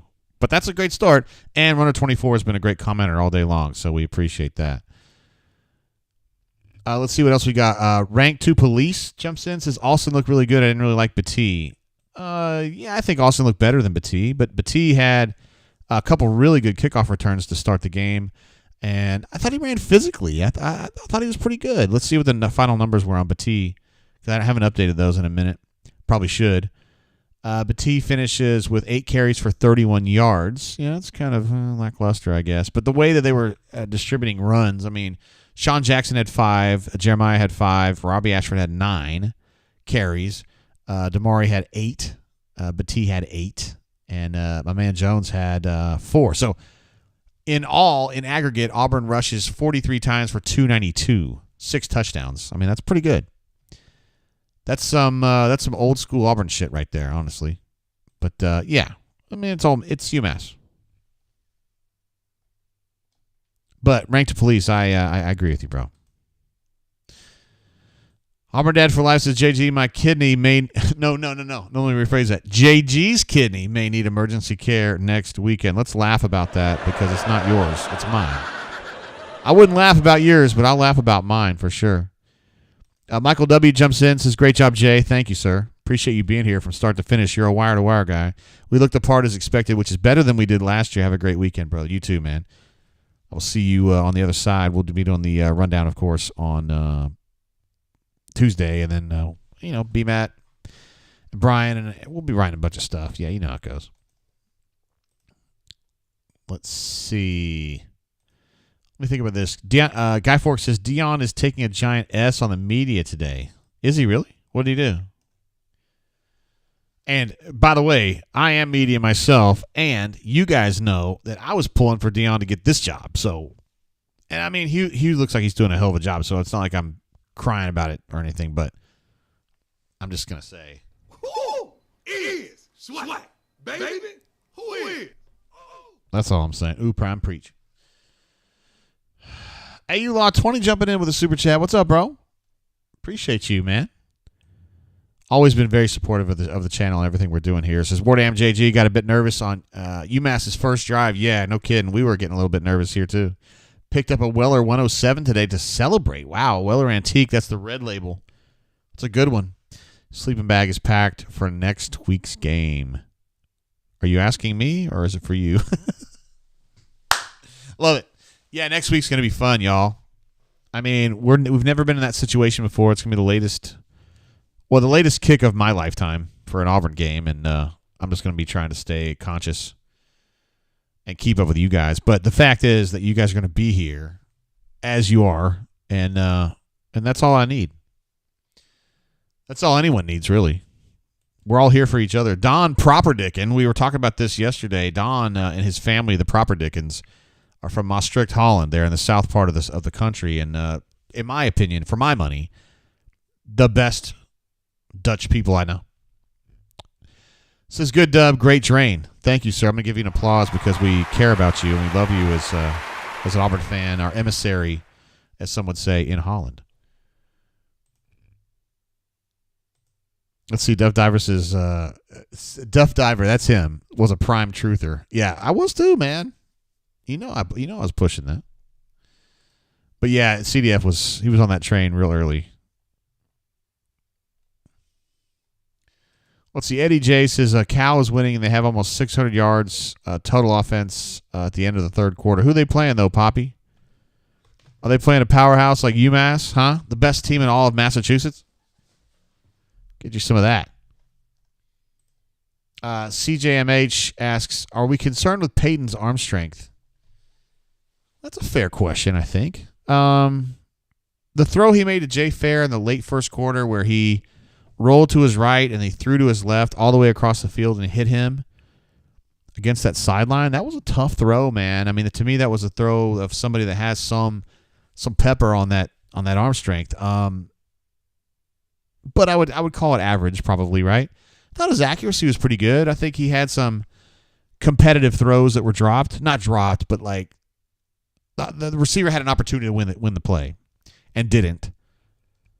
I'm not worried. No, I'm not worried about the arm strength. I am worried about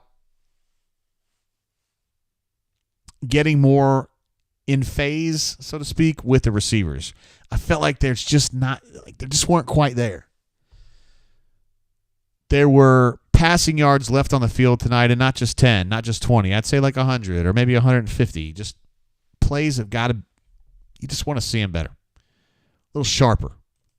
Runner 24 says, insert Clubber Lang pain gif. Next week's going to be rough. Really? You think it's going to be that rough? Of course, real ones know who Clubber Lang is. That's Mr. T in Rocky 3. Noted hater of Rocky Balboa, but loser to Rocky Balboa. Spoiler alert, from a movie that came out in 1982.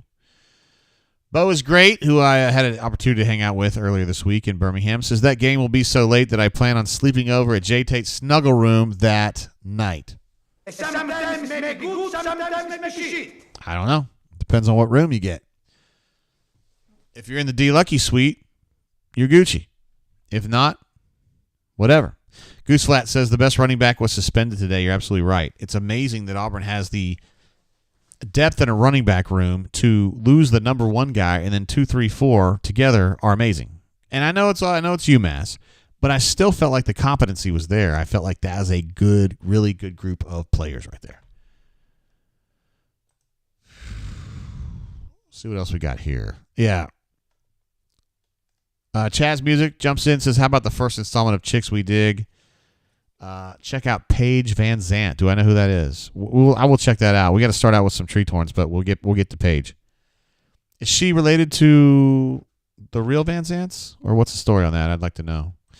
Lord Infamous says, I like Cobb. I do too, man. I'm so ready for a Montgomery kid to be awesome at Auburn again. It's been a minute. We had to go back to like Tommy Trott, Ra Johnson, Monrico Critting, as Tommy would say, Monrico Crittington, Rest in peace, by the way.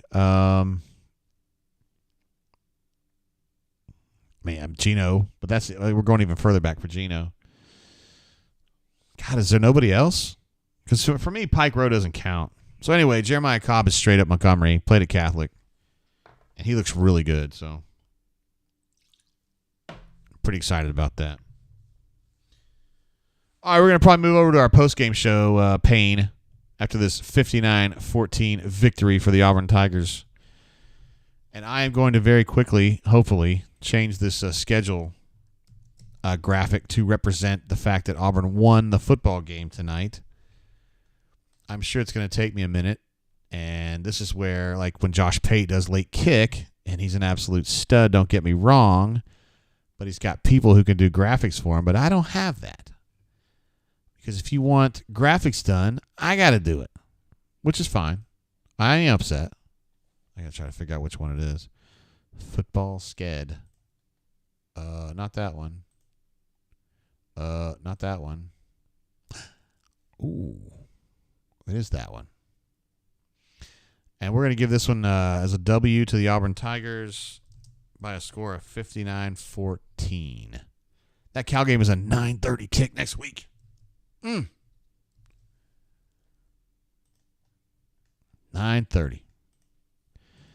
I'm telling you, I've never seen a car wreck ahead of time. I can see the car wreck ahead of time this time. I promise you. It's going to be bad. All right, I'm going to get the schedule updated, and then we'll get on with it, all right?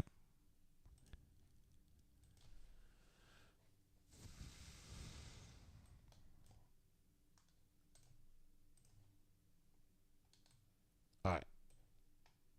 There we go. Now we're talking. Feels good to see that W right there. It's been a minute, man. All right, so obviously you're expecting 3-0 going to Texas A&M, and yeah, they're pretty much on pace of what we expected, to be honest.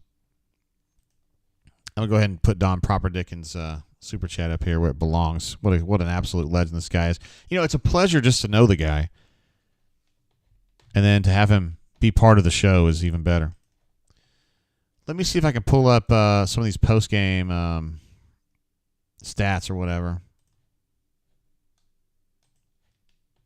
And we'll talk about some of this. Got to pull this over to you guys. All right, I'm almost ready. Where are my interns when I need them? Denton, where are you, Big Daddy? All right, let me move over to our... Do we have a stats page? We don't have a stats page. Shoot, I can't even see the stats that I pulled over. I was trying to pull up the stats for you guys.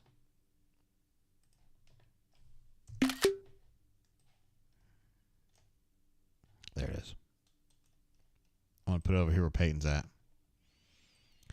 All right, there's the stats, the final numbers. 27 first downs to 11, not bad. 292 rushing yards, not bad. 14 of 25 in the passing game. Could have been better. We talked about some passes that were left on the field. It happens. 495 total yards, not bad. Third down conversions, 1 of 9 for them, 6 of 10 for Auburn. The numbers that the Auburn's going to be fine with right there. And red zone, 5 of 6 for Auburn, 1 of 2 for them. Sean Jackson finishes the game as the leading rusher because he had the 64-yard run. Wait, no, he had a 45-yard run, my bad. Jeremiah jumps in as well. Robbie Ashford, of course, the star with 3 touchdowns, all rushing. Yeah, you know. And then you had some special teams greatness as well, with Keontae having a really nice punt return. Actually, 2 good punt returns. One I thought was going to be a disaster, ended up being good. And then one really good one where that ball kind of bounced right into his chest and he took off. He had the 2 Brian Battie kickoff returns early that were great. And then we can fuss all day about Peyton. Was Peyton good enough? Was he not good enough? I thought he was pretty good.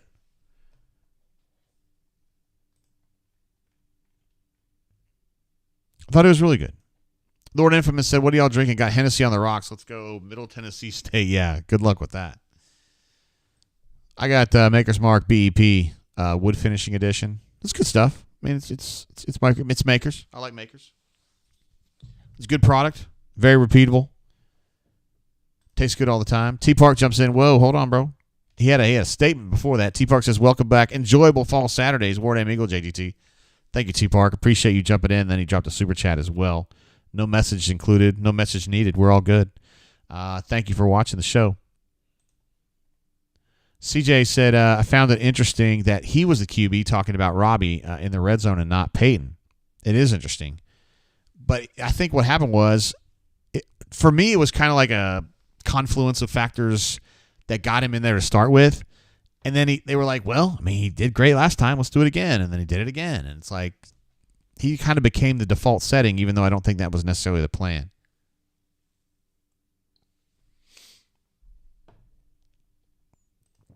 An update to something that was posted earlier. Bo's Great Now says that Snowburn's brother-in-law, Paul, hit on me. We're kind of understanding what's been going on here. It's been an eventful night in Birmingham. Greater Birmingham, I should say. William R. says Thorne looked pretty good avoiding pressure and keeping his eyes downfield. I thought so, too. And you brought up avoiding pressure. I thought he was particularly good at that. Yeah, he had that the throw... The scramble that preceded his throw to Hooks, I thought was amazing. Eluded two potential sackers, started running to his left and got a throw to Hooks right as he was going out of bounds for a first down throw. That was a great play. Probably his best play. Well, his really calm and composed throw to Jay Fair for the touchdown was probably his best throw, but I thought the scramble plus throw to Hooks for the first down was a really nice play. So, yeah, he showed me tonight that he's got the ability to be really, really good. He's not like a Joe Burrow or anything like that who like takes over a game. I said coming into the game, I just want him to be a good game manager and manage risks. Don't turn the ball over and let your players make plays for you. And I think he did a pretty good job of that tonight. Honestly, that's my view of it. I wonder. I was hoping that Coach Hunter. Oh, let's see. We got a cable, as the kids would say, from Alex Kozan. Those of you who weren't on the show at halftime, we had former offensive lineman Alex Kozan, who played at Auburn for years. He called in, and actually I called him, and we talked about the game and stuff, and he was pretty much right on. He wanted to see a good, clean second half, no turnovers, a better production in the red zone, and that's what we saw. He sent a text to me here. It says, overall encouraging start, but hard to take too much from that. The talent differential was really obvious. Let's see if they can put Cal away early next week. So that's Alex's view on things, and yeah, I support that. He knows what he's talking about for show. Let's see. CJ jumps in again. No more super chats, CJ. You're cut off. But thank you very much. You've been extremely generous today, and all days, really. I like how good of a passer Thorne was, as well as Donovan Kaufman's pass rush. Man, Donovan was the star of the second quarter. Had a fumble stripped a fumble out. That turned into a Jalen Simpson returned it like 40 yards for a nice play, really big play. And then prior to that, he had a couple pressures. And then Keontae had that nickel blitz that he was absolutely wrecking that quarterback with in the third quarter. So blitzing was a big part of this defense. The best moments of the Auburn defense tonight, I think, were blitzes. And that's cool. That's something we haven't necessarily seen a lot of. Not necessarily a lot of creativity the last few years on defense. Jacob L. jumps in and says, so glad. Thank you, CJ. You've been an absolute stud tonight, no doubt about it. So glad CFB is back, is what Jacob says. War Name Eagle, JG. Let's have a great season. Relative to last year, we're going to have a great season. Relative to, the things that we would like to see Auburn do every single week, to be determined. I still think we're out there looking at this game today, at this team today, and you're like, not quite what we wanted. I mean, like, everybody's satisfied. I mean, you win 59-14 against UMass, you're fine. Nobody's upset, but you want it tighter. You want things to be a little tighter, particularly in the pass game. I thought they were still kind of out of sorts a little bit, and I don't blame Peyton. I don't think it was a Peyton problem. I think it was just kind of an overall passing effort problem. CJ says, I'm here to do my part to become a legend one day in my life. And that would make you the third legend in your own family if that day comes. I think you're getting there, though. But thank you for your support, sir. You've been amazing. You have always been amazing. Very, very supportive. And also, the only father-son duo to Super Chat in the same show. First time ever. Because his Padre dropped a $5.19 one, which is perfect, earlier in the show. We appreciate that, bro. It's hard for me to talk to my employees right now because they're out there gathering stuff. Henri and Caleb are chasing recruits right now, and then B-Matt and Stultzy are chasing Hugh and or players and or coaches right now. So I kind of end up being alone, and I like to take calls from folks at this time of the show, usually, which I haven't taken today. I had to put the phone on mute because – let me change this a little bit. Because if you guys remember, when people call in, you guys can hear it. Yet another reason why I need to get another mixer so you guys don't hear that stuff. But anyway, feel free to call in. The number is on the bunker. I have it pinned atop the bunker. So if you guys want to call in, it's for bunks. It's a bunker show for bunks. So there we go with that. Again, the Cal game is going to be a 9:30 kickoff in the Central Time Zone next week. So that's going to be a little bit of a challenge. For sure. I think the latest kickoff I've dealt with for Auburn myself is 8 o'clock. That was a Clemson game at Jordan-Hare maybe, 6-7 years ago. And ultimately not a satisfying game, but it happens sometimes. Nick A., he feels pretty good about what he saw today. He says the potato famine is over. Yeah. That's pretty true. Oh, we've got a good caller calling in right here. This is MWD. What's up, brother? Hey, man. How's it going? Good. I'm glad to have you on the horn.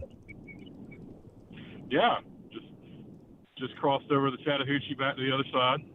Damn, you're on your way home. Well, I had a game I could actually leave a little early for once. I know some bunks don't like that at any time, but I like to, get home in time to get some food and stuff like that. And if it's not a big SEC game, I'll watch the rest of it the next day. Yeah, hell yeah. Are you going to watch something tonight? What do we got tonight? I might. I don't know. Getting ready to go to California on Wednesday, so I don't know if it's going to be a crazy holiday weekend. But oh, what, are you going out there for business? For some Auburn business, yeah. Oh, you're going to the Cal game. Got you. Okay. Yeah. I hope that you find your way into some gummies out there because that shit's fun to eat. Well, I hadn't even thought about that, but that'll definitely make it for a few fun days. Hopefully, first vacation I've taken since the world shut down, like true vacation. So I'm looking forward to it. Wait, hold on, bro. The Sin Caves in Key West. Yeah, I was going to say you were in this. You were exploring the Sin Caves. Yeah, that's true. I did go there. Yeah. Yeah, I know. Tell me about this game today, man. Thoughts about that? A lot of it was kind of, I'll say what I expected, but the best of what I expected. I saw the sloppiness you're talking about. Receivers, I think a lot of that is just you got to, remember how many guys we've had transfer and how many guys are new in the program and people moved around and different guys starting and working with, obviously, a new quarterback. But we just got a lot to learn that guys hadn't learned, not just under the previous administration, but somewhat the one before that. It's been a long time since Auburn's, had coaches that really fine-tune some things the way I think Coach Freeze and his staff do.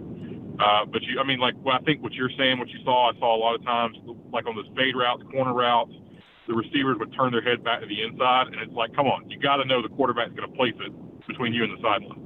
Yeah. And it's just like little things like that. And I think that'll work out. It's just, this is the first time doing it in this competent regime under the lights. So,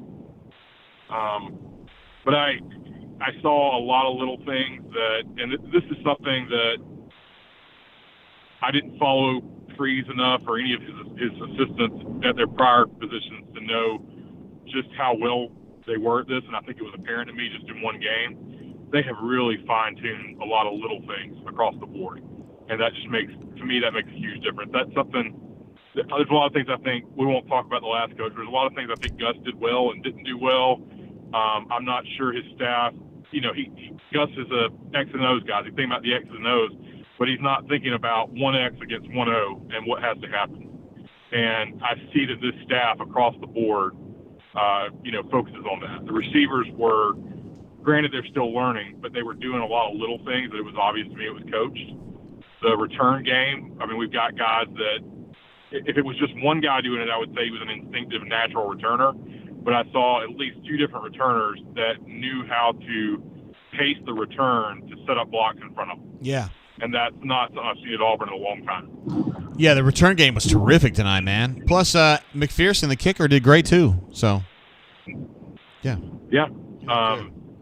And I was, what I kind of expected, Quattlebaum's still snapping on the PATs. So my Enterprise boy, he's still out there. Yes, He's sir. just not the bunt long snapper. Yes, They're sir. dividing that up. Thoughts on so listen, that first defensive possession was absolute ass. Did you like the adjustments that you saw after that on defense? You know, I had forgotten it wasn't against the rules to make adjustments during the middle of a game. It's been a long time since I've seen Auburn do that. Yeah. I thought we were going to get a flag for it or something. I don't know. But first drive, it looked like a lot of ends crashing inside, not playing contained, guys out of position. And they went over the sideline, made some immediate changes. I think we're going to be exposed a little bit, obviously, as the competition gets better. We got some big bodies that maybe haven't learned how to be physical at the college level yet. We'll see if, some guys it turns on once they get thrown in the fire, and other guys it doesn't. We got some guys we got to test out at that level. And that's a little bit the same with the offense. We get against better competition. Some of those passing windows, I didn't think he was incredibly accurate. I thought he was decent. He had some throws that were dead on point, and some that were, took the big arm strength too. And then he had some that were kind of like, oh, against a better team, that's going to be bad. But that's kind of to be expected for a guy, even if he's played before elsewhere, starting at a new school for the first time. Yeah, for sure. Just in general, man, the synergy seemed good on the team, man. Like, defense was pretty good, offense was pretty good. Everybody was being positive, and it looked pretty good out there, honestly. That's good. Yeah, I mean, the energy's good. You can tell guys want to play for this coaching staff. They bonded as well as you can in this short period of time. And I mean, we're going to have ups and downs. I'm not going to be, okay, we beat UMass by 59-14, whatever it was. We're going to win the national championship. No, I mean, anybody that's doing that off the rocker a little bit, but yeah, we got some on the bunker that'll do that, and more power to them. It's fun to have those guys. But we're going to have, it's going to be a team that has to get better week by week. I actually said that the same thing last year, and when I said it last year, I didn't expect it to happen, and it did not. At least until Carnell took over. Arguably, we got a little better, as much as you can in that situation. Yeah. This year, I expect us to get dramatically better as the season goes on. Damn. And you're thinking maybe like 8 wins, something like that? Probably. I hadn't really. I mean, I listened to you guys the other day on the podcast, and I mean, I hadn't really broken it down game by game, but that's just what this team feels like, looks like. Could push it, kind of as Brian I think mentioned. If you get Alabama at home and Auburn's got a lot of positive momentum, you got a chance to pull an upset there, and maybe that gets you a ninth win.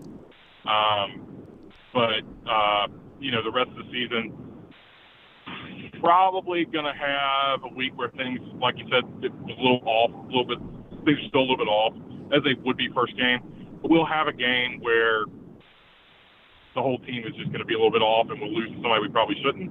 And then I think with Coach Freeze and the staff, you're definitely going to have a game where you beat somebody you're not supposed to. Yeah. That's how I see the season played out. That's good stuff, MWD. Well, brother, I hope you have a safe trip back, and you're kicking ass as usual. Glad to have you calling in. Will do, man. War Eagle. Talk to you later. See you, bro. Bye. There he is, MWD, the man himself. He has called in many times and offered a lot of good takes. He played he's a, I don't want to out him, but I mean, he's a offensive lineman. He was an offensive lineman as a player, and he knows the game. So it's good to have him calling in, and he has some really good takes on stuff, some good insight. I have a couple texts out to some legends to see if they want to jump in and talk. Haven't heard back yet. Of course, the game just ended, and a lot of people are like, they put their lives on hold to see. To watch the game, and then now it's like dinner time and stuff like that. Let me text a couple more.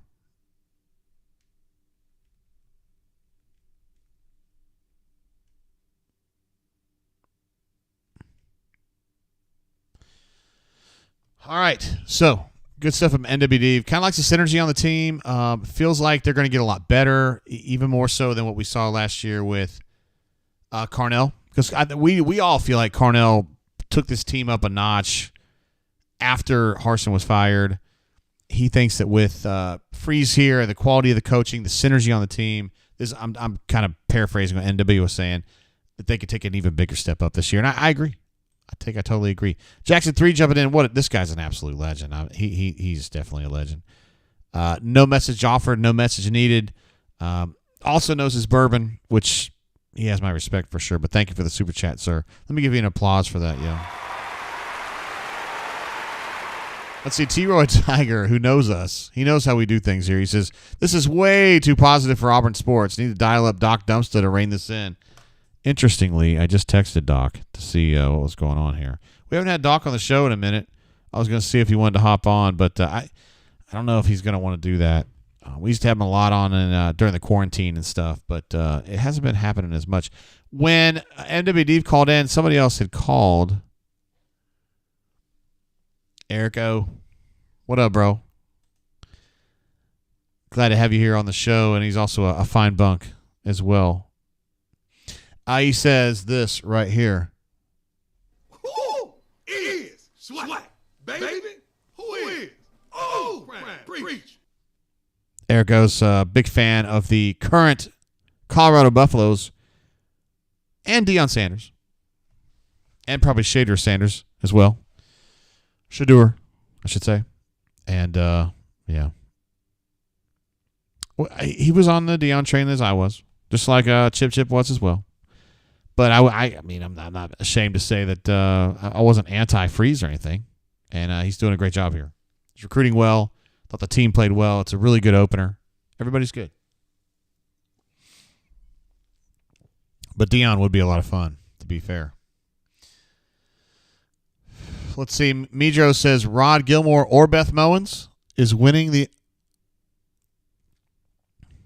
Oh, my God. Midro, let me finish that. Rod Gilmore or Beth Mowens is winning the only way to escape this duo. Look at this super chat from Farm Data jumping in. One of our channel legends. Got a lot of shit going on. Fun shit. So I can't hang very long. But damn. Let's give this guy an applause. 100%. One of our channel legends. Been scrolling his name all day on the other page. But thank you very much, Farm Data. And I'm glad you have fun things going on tonight, because that's the most important thing about any night where the Auburn Tigers win a football game, is you need to have fun stuff going on. And thank you for your support, yo. Erico gave me a laugh, too, a laugh emoji. Yeah, man, I appreciate you, man, for reasons that, you know. I don't want to out you or anything, but, yeah. Probably did you wrong on some stuff. Inadvertently. I didn't mean to. Yeah, Locked On says get Doc on the horn. We need this. So all I can do is text, man. Coach Hunter's doing some other stuff right now. He's got a lot of responsibilities that he didn't have before. So I understand that. We got a few other calls out, too. So we'll see what's going on with that. Kind of would like for a Duff Diver to call in, though, if I can get him. Let me see if I can get him.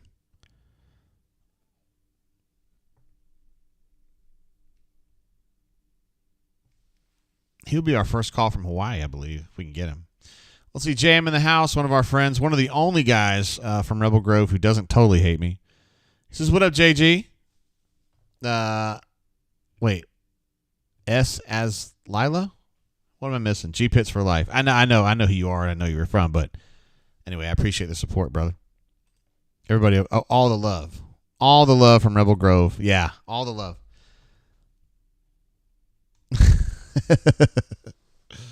My guy.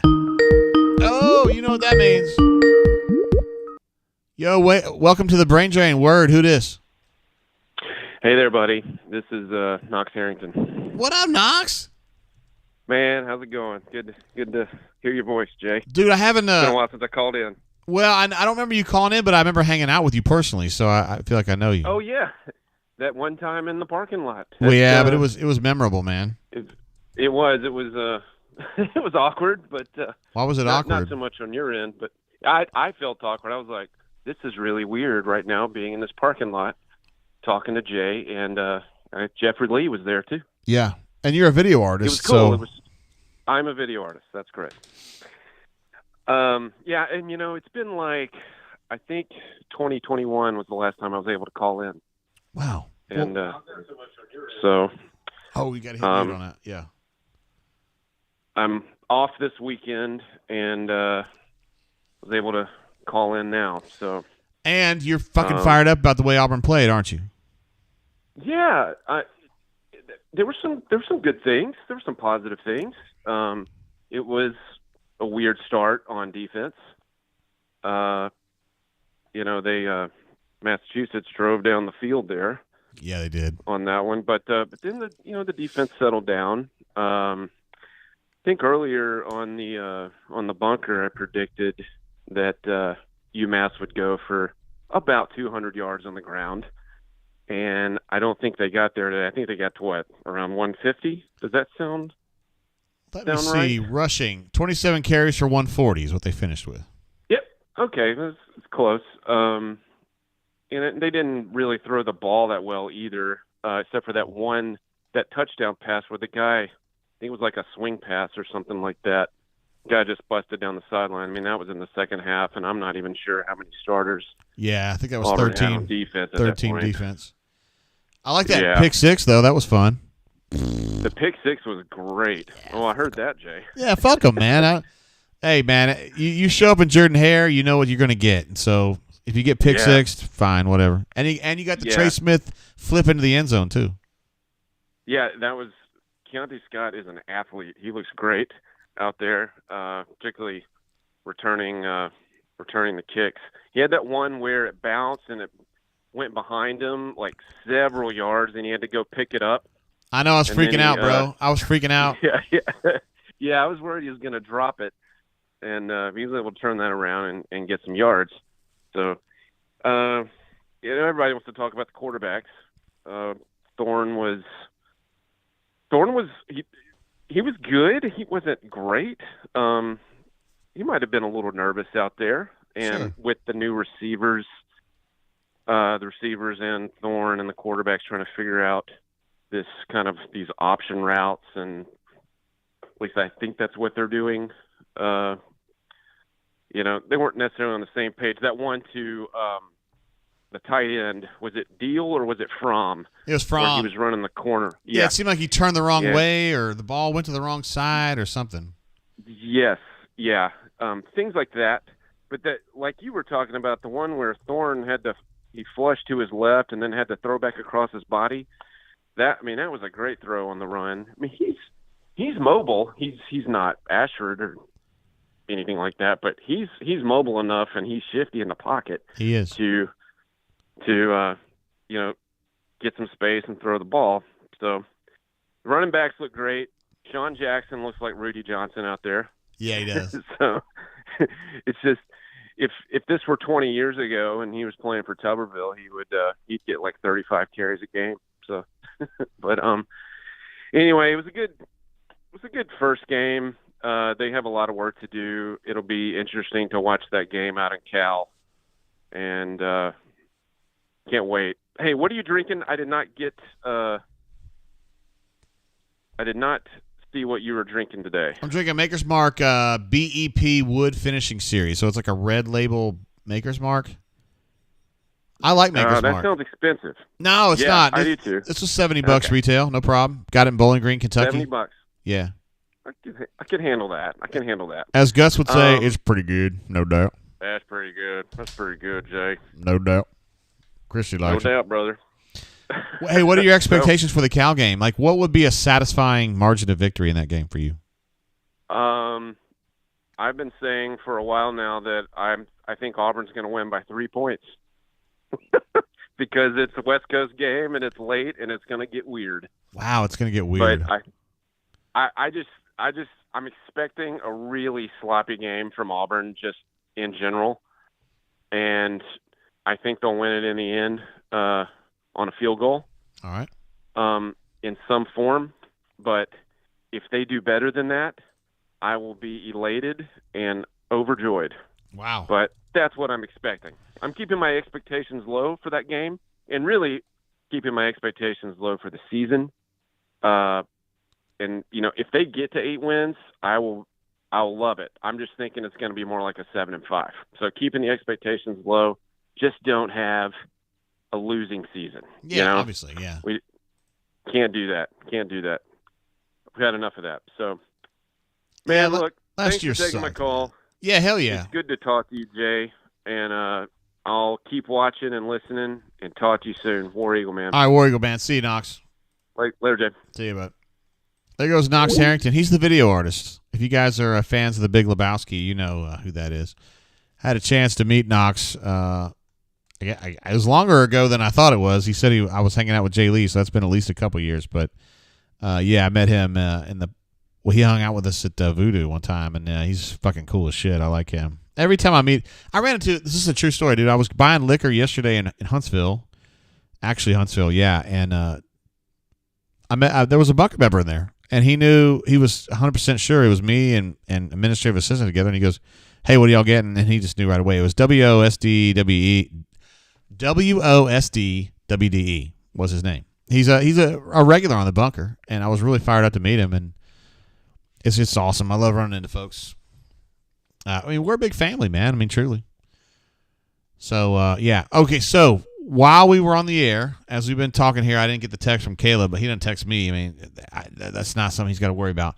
But apparently Spencer Dallin, 2025 offensive lineman, has committed to Auburn. During his visit today, he is from Athens, Alabama, and we've got him at Rivals as a 3-star, but he had a really good offer list, including Arkansas, Florida State, Ole Miss, Mississippi State, and Tennessee, among others. So he had kind of decided a little bit late in the process. I think it was like Wednesday that he was even going to come to the game. And he came and he saw and he heard and he was like, I'm in. So check out auburnsports.com, the front page, for more information about that from Caleb. There's another shrimp on the Barbie, so to speak, for the 2025 class, which is starting to grow a little bit. I think that's the third or the fourth commit for the 25 class. Including Starburst and Amon Lane, for sure. And Malik Autry, too. So that'd be 4. All right, so here's how we're doing with our legends tonight. We're going to try to get our first ever Hawaii call from Duff Diver. He's got some other stuff going on right now. Doc is going to have to skip us tonight, as much as we'd love to have him. And the legend himself, the GOAT, J-Head, looks like he's Gucci.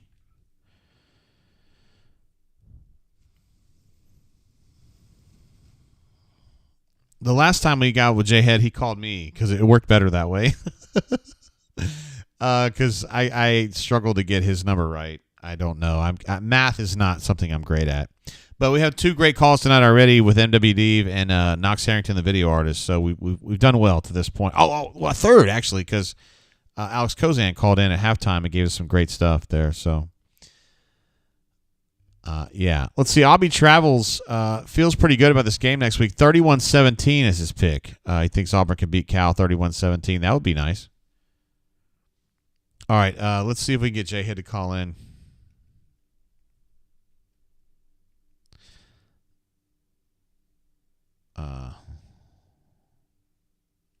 All right, send him the number. We'll get J-Head on here.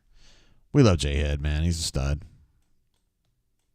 He's one of the all-time greats. He does a show with Jay Lee over there on the On3 site, but we also love him over here, and he posts over here, and he also calls in to the Brain Drain, pretty regularly. So we like him. Here we go. There he is. J-Head, what up, bro? JGT, what's up, brother? I'm glad to have you on the horn, sir. Glad to be on the horn, sir. Listen, especially after a win. Yes, especially after a win, a pretty satisfying win, honestly. I know it's UMass, but they played pretty good, man.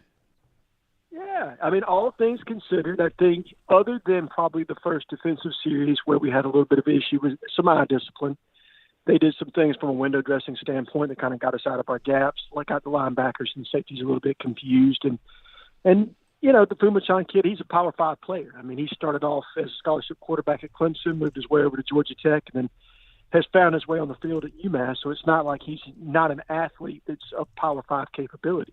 So all things considered, and especially how we looked offensively, I think it's a win you'll take, you'll build upon, and obviously you've got a pretty good test next week in Cal. What really stood out to you from this game? What are your big three takeaways, J-Head? Big three takeaways, first and foremost, the offensive line is as advertised. I felt like they dominated at the point of attack. Running backs, you've got depth there. That was probably the other thing. And then the secondary.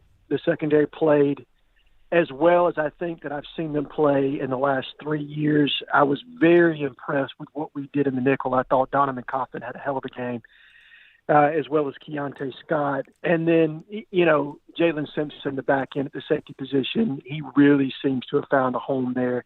Looks very natural, very fluid in coverage.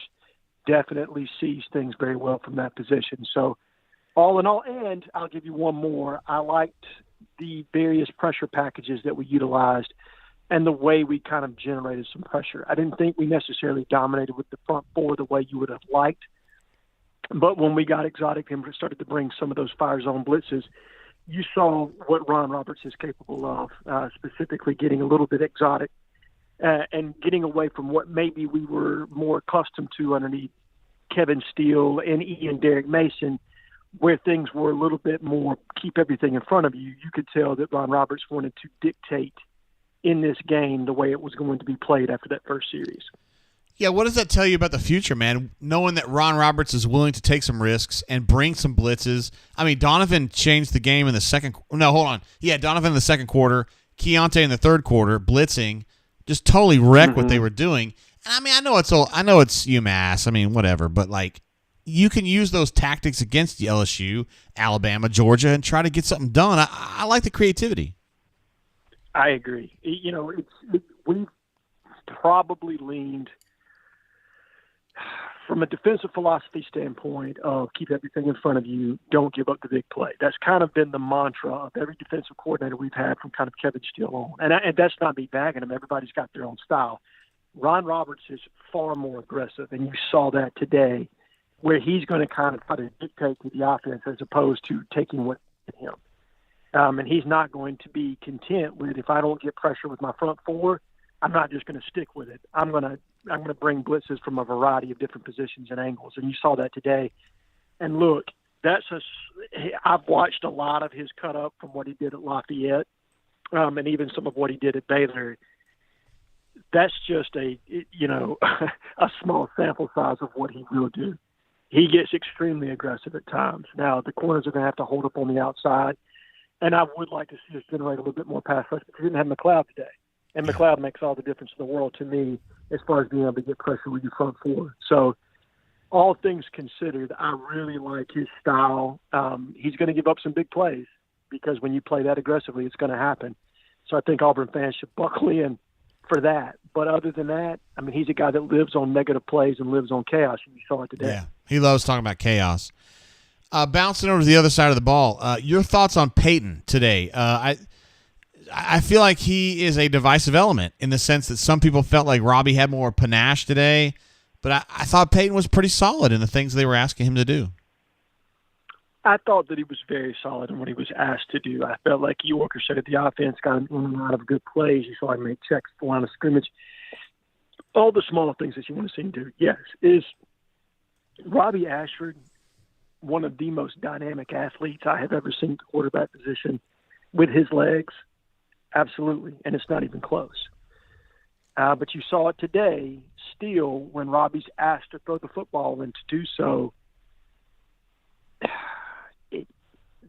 Jay, the anticipatory part of playing quarterback is a huge part of it, because there are going to be times when the defense is going to absolutely sell out to take Robbie away.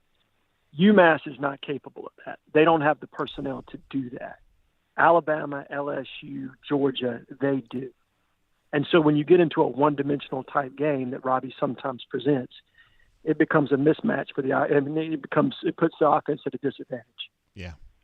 Peyton Thorne will help eliminate that. And I know, look, Robbie was electric in the red zone. I'm not trying to shit on him by any means.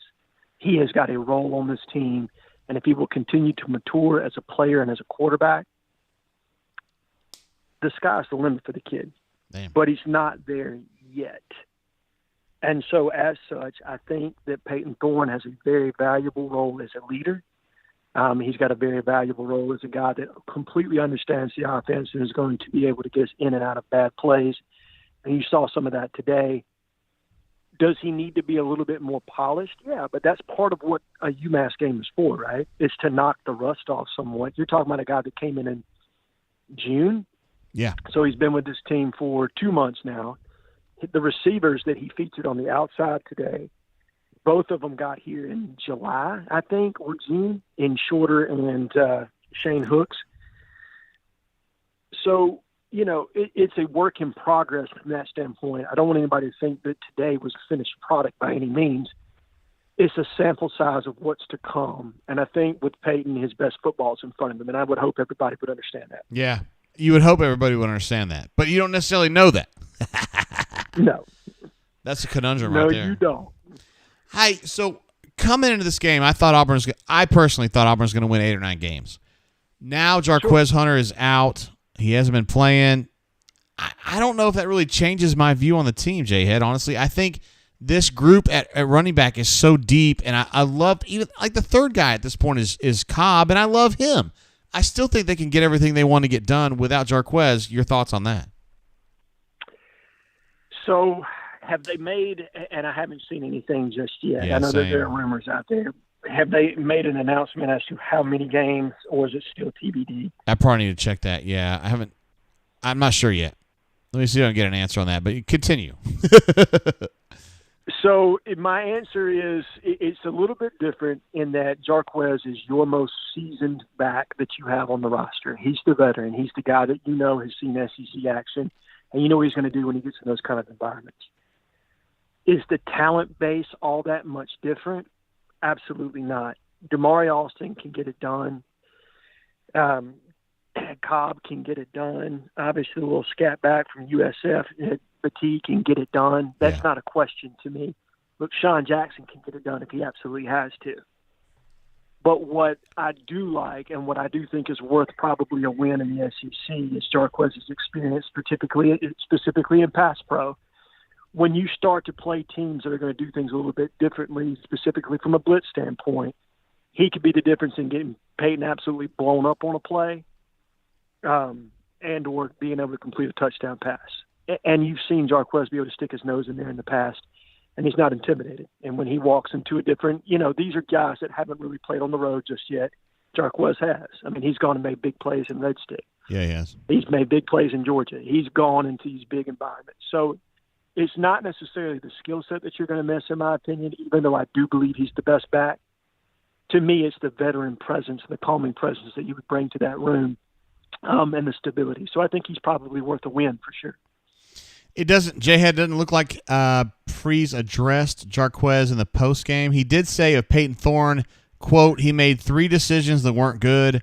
I thought he was really solid. We didn't ask him to do too much." So that's pretty much in line with what you were saying about Peyton. I mean, solid. Exactly. Yeah. Solid. It wasn't spectacular. It's not anything to to get overly excited about. But I think he did the things in Hugh Freeze's offense that he needed to do. Being able to identify fronts, get us in and out of bad plays, make throws. And look, he showed a lot of touch on that touchdown pass that he had. And then there were some miscues with some other plays he could have had. So, it was kind of a mixed bag somewhat, but I think he's going to improve. The more time he gets in this offense, the more time he gets with the receivers, them understanding where they're going to be on some of these choice routes, I think everything is going to continue to open up.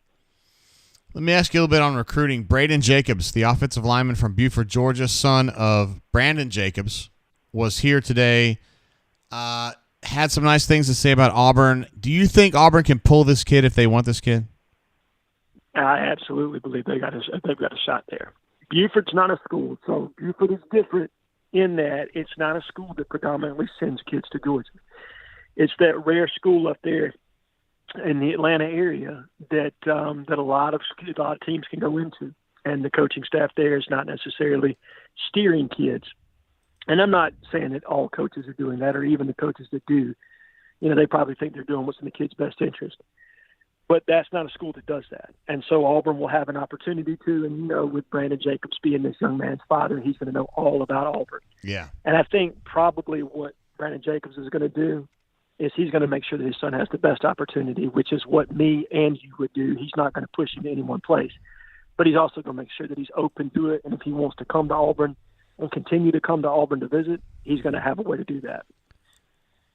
I mean, to be fair, one of Brandon's best friends is Carnell, like in real life. And, I mean, Carnell's on the staff here. And if he says, hey, man, we're going to take care of your son, like, that probably means a lot to Brandon, I know it does. And look, just like it would to you if your daughter were going to play softball, if she had Power 5 offers all over the place and a friend of yours said, look, I'm going to make sure that Maddie's taken care of. That means everything to you, right? Because you absolutely. don't have to worry. As a father, you can lay your head on the pillow at night and know that you've got somebody that's looking out for your child, which is one of the most important things in your life. Absolutely. So, that just goes to any father to have that kind of connection with somebody he trusts like that in Carnell. I mean, I think it definitely probably tips it in our favor if we really want him. He's 2025, if I remember correctly. Yeah, correct. So there's some there's still an evaluation process there somewhat, even though we did pick up a 2025 commitment today in Spencer Dowling. But I think the kid's very talented, and you obviously want to have a major presence in Atlanta and specifically in a school as talented as Buford. What do you think? Do you have any thoughts on Spencer Dowling? I know he's a 3-star guy, not super well known. Anything stick out about him? Yeah, that Jake Thornton loves him.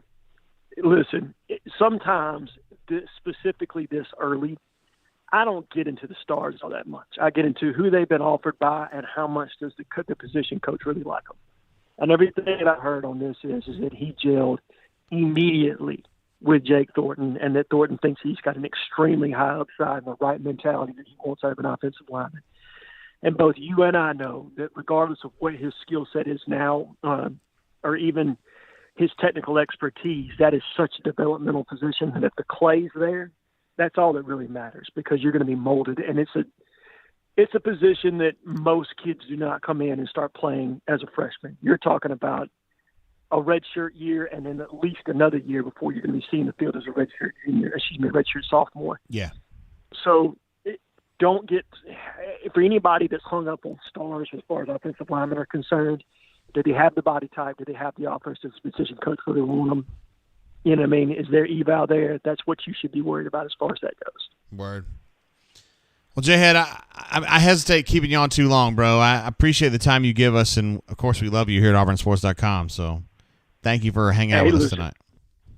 Any other questions from the chat? I love being here, love this platform. I'll stay on as long as you want. Don't worry about that. I mean, I hesitate to think that I like the sound of my own voice more than anybody else. But nah, we Gucci, man. Thank you for hanging out with us. I don't know if I can get you next week, though, because, I mean, it's going to be like 2 a.m. when I need you, and you probably ought to be asleep by then. Yeah, brother.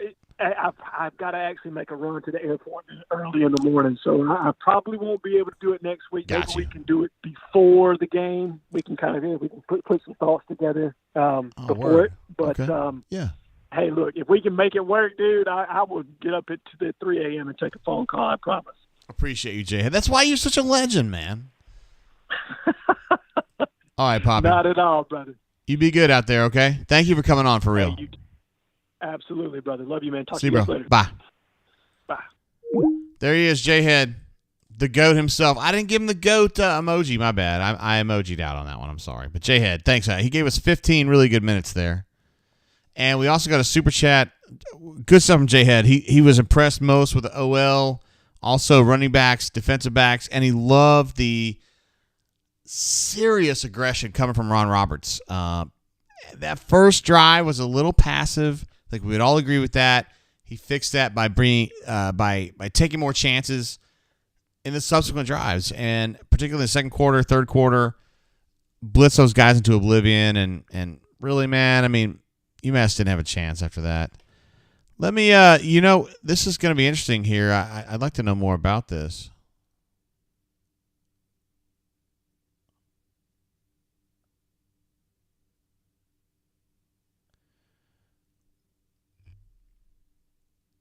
I don't even know what to say about that. So as far as post game, first of all, I got my Auburn orange on, and my unfortunately it's like more like Florida blue, but it was the closest thing I had to Auburn colors. Post game, Hugh Freeze was not asked about Jarquez Hunter. That is really hard for me to kind of understand. The star tailback from Auburn didn't play today, and we didn't even ask about that. Okay. Let's see. Cleveland Brown. First of all, MWD with a super chat, who called in earlier, so he has definitely done more than his fair share of the polling here for the show. But he even jumps in with a super chat. One more observation: Peyton Thorne's eye work was on point. He knows timing of routes and how to use his eyes to help guys get open. Interesting. Yeah. Freeze seemed pretty complimentary of him post game. Said he made 3 mistakes, but you think about how many choices and decisions Peyton had to make playing essentially 2.5 quarters today. That's probably a pretty good percentage. So I appreciate you, MWD, both for calling in and for the super chat as well. Let me see if I can get one of our Bryans on here.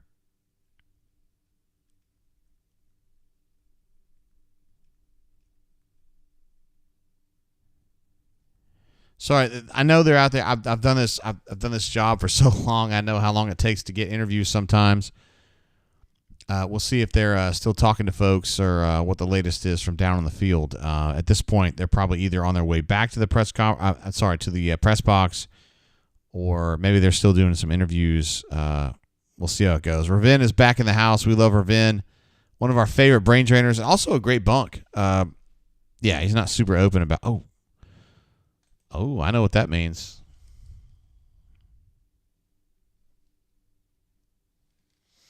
Looks like Stolte's going to be the next one up.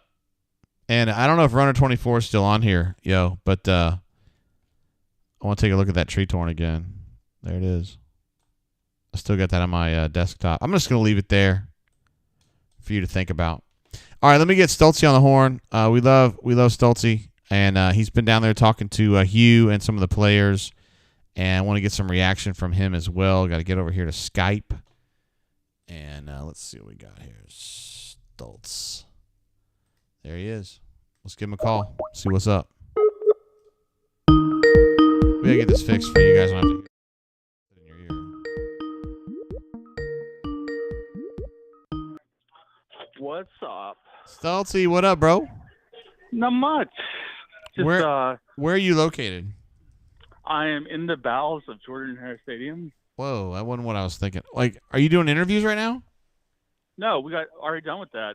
Okay. Quick to get it done, buddy. Yeah, so he popped right in? It was like 10 minutes after the game ended. Wow, that's amazing. Yeah. I've literally never had that happen as a reporter. That's great. Yeah, and then the players came in right afterwards.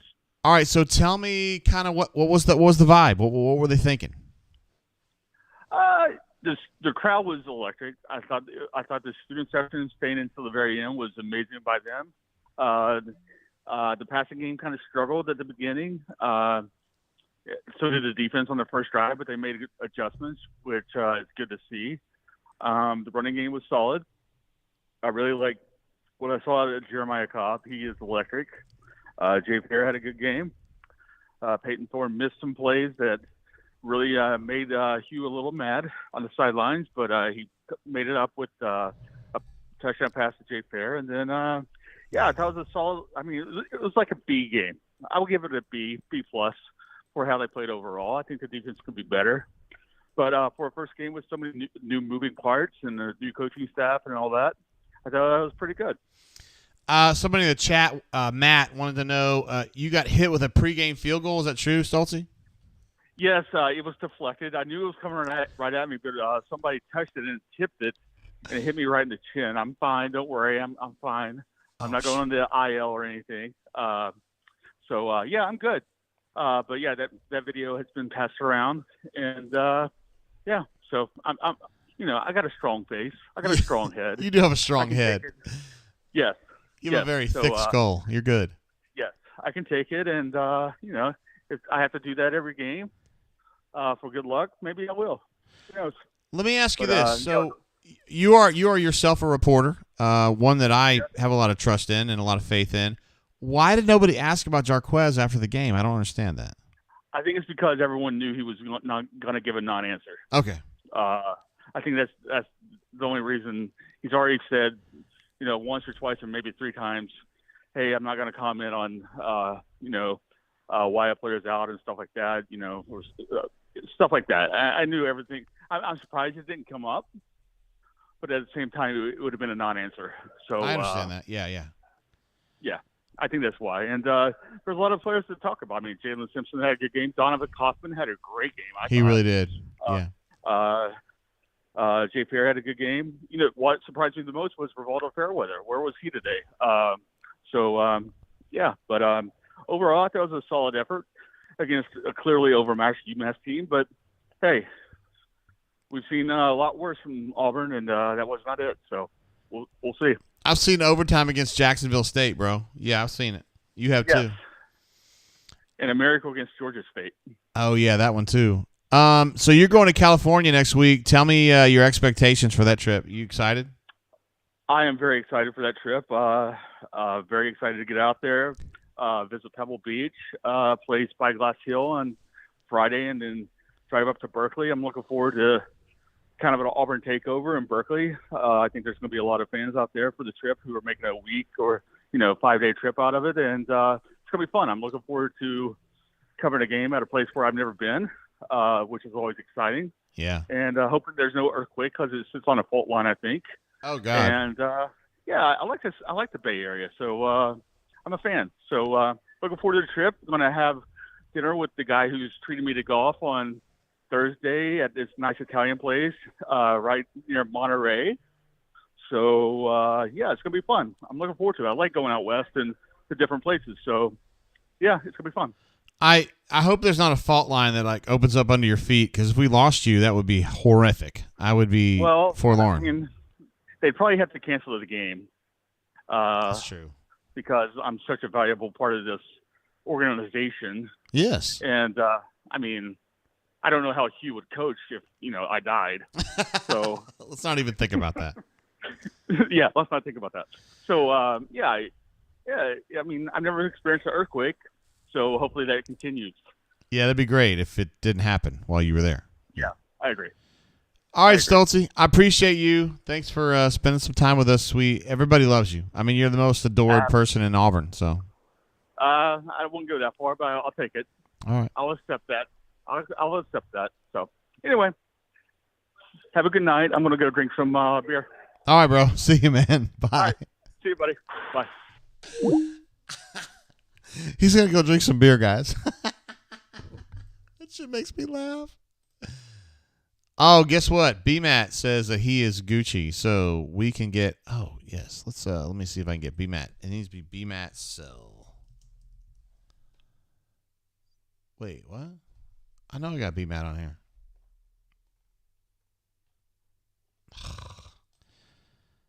Man, I mean to call him back. All right, let me get BMAT on here. I don't know why my Skype is giving me attitude, though. It's weird. Like, we live in a world where we don't know everybody's number. I text BMAT all the time. Hold on, I got hit mute. I text BMAT all the time, but I don't know his number,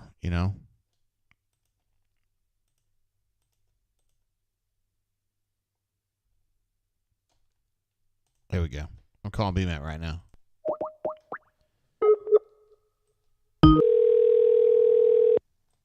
There we go.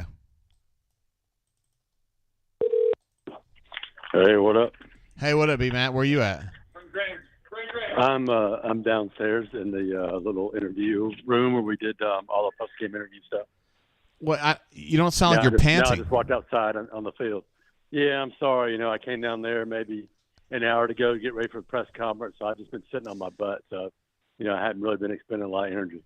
The most pressing question everybody has is, like, what's up with Jarquez and how long is this going to go? Like, do you have a feeling on that? Do you have a thought on that? Yeah, my feeling is, or he's suspended for one game, and we'll see him in California. But I can't say that with 100% certainty. And nobody asked Freeze about that, right? Well, we only got like 13 minutes, and it's not like you're screaming out questions. You got to raise your hand and get picked. Yeah. And a lot of the questions were from people who aren't there all the time, and it was, what was it like for your first game? What was your favorite moment for your first game? How did your family react? Where are you planning to go? Are you going to Waffle House after your first game? That was half of the questions at least. So it just kind of, there wasn't a lot of time to get in your specific game type questions.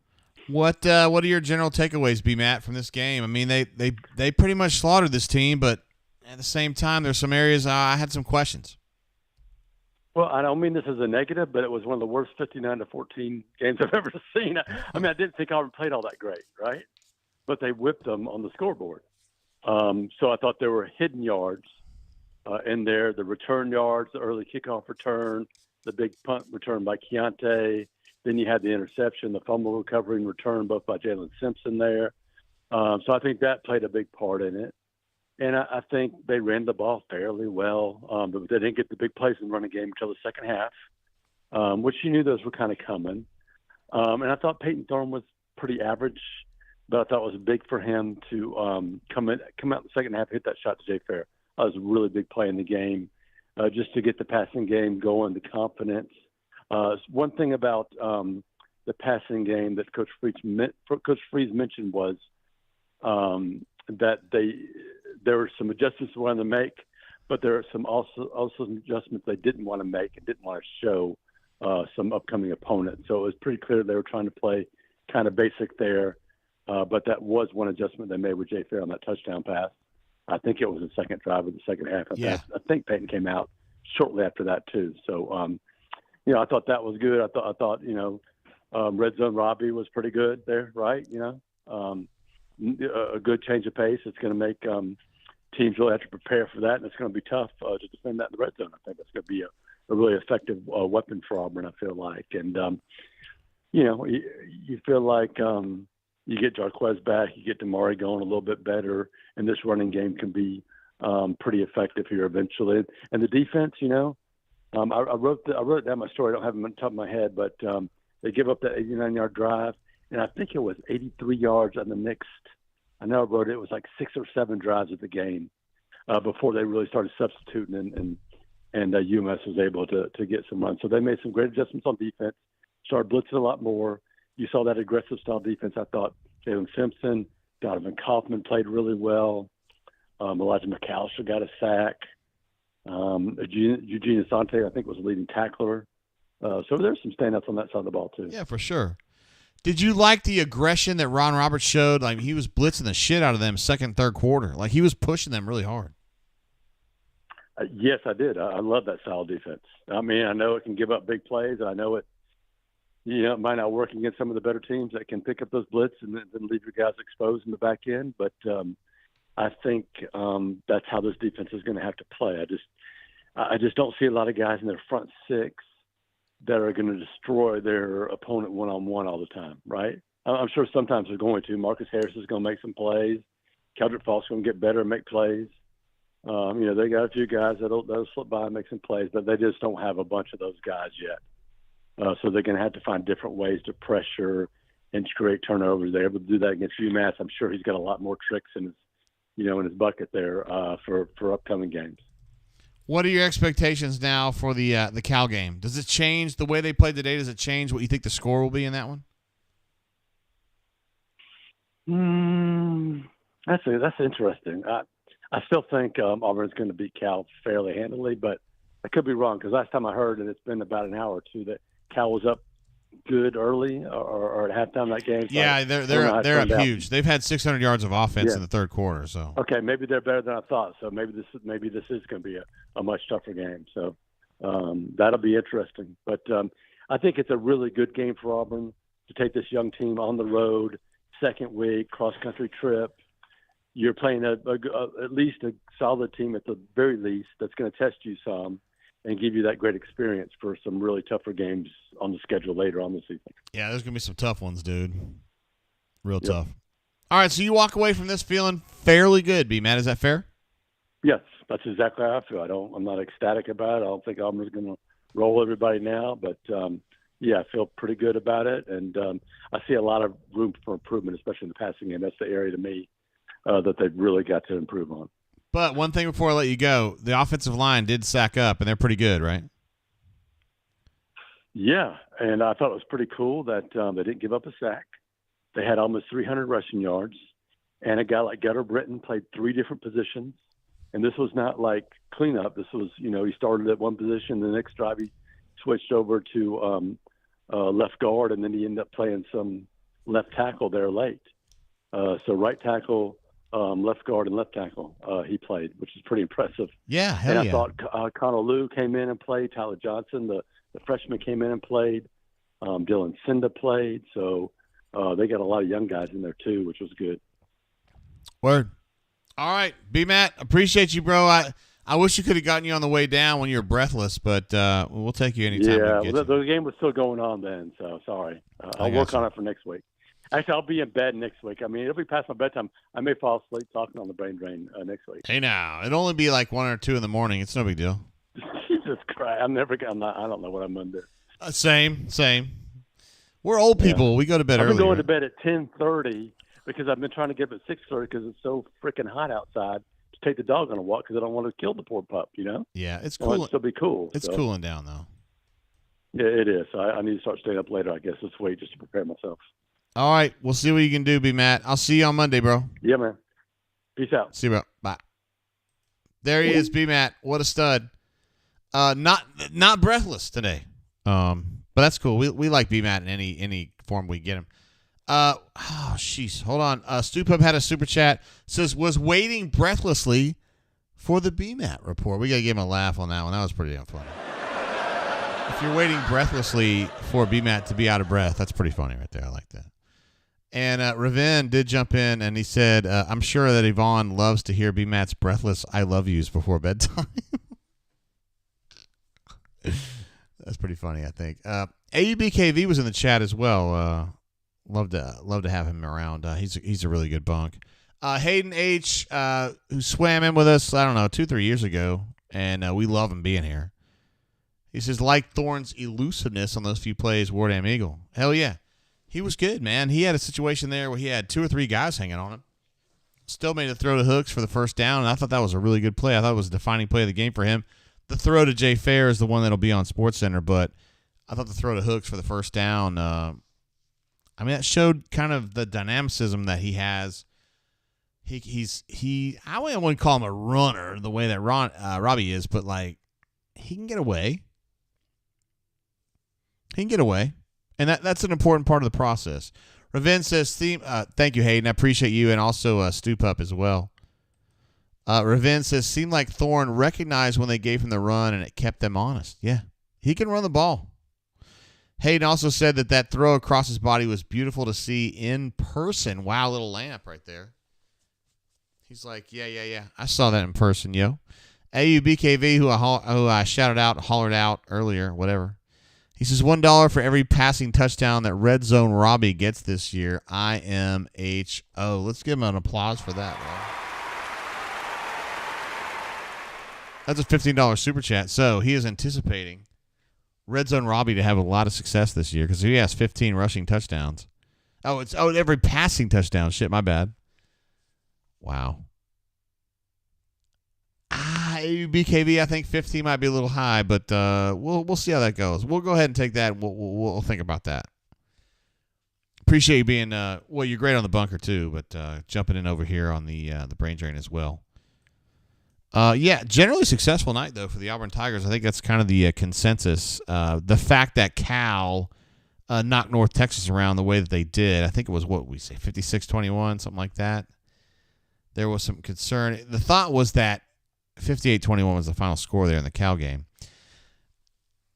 Cal kind of sucked last year, and so the thought was, they'll suck again this year, and then Auburn will go there and kick their ass. But they seem to have a little more, frankly, to be a little bit better tonight against North Texas than we expected. So I don't know if that changed the expectations. Stoltze and BMAT didn't seem to be dissuaded by that very much. J-Head didn't either. So, it is what it is.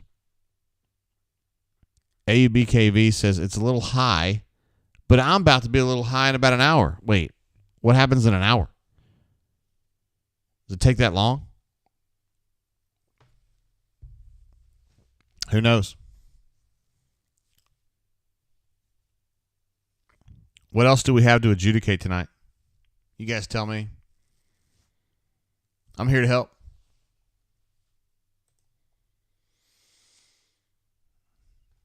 Again, kind of going back through what's going on. That game next week, 9:30, toe meets leather. Auburn at Cal. The latest kickoff of my professional career. I've been at Auburn since 98. That means we're going to be brain draining. We're going to start the brain drain around 9 Central.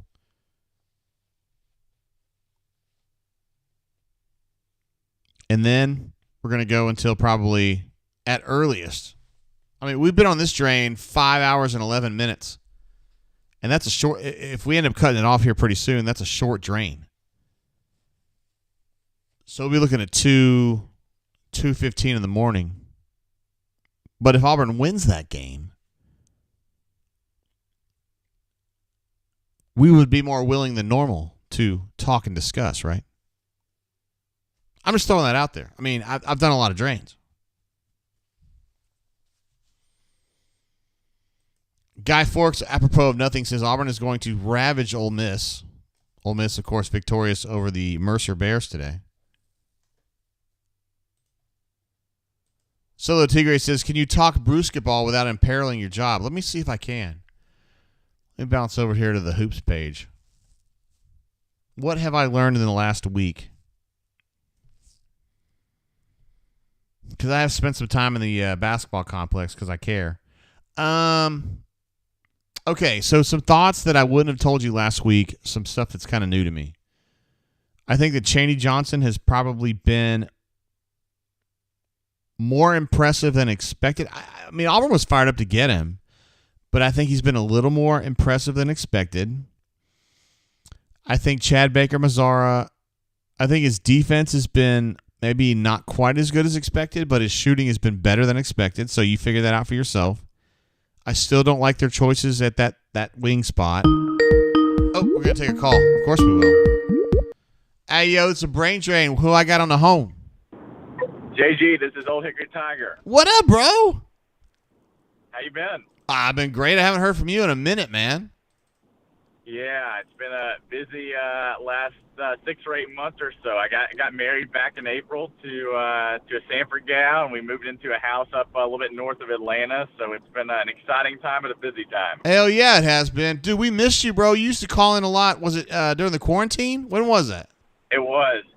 Yeah, I called in during the 2020 season quite a bit, and it's typically just tough because we make the drive up from Atlanta for the home games, and so on the way back, it's not always easiest to call in before the drain's over. But I figured I'd call in first game of the season. It was exciting to be back and get the Hugh Freeze era kicked off. What kind of vehicle are you in, bro? Because I know you're a big-time baller. I don't know about all that. I'm in a Jeep Grand Cherokee. Oh, my God! I mean, that's still a sweet-ass car, but I thought you were going to tell me like a Lamborghini Huracan or something like that. Not quite. I don't make those kind of dollars. I don't have Parsons buyout money. Yeah, he does, and he's living it up in New Mexico right now, bro.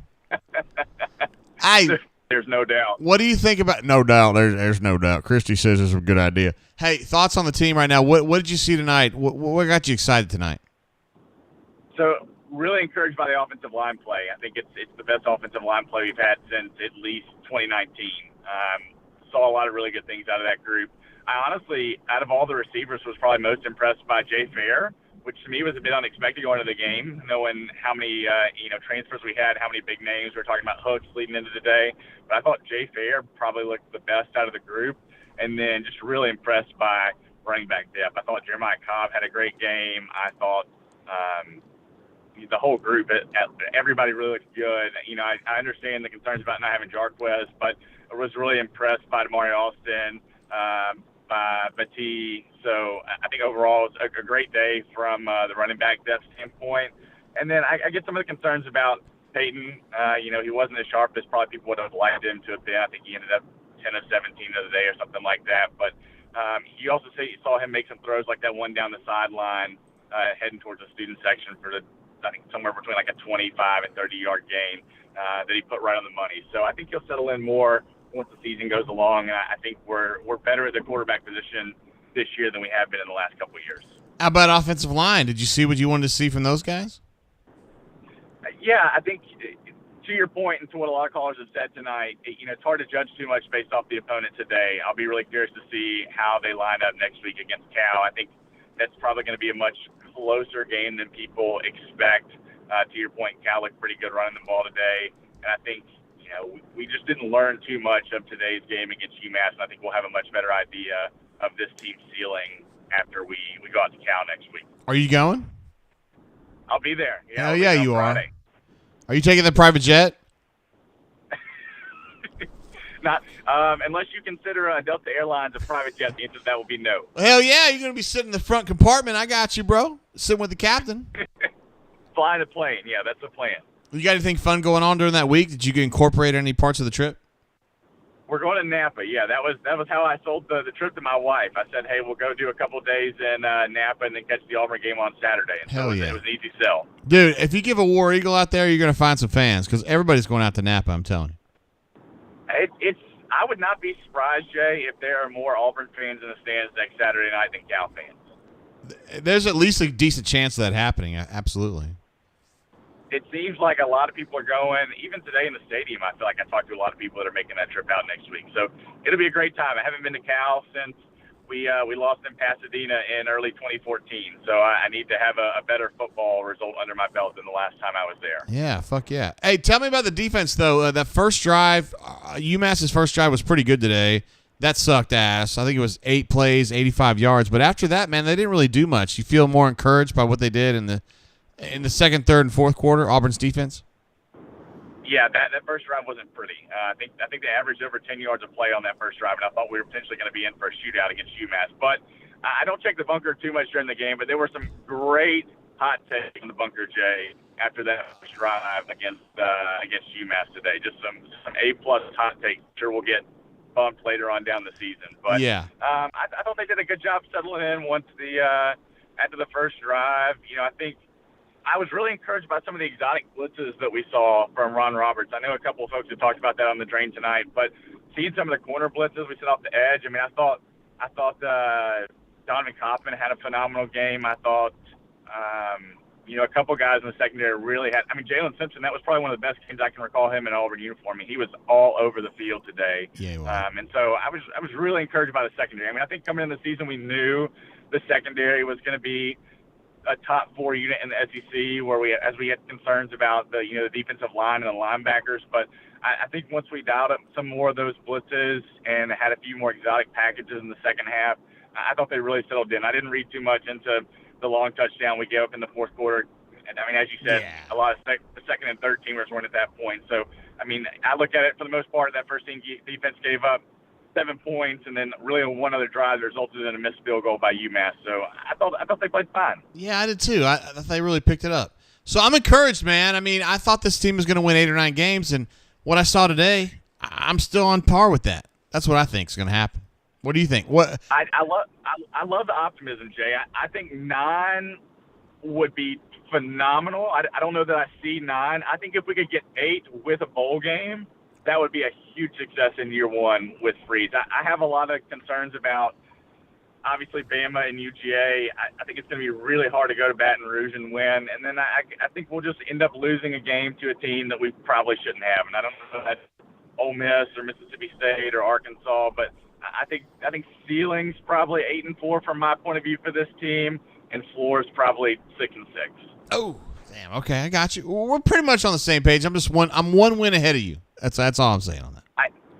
We would be, in my opinion, ahead of schedule by a good margin if they won 9 in year 1. I just think there's still a little bit of a talent gap between us and the top 3 or 4 teams in the SEC, which was to be expected given some of the recruiting woes we've had the last couple of years. But with Hugh, even if we go 6-6 or 7-5 this year, at least you can point to recruiting as a bright spot of it getting turned around. I mean, the last couple of years under Harsin, we weren't performing well on the field and weren't recruiting well. So it was hard to really be excited about the current state of the program or the future state. But what Hugh's been able to do in, just the last, 9 to 10 months on the job. I mean, I don't know what could have been expected more of Hugh than what he's been able to accomplish so far. He took a shitty program and he's made him pretty good, is what it looks like to me. So, yeah, it's phenomenal what he's done, and I was a big.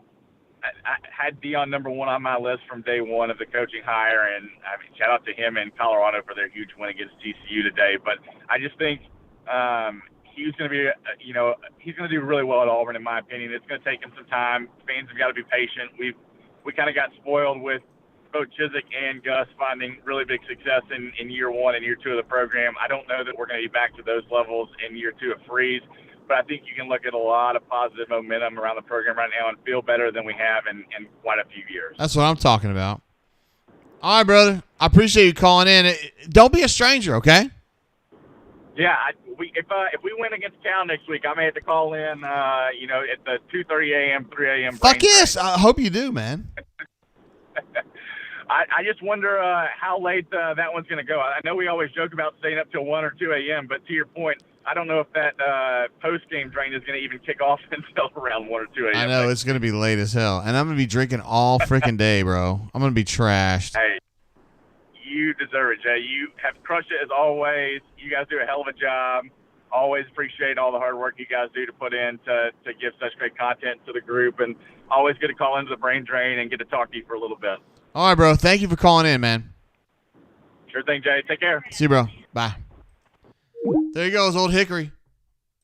Man, we haven't had Old Hickory Tiger on since the quarantine. Well, since the quarantine shows.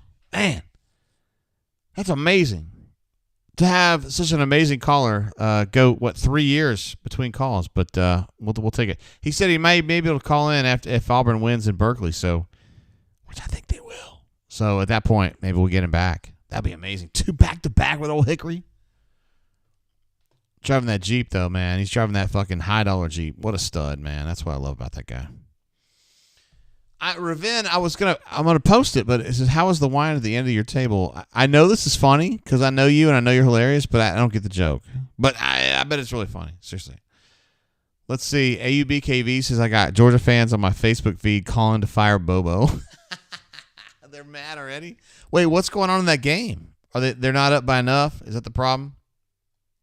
Oh, this guy knows. Pipe says, Old Hickory lays pipe. And you know who knows that? Pipe. Old Hickory definitely does. That guy, I'm telling you, that guy's an absolute stud. So what's going on in the Georgia game? Are they having trouble? 17-0 in the third quarter? I mean, yeah, it's probably not quite as bad as I thought it would be, but, I mean, shit. They probably haven't, they got 2 total yards or something.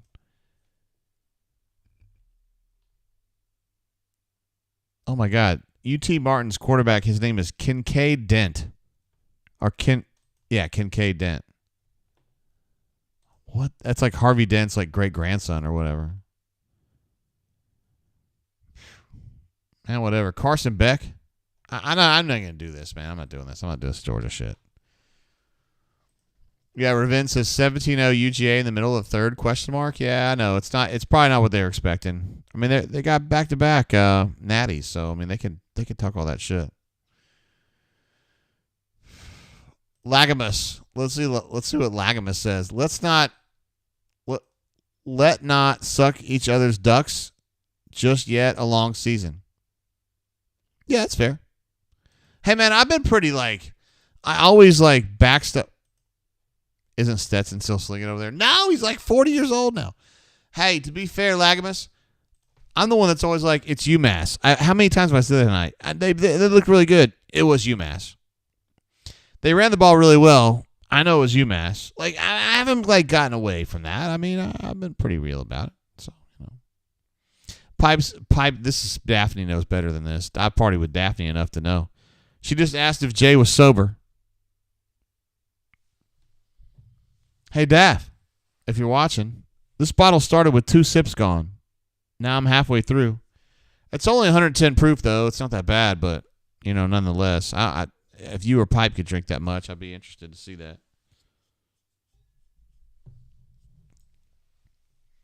Yeah, MWD says, dang, Oregon scored 81. Yeah, they did. It's not very nice, though, honestly. I think once you get up 50, you should stop. But you don't have to, but whatever. Mejo asked if Shed Jackson had a catch tonight. That's funny. That's when Missouri got the offer, they gave an offer to a guy named Bo Jackson who has no relation to actual Bo Jackson, but his name is Bo Jackson. He was like, yo, what do you think about Auburn getting involved with this? I go, bro, they've already had a Bo Jackson offspring, which is Shed. That's his nephew. I think they're Gucci. AUBKV says Buffalo Trace is poor. Then he changes it to poured. Is poured. Yeah. AUBKV was earlier. He goes, hey, man, I got some Buffalo Trace. Do you think I should open it? And everybody who's ever had Buffalo Trace is like, yeah. Like it's like saying, hey, man, I got this thing called a Sprite. And I don't know if you guys want this, but I'm willing to open the Sprite if you guys think it's good enough. And you're like, yeah, man. We got Sprite everywhere. Like, everybody who's trying to drink bourbon's got like 15 Buffalo Traces, bro. So, I mean, I'm not hating. It's a fine bourbon, but you don't have anything like really coveted. Corey Dubs has got to watch that duck sucking. Tim Apple's rolling over in his grave. Wait, he's not dead yet. Freaking out over that. AUBKV says, I effing love the brain drain. What, is this your first time on here, Poppy? It may be. He's a great bunk, though. I just realized during the call with Old Hickory Tiger that it still says 1 week away right here. So that's on me. That is a graphic that I did not update from last week. There is absolutely no way I could update that now. So we're just going to have to roll with it. Let's pretend like it's 1 week away from the trip to Berkeley. We'll just leave it at that. Yeah. And AUBKV says, no, first time. It's like my 31st time. Dude, it's like my 33rd time. So you're not that far behind me, are you? I don't know if Runner 24 is on here, but I'm going to put this back up for him. He thinks that Keds are better. He thinks Keds are a better tell, but they're not. Tree Torns are a better tell, my man. Actually, the best tell ever is a Volkswagen Cabriolet, but whatever. Here's the situation. The Auburn Tigers won the game today convincingly by a score of 59-14. They're now 1-0. They're going to Berkeley next week. Cal beat North Texas like 59-21 or something. And now I'm supposed to be scared of Berkeley. I'm not. They don't have Marshawn Lynch is not walking through that door. Aaron Rodgers is not walking through that door. And fucking Jason Kidd's not walking through that door. And the tight end from the Falcons, Tony Gonzalez is not walking through that door. And if they do, they're going to be gray and old. Okay? Medro says, this is a question, not a statement. There's a condom pocket in Tree Torns, am I right? No, that is in the Kangaroos. That is in the Ruse, which I owned in 82 and I was very proud of. I did not have a condom in there because I was like 8. However, you did have a zipper pocket. Now, here's someone that does not chat a lot here on the show. It's Courtney T, last name redacted. It says someone is getting lit. Sounds like she's talking about herself and not about her hubby. Well, I'm sorry. Whoever her hubby may be. That's probably administrative assistant, though. You think I should wrap it up, guys? Is it that time? I don't know if it is or isn't. Pipe says, pipe down, Courtney. No, he's not saying to shut down. He's saying the pipe is going down. Ravin says, is that someone AA? Of course, Ravin is a fan of AA. AA is a fan of Ravin. Also, Ravin's outstanding wife. So he's basically part of the family. Lagamus says, this will be the test with travel. No classes this week for the guys. Wow, interesting. I hadn't thought about that. Good idea, Lagamus. AUBKV says, at Courtney Tate, are you related to our Commodore? Courtney, thoughts? This is pretty funny right here. Ravin says, Courtney Tate has perfected the art of bourbon napping. Courtney has taken a bourbon nap or two. Although, to be fair, her husband has taken a few bourbon naps in his life, too.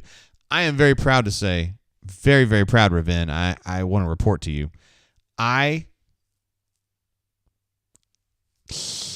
don't know if I can say this. Like, I don't know if the legal team, the legal team is going to be okay with this, but I think I outdrank Courtney last night, which is if that's true, I said if true, it would be the first time in my life that I've ever actually done that, to actually outdrink Courtney, because I drank a ton last night.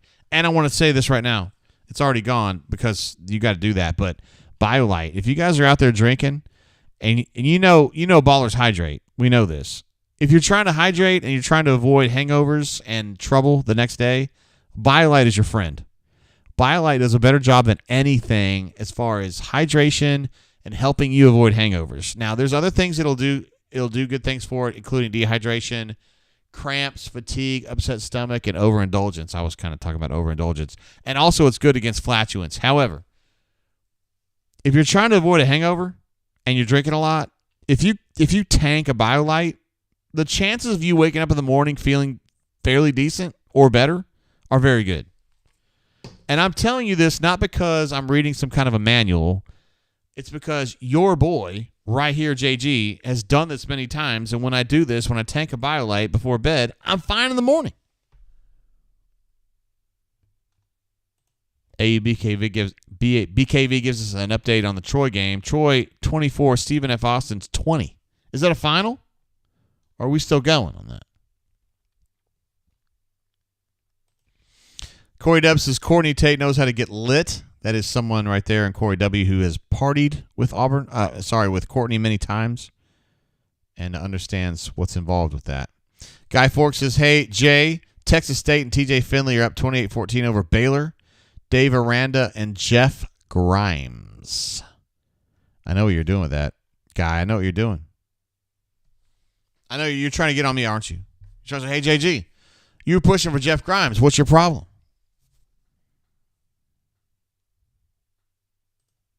Pipe says, can I purchase BioLite in my area? Yeah, you can. It's across America, Pipe. If you can buy a Cincy Blitzboard there, then you can buy BioLite. That's your test, okay? Jeez. Spread says, BioLite in a bad situation with 2 Tylenol will save you. Spread, thank you. That is very true. Oh, my gosh. I missed a call from D-Lucky. Hold on. I got to get this back up. Hey, D-Lucky, hit me again, Bobby. I got you. I've already shouted you out like 15 times tonight. But I'll do it again because I love you. Like, of all the people I've met on the bunker, and there have been a bunch, D-Lucky is my actual brother. Like, I think my mom and his mom may be the same person. I don't know. I don't want to ask questions too much. I don't want to go down that road too far. It's uncomfortable, these conversations we have to have, but I feel like D-Lucky is probably my brother. Love the guy like a brother. And I don't even have a brother unless it's him, in which case, then we would. There he is. What up, D-Lucky? What's good, JG? Man, I hadn't seen you in so long, bro. Yeah, it's been, 30 hours, maybe? Yeah, something like that. It sure was nice to hang out with you yesterday again. Oh, yeah, I enjoyed it. This is always good company. This is technically the 3rd time I've talked to you this week. Well, we text, so it's probably more like 5 times this week. Yeah, at least. What did you think about that game tonight, Poppy? Mixed bags for me. I'm trying to remember how I felt last season and the opener. And I thought we played a clean game last year, and I was really happy that we had no turnovers and no penalties and all that kind of stuff. And I thought that was like a really good sign. And then I was thinking about this game, and I had the same thoughts, and I was like, oh, shit, is this, Twilight Zone? Are we back to that again? But hopefully not. I thought the offensive line was average for what I was expecting. Thought pass blocking was pretty good. Run blocking, I would have liked to see a little bit more push. I think they created small holes, but they did not move the line of scrimmage, which is what I would like to have happen from them. pass rush. We need more pass rush without blitzing. I know that was always a concern of ours, so I didn't see enough of that. But hopefully that will come as we get some more folks healthy and come back. And then, some good adjustments on offense. I like Robbie as the goal line back, as it were, especially with Jerquez being out. That was kind of what I thought would happen if he did not play. Would be a lot more Robbie, and so that was good to see because we don't necessarily have a big back when Jerquez is out. I mean, what about Sean Jackson? Well late. What about Action Jackson? He played well late. Yeah, he played well late. Yeah, he did. But that was also against UMass's second and third teamers, I assume. So, that is not my preferred choice to have Sean Jackson with goal line carries in a meaningful situation. God bless him and God bless us if we get there. But, hopefully we don't have that. Do you think that, in your mind, is there a quarterback quandary of this team? It was a little tough because there wasn't anything that I saw that Peyton did that was, great. There wasn't anything I looked at and was like, oh, okay, I get it. So he was okay. Robbie has that element that still, sets him apart. He did okay on his passes. So to me, if you have that same level of passing proficiency between the two, and you got Robbie with kind of a difference maker skill set with his legs, then to me, Robbie kind of seems like the one that you would play more. But we haven't seen him against, a defense that's going to test him and going to take away the running game and, limit Robbie's running ability and make him, throw the ball. So that will be a bigger test as when we get against a defense that does that against both of them and see how they play then. So I think the split was a really good split for what we wanted to see. I think both of them got some really good minutes. And so that worked out well. And Gurner looked good in the time that he was there. He had some couple nice balls. So, again, it wasn't against the starters, but he looked good throwing the ball. Yeah. Does this game change at all what you expected for the season? Did this affirm anything for you? Or did it kind of wash anything away? What did you see based on what you thought the season was going to look like? No, still on track. This one was going to be a W. This one's going to be hopefully a pretty easy win. Next week we'll tell a little bit more of the tale. If we can go on the road and play clean again and have some balanced offense and see some improvement in defense, then and come out of there with a win, then we'll be on track. I didn't see anything to dissuade. I think we're an 8-ish win team. So I think that's still in place. Hopefully we don't do anything to change that. But to have play as well as we did and not have our starting tailback out there, it's pretty damn good. Yeah, absolutely. And did you like the aggression the defense showed after that nasty, awful, terrible first drive? I do. Considering that we did not get a lot of pressure on that opening drive, just with the base. For them not to sit in that for 2 or 3 more drives and let the game be close, they went ahead and said, "Okay, let's end this shit right now," and made some adjustments and stopped them from that point forward until the late touchdown against the backups. That's ideally what you want to see. Make the adjustment, put it into it, get some confidence with the guys, and then just keep working on like I said, making the base defense a little bit better going forward. All right. Any individual players really kind of blow your mind tonight? Anybody way above your expectations? On defense, Kaufman was great. He was all over the place, so that was good to see. Looked like he stepped up from last year. And Asante showing up, considering he was there last year, and hell, I don't think anybody remembered him being on the field at all. He was all over the place today too, so that's a really good sign. I was worried about linebacker play. For sure, and it looks like we got at least one. He was really dynamic out there. So those two were pretty impressive. I like the wide receivers, Hooks and Fair. Yeah, Jay Fair looked good. He looked good tonight. Yeah, both of them look good. Having somebody with that kind of side hooks, he's going to make some down the field plays and some contested plays that are going to pay off for us for real. He looked really good. It's been a while since we had someone with that kind of size that can also catch the ball. I think we've had somebody with size like that, but maybe catching wasn't their forte, even though they played wide receiver. So it was good to have somebody that kind of can do both of those, have some size and give us that ability to go up top if we need to. Bo's Great says D Lucky is the songbird of our generation. I don't know what that means, D Lucky, but it sounds good. Sounds good. I think it's an album title. I'm not sure the artist, but it sounds like an album title. But I'll take it. I'll run with it. Well, Kenny G had a song called Songbird. I don't know if that helps you. Do you feel like you're an alto sax? If I was going to be a sax, I'd probably be baritone. Probably more baritone. Yeah. Not everybody's taste. Not something you always see. But, when I get into my grooves, I got a fan or two. Is it possible that you and I are brothers? Is it possible? I think it's possible. It's possible. I mean, DNA would have to prove that out. But, yeah, it's possible down the line. All right. I mean, yeah. Yeah. Yeah, yes. The answer is yes. Yeah. Yeah, absolutely possible. Do you have any final words that could make us all be friends, everybody in the whole chat? Damn Eagles are the only ones I got. If that would do it. That would do it. Those, yeah.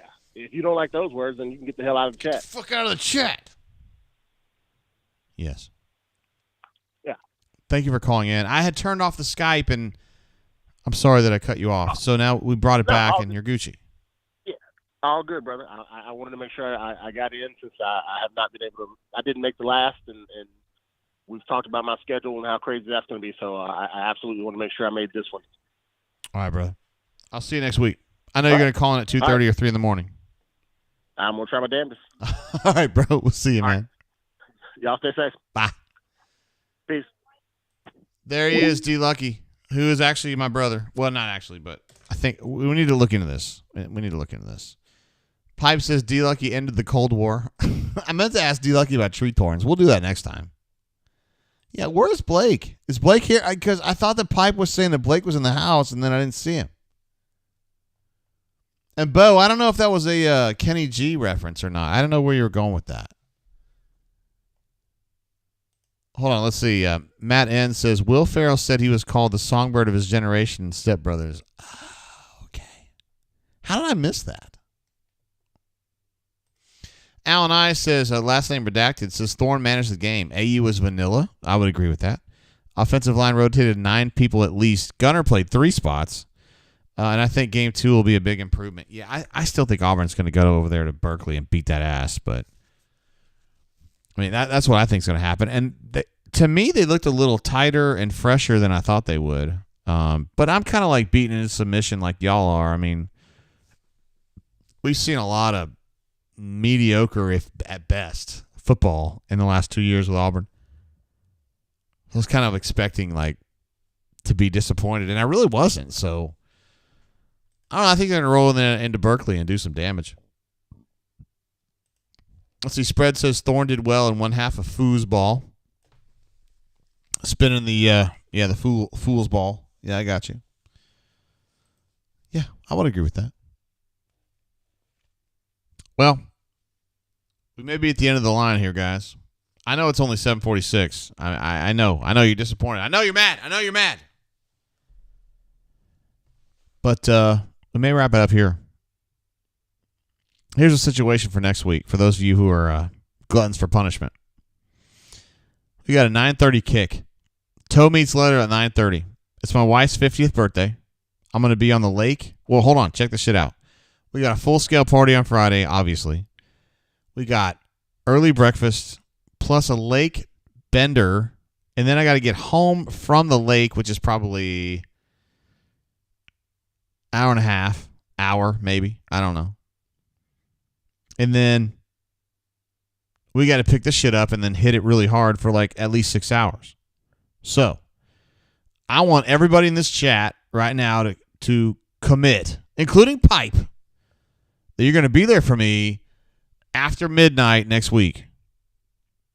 Because this is going to be the biggest challenge we've ever faced on the brain drain, and that includes beating COVID and other challenges we have faced.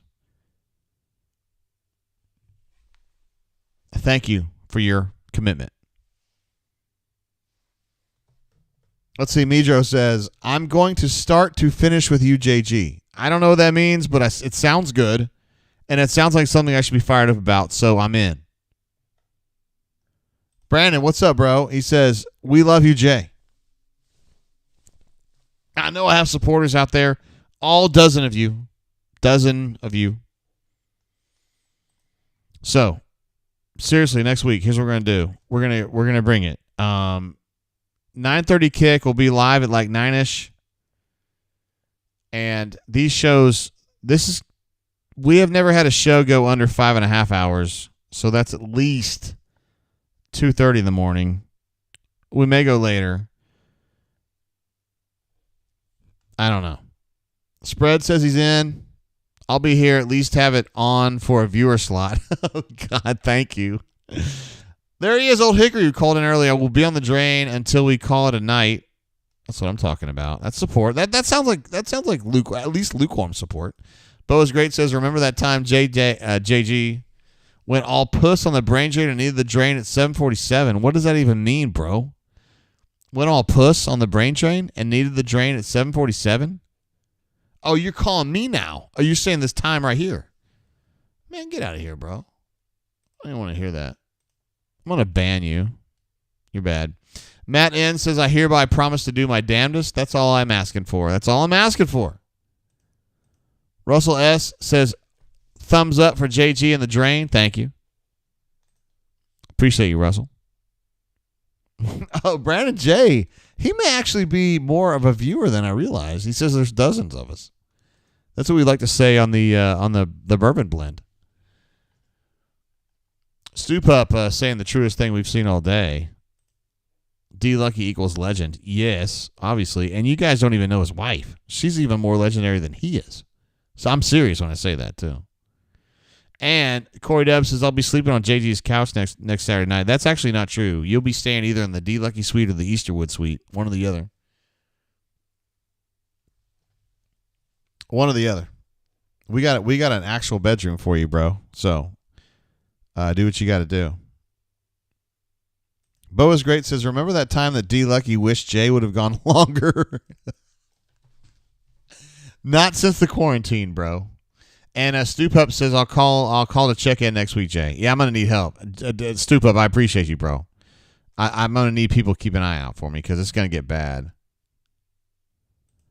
Let's see. ABKV says, settle a dispute. Was Hugh Freeze wearing what you would call a hoodie?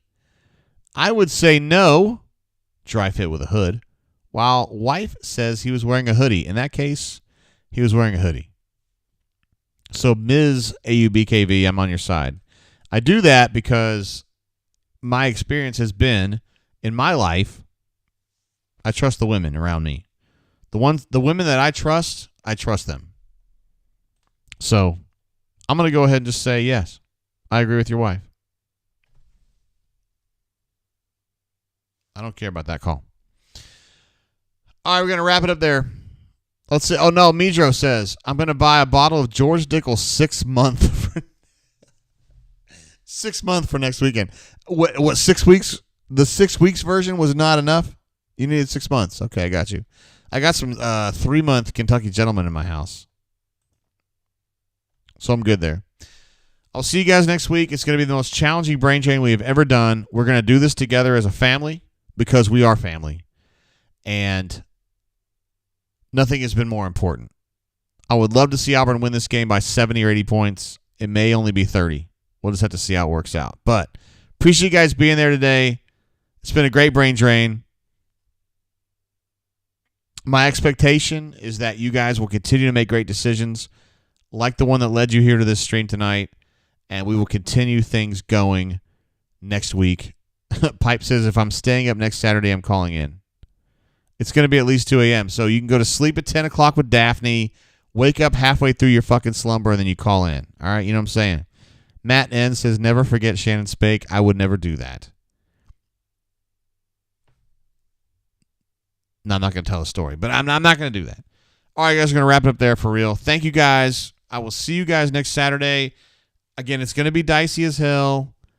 I don't know how we're going to do it, but we're going to do it. Together, we're family. This is how we do things, all right? And we'll have CW. We'll have Corey with us, too. Appreciate you guys. Love you guys. I'll see you then. Peace. Let's do it. Ready for next week. All right.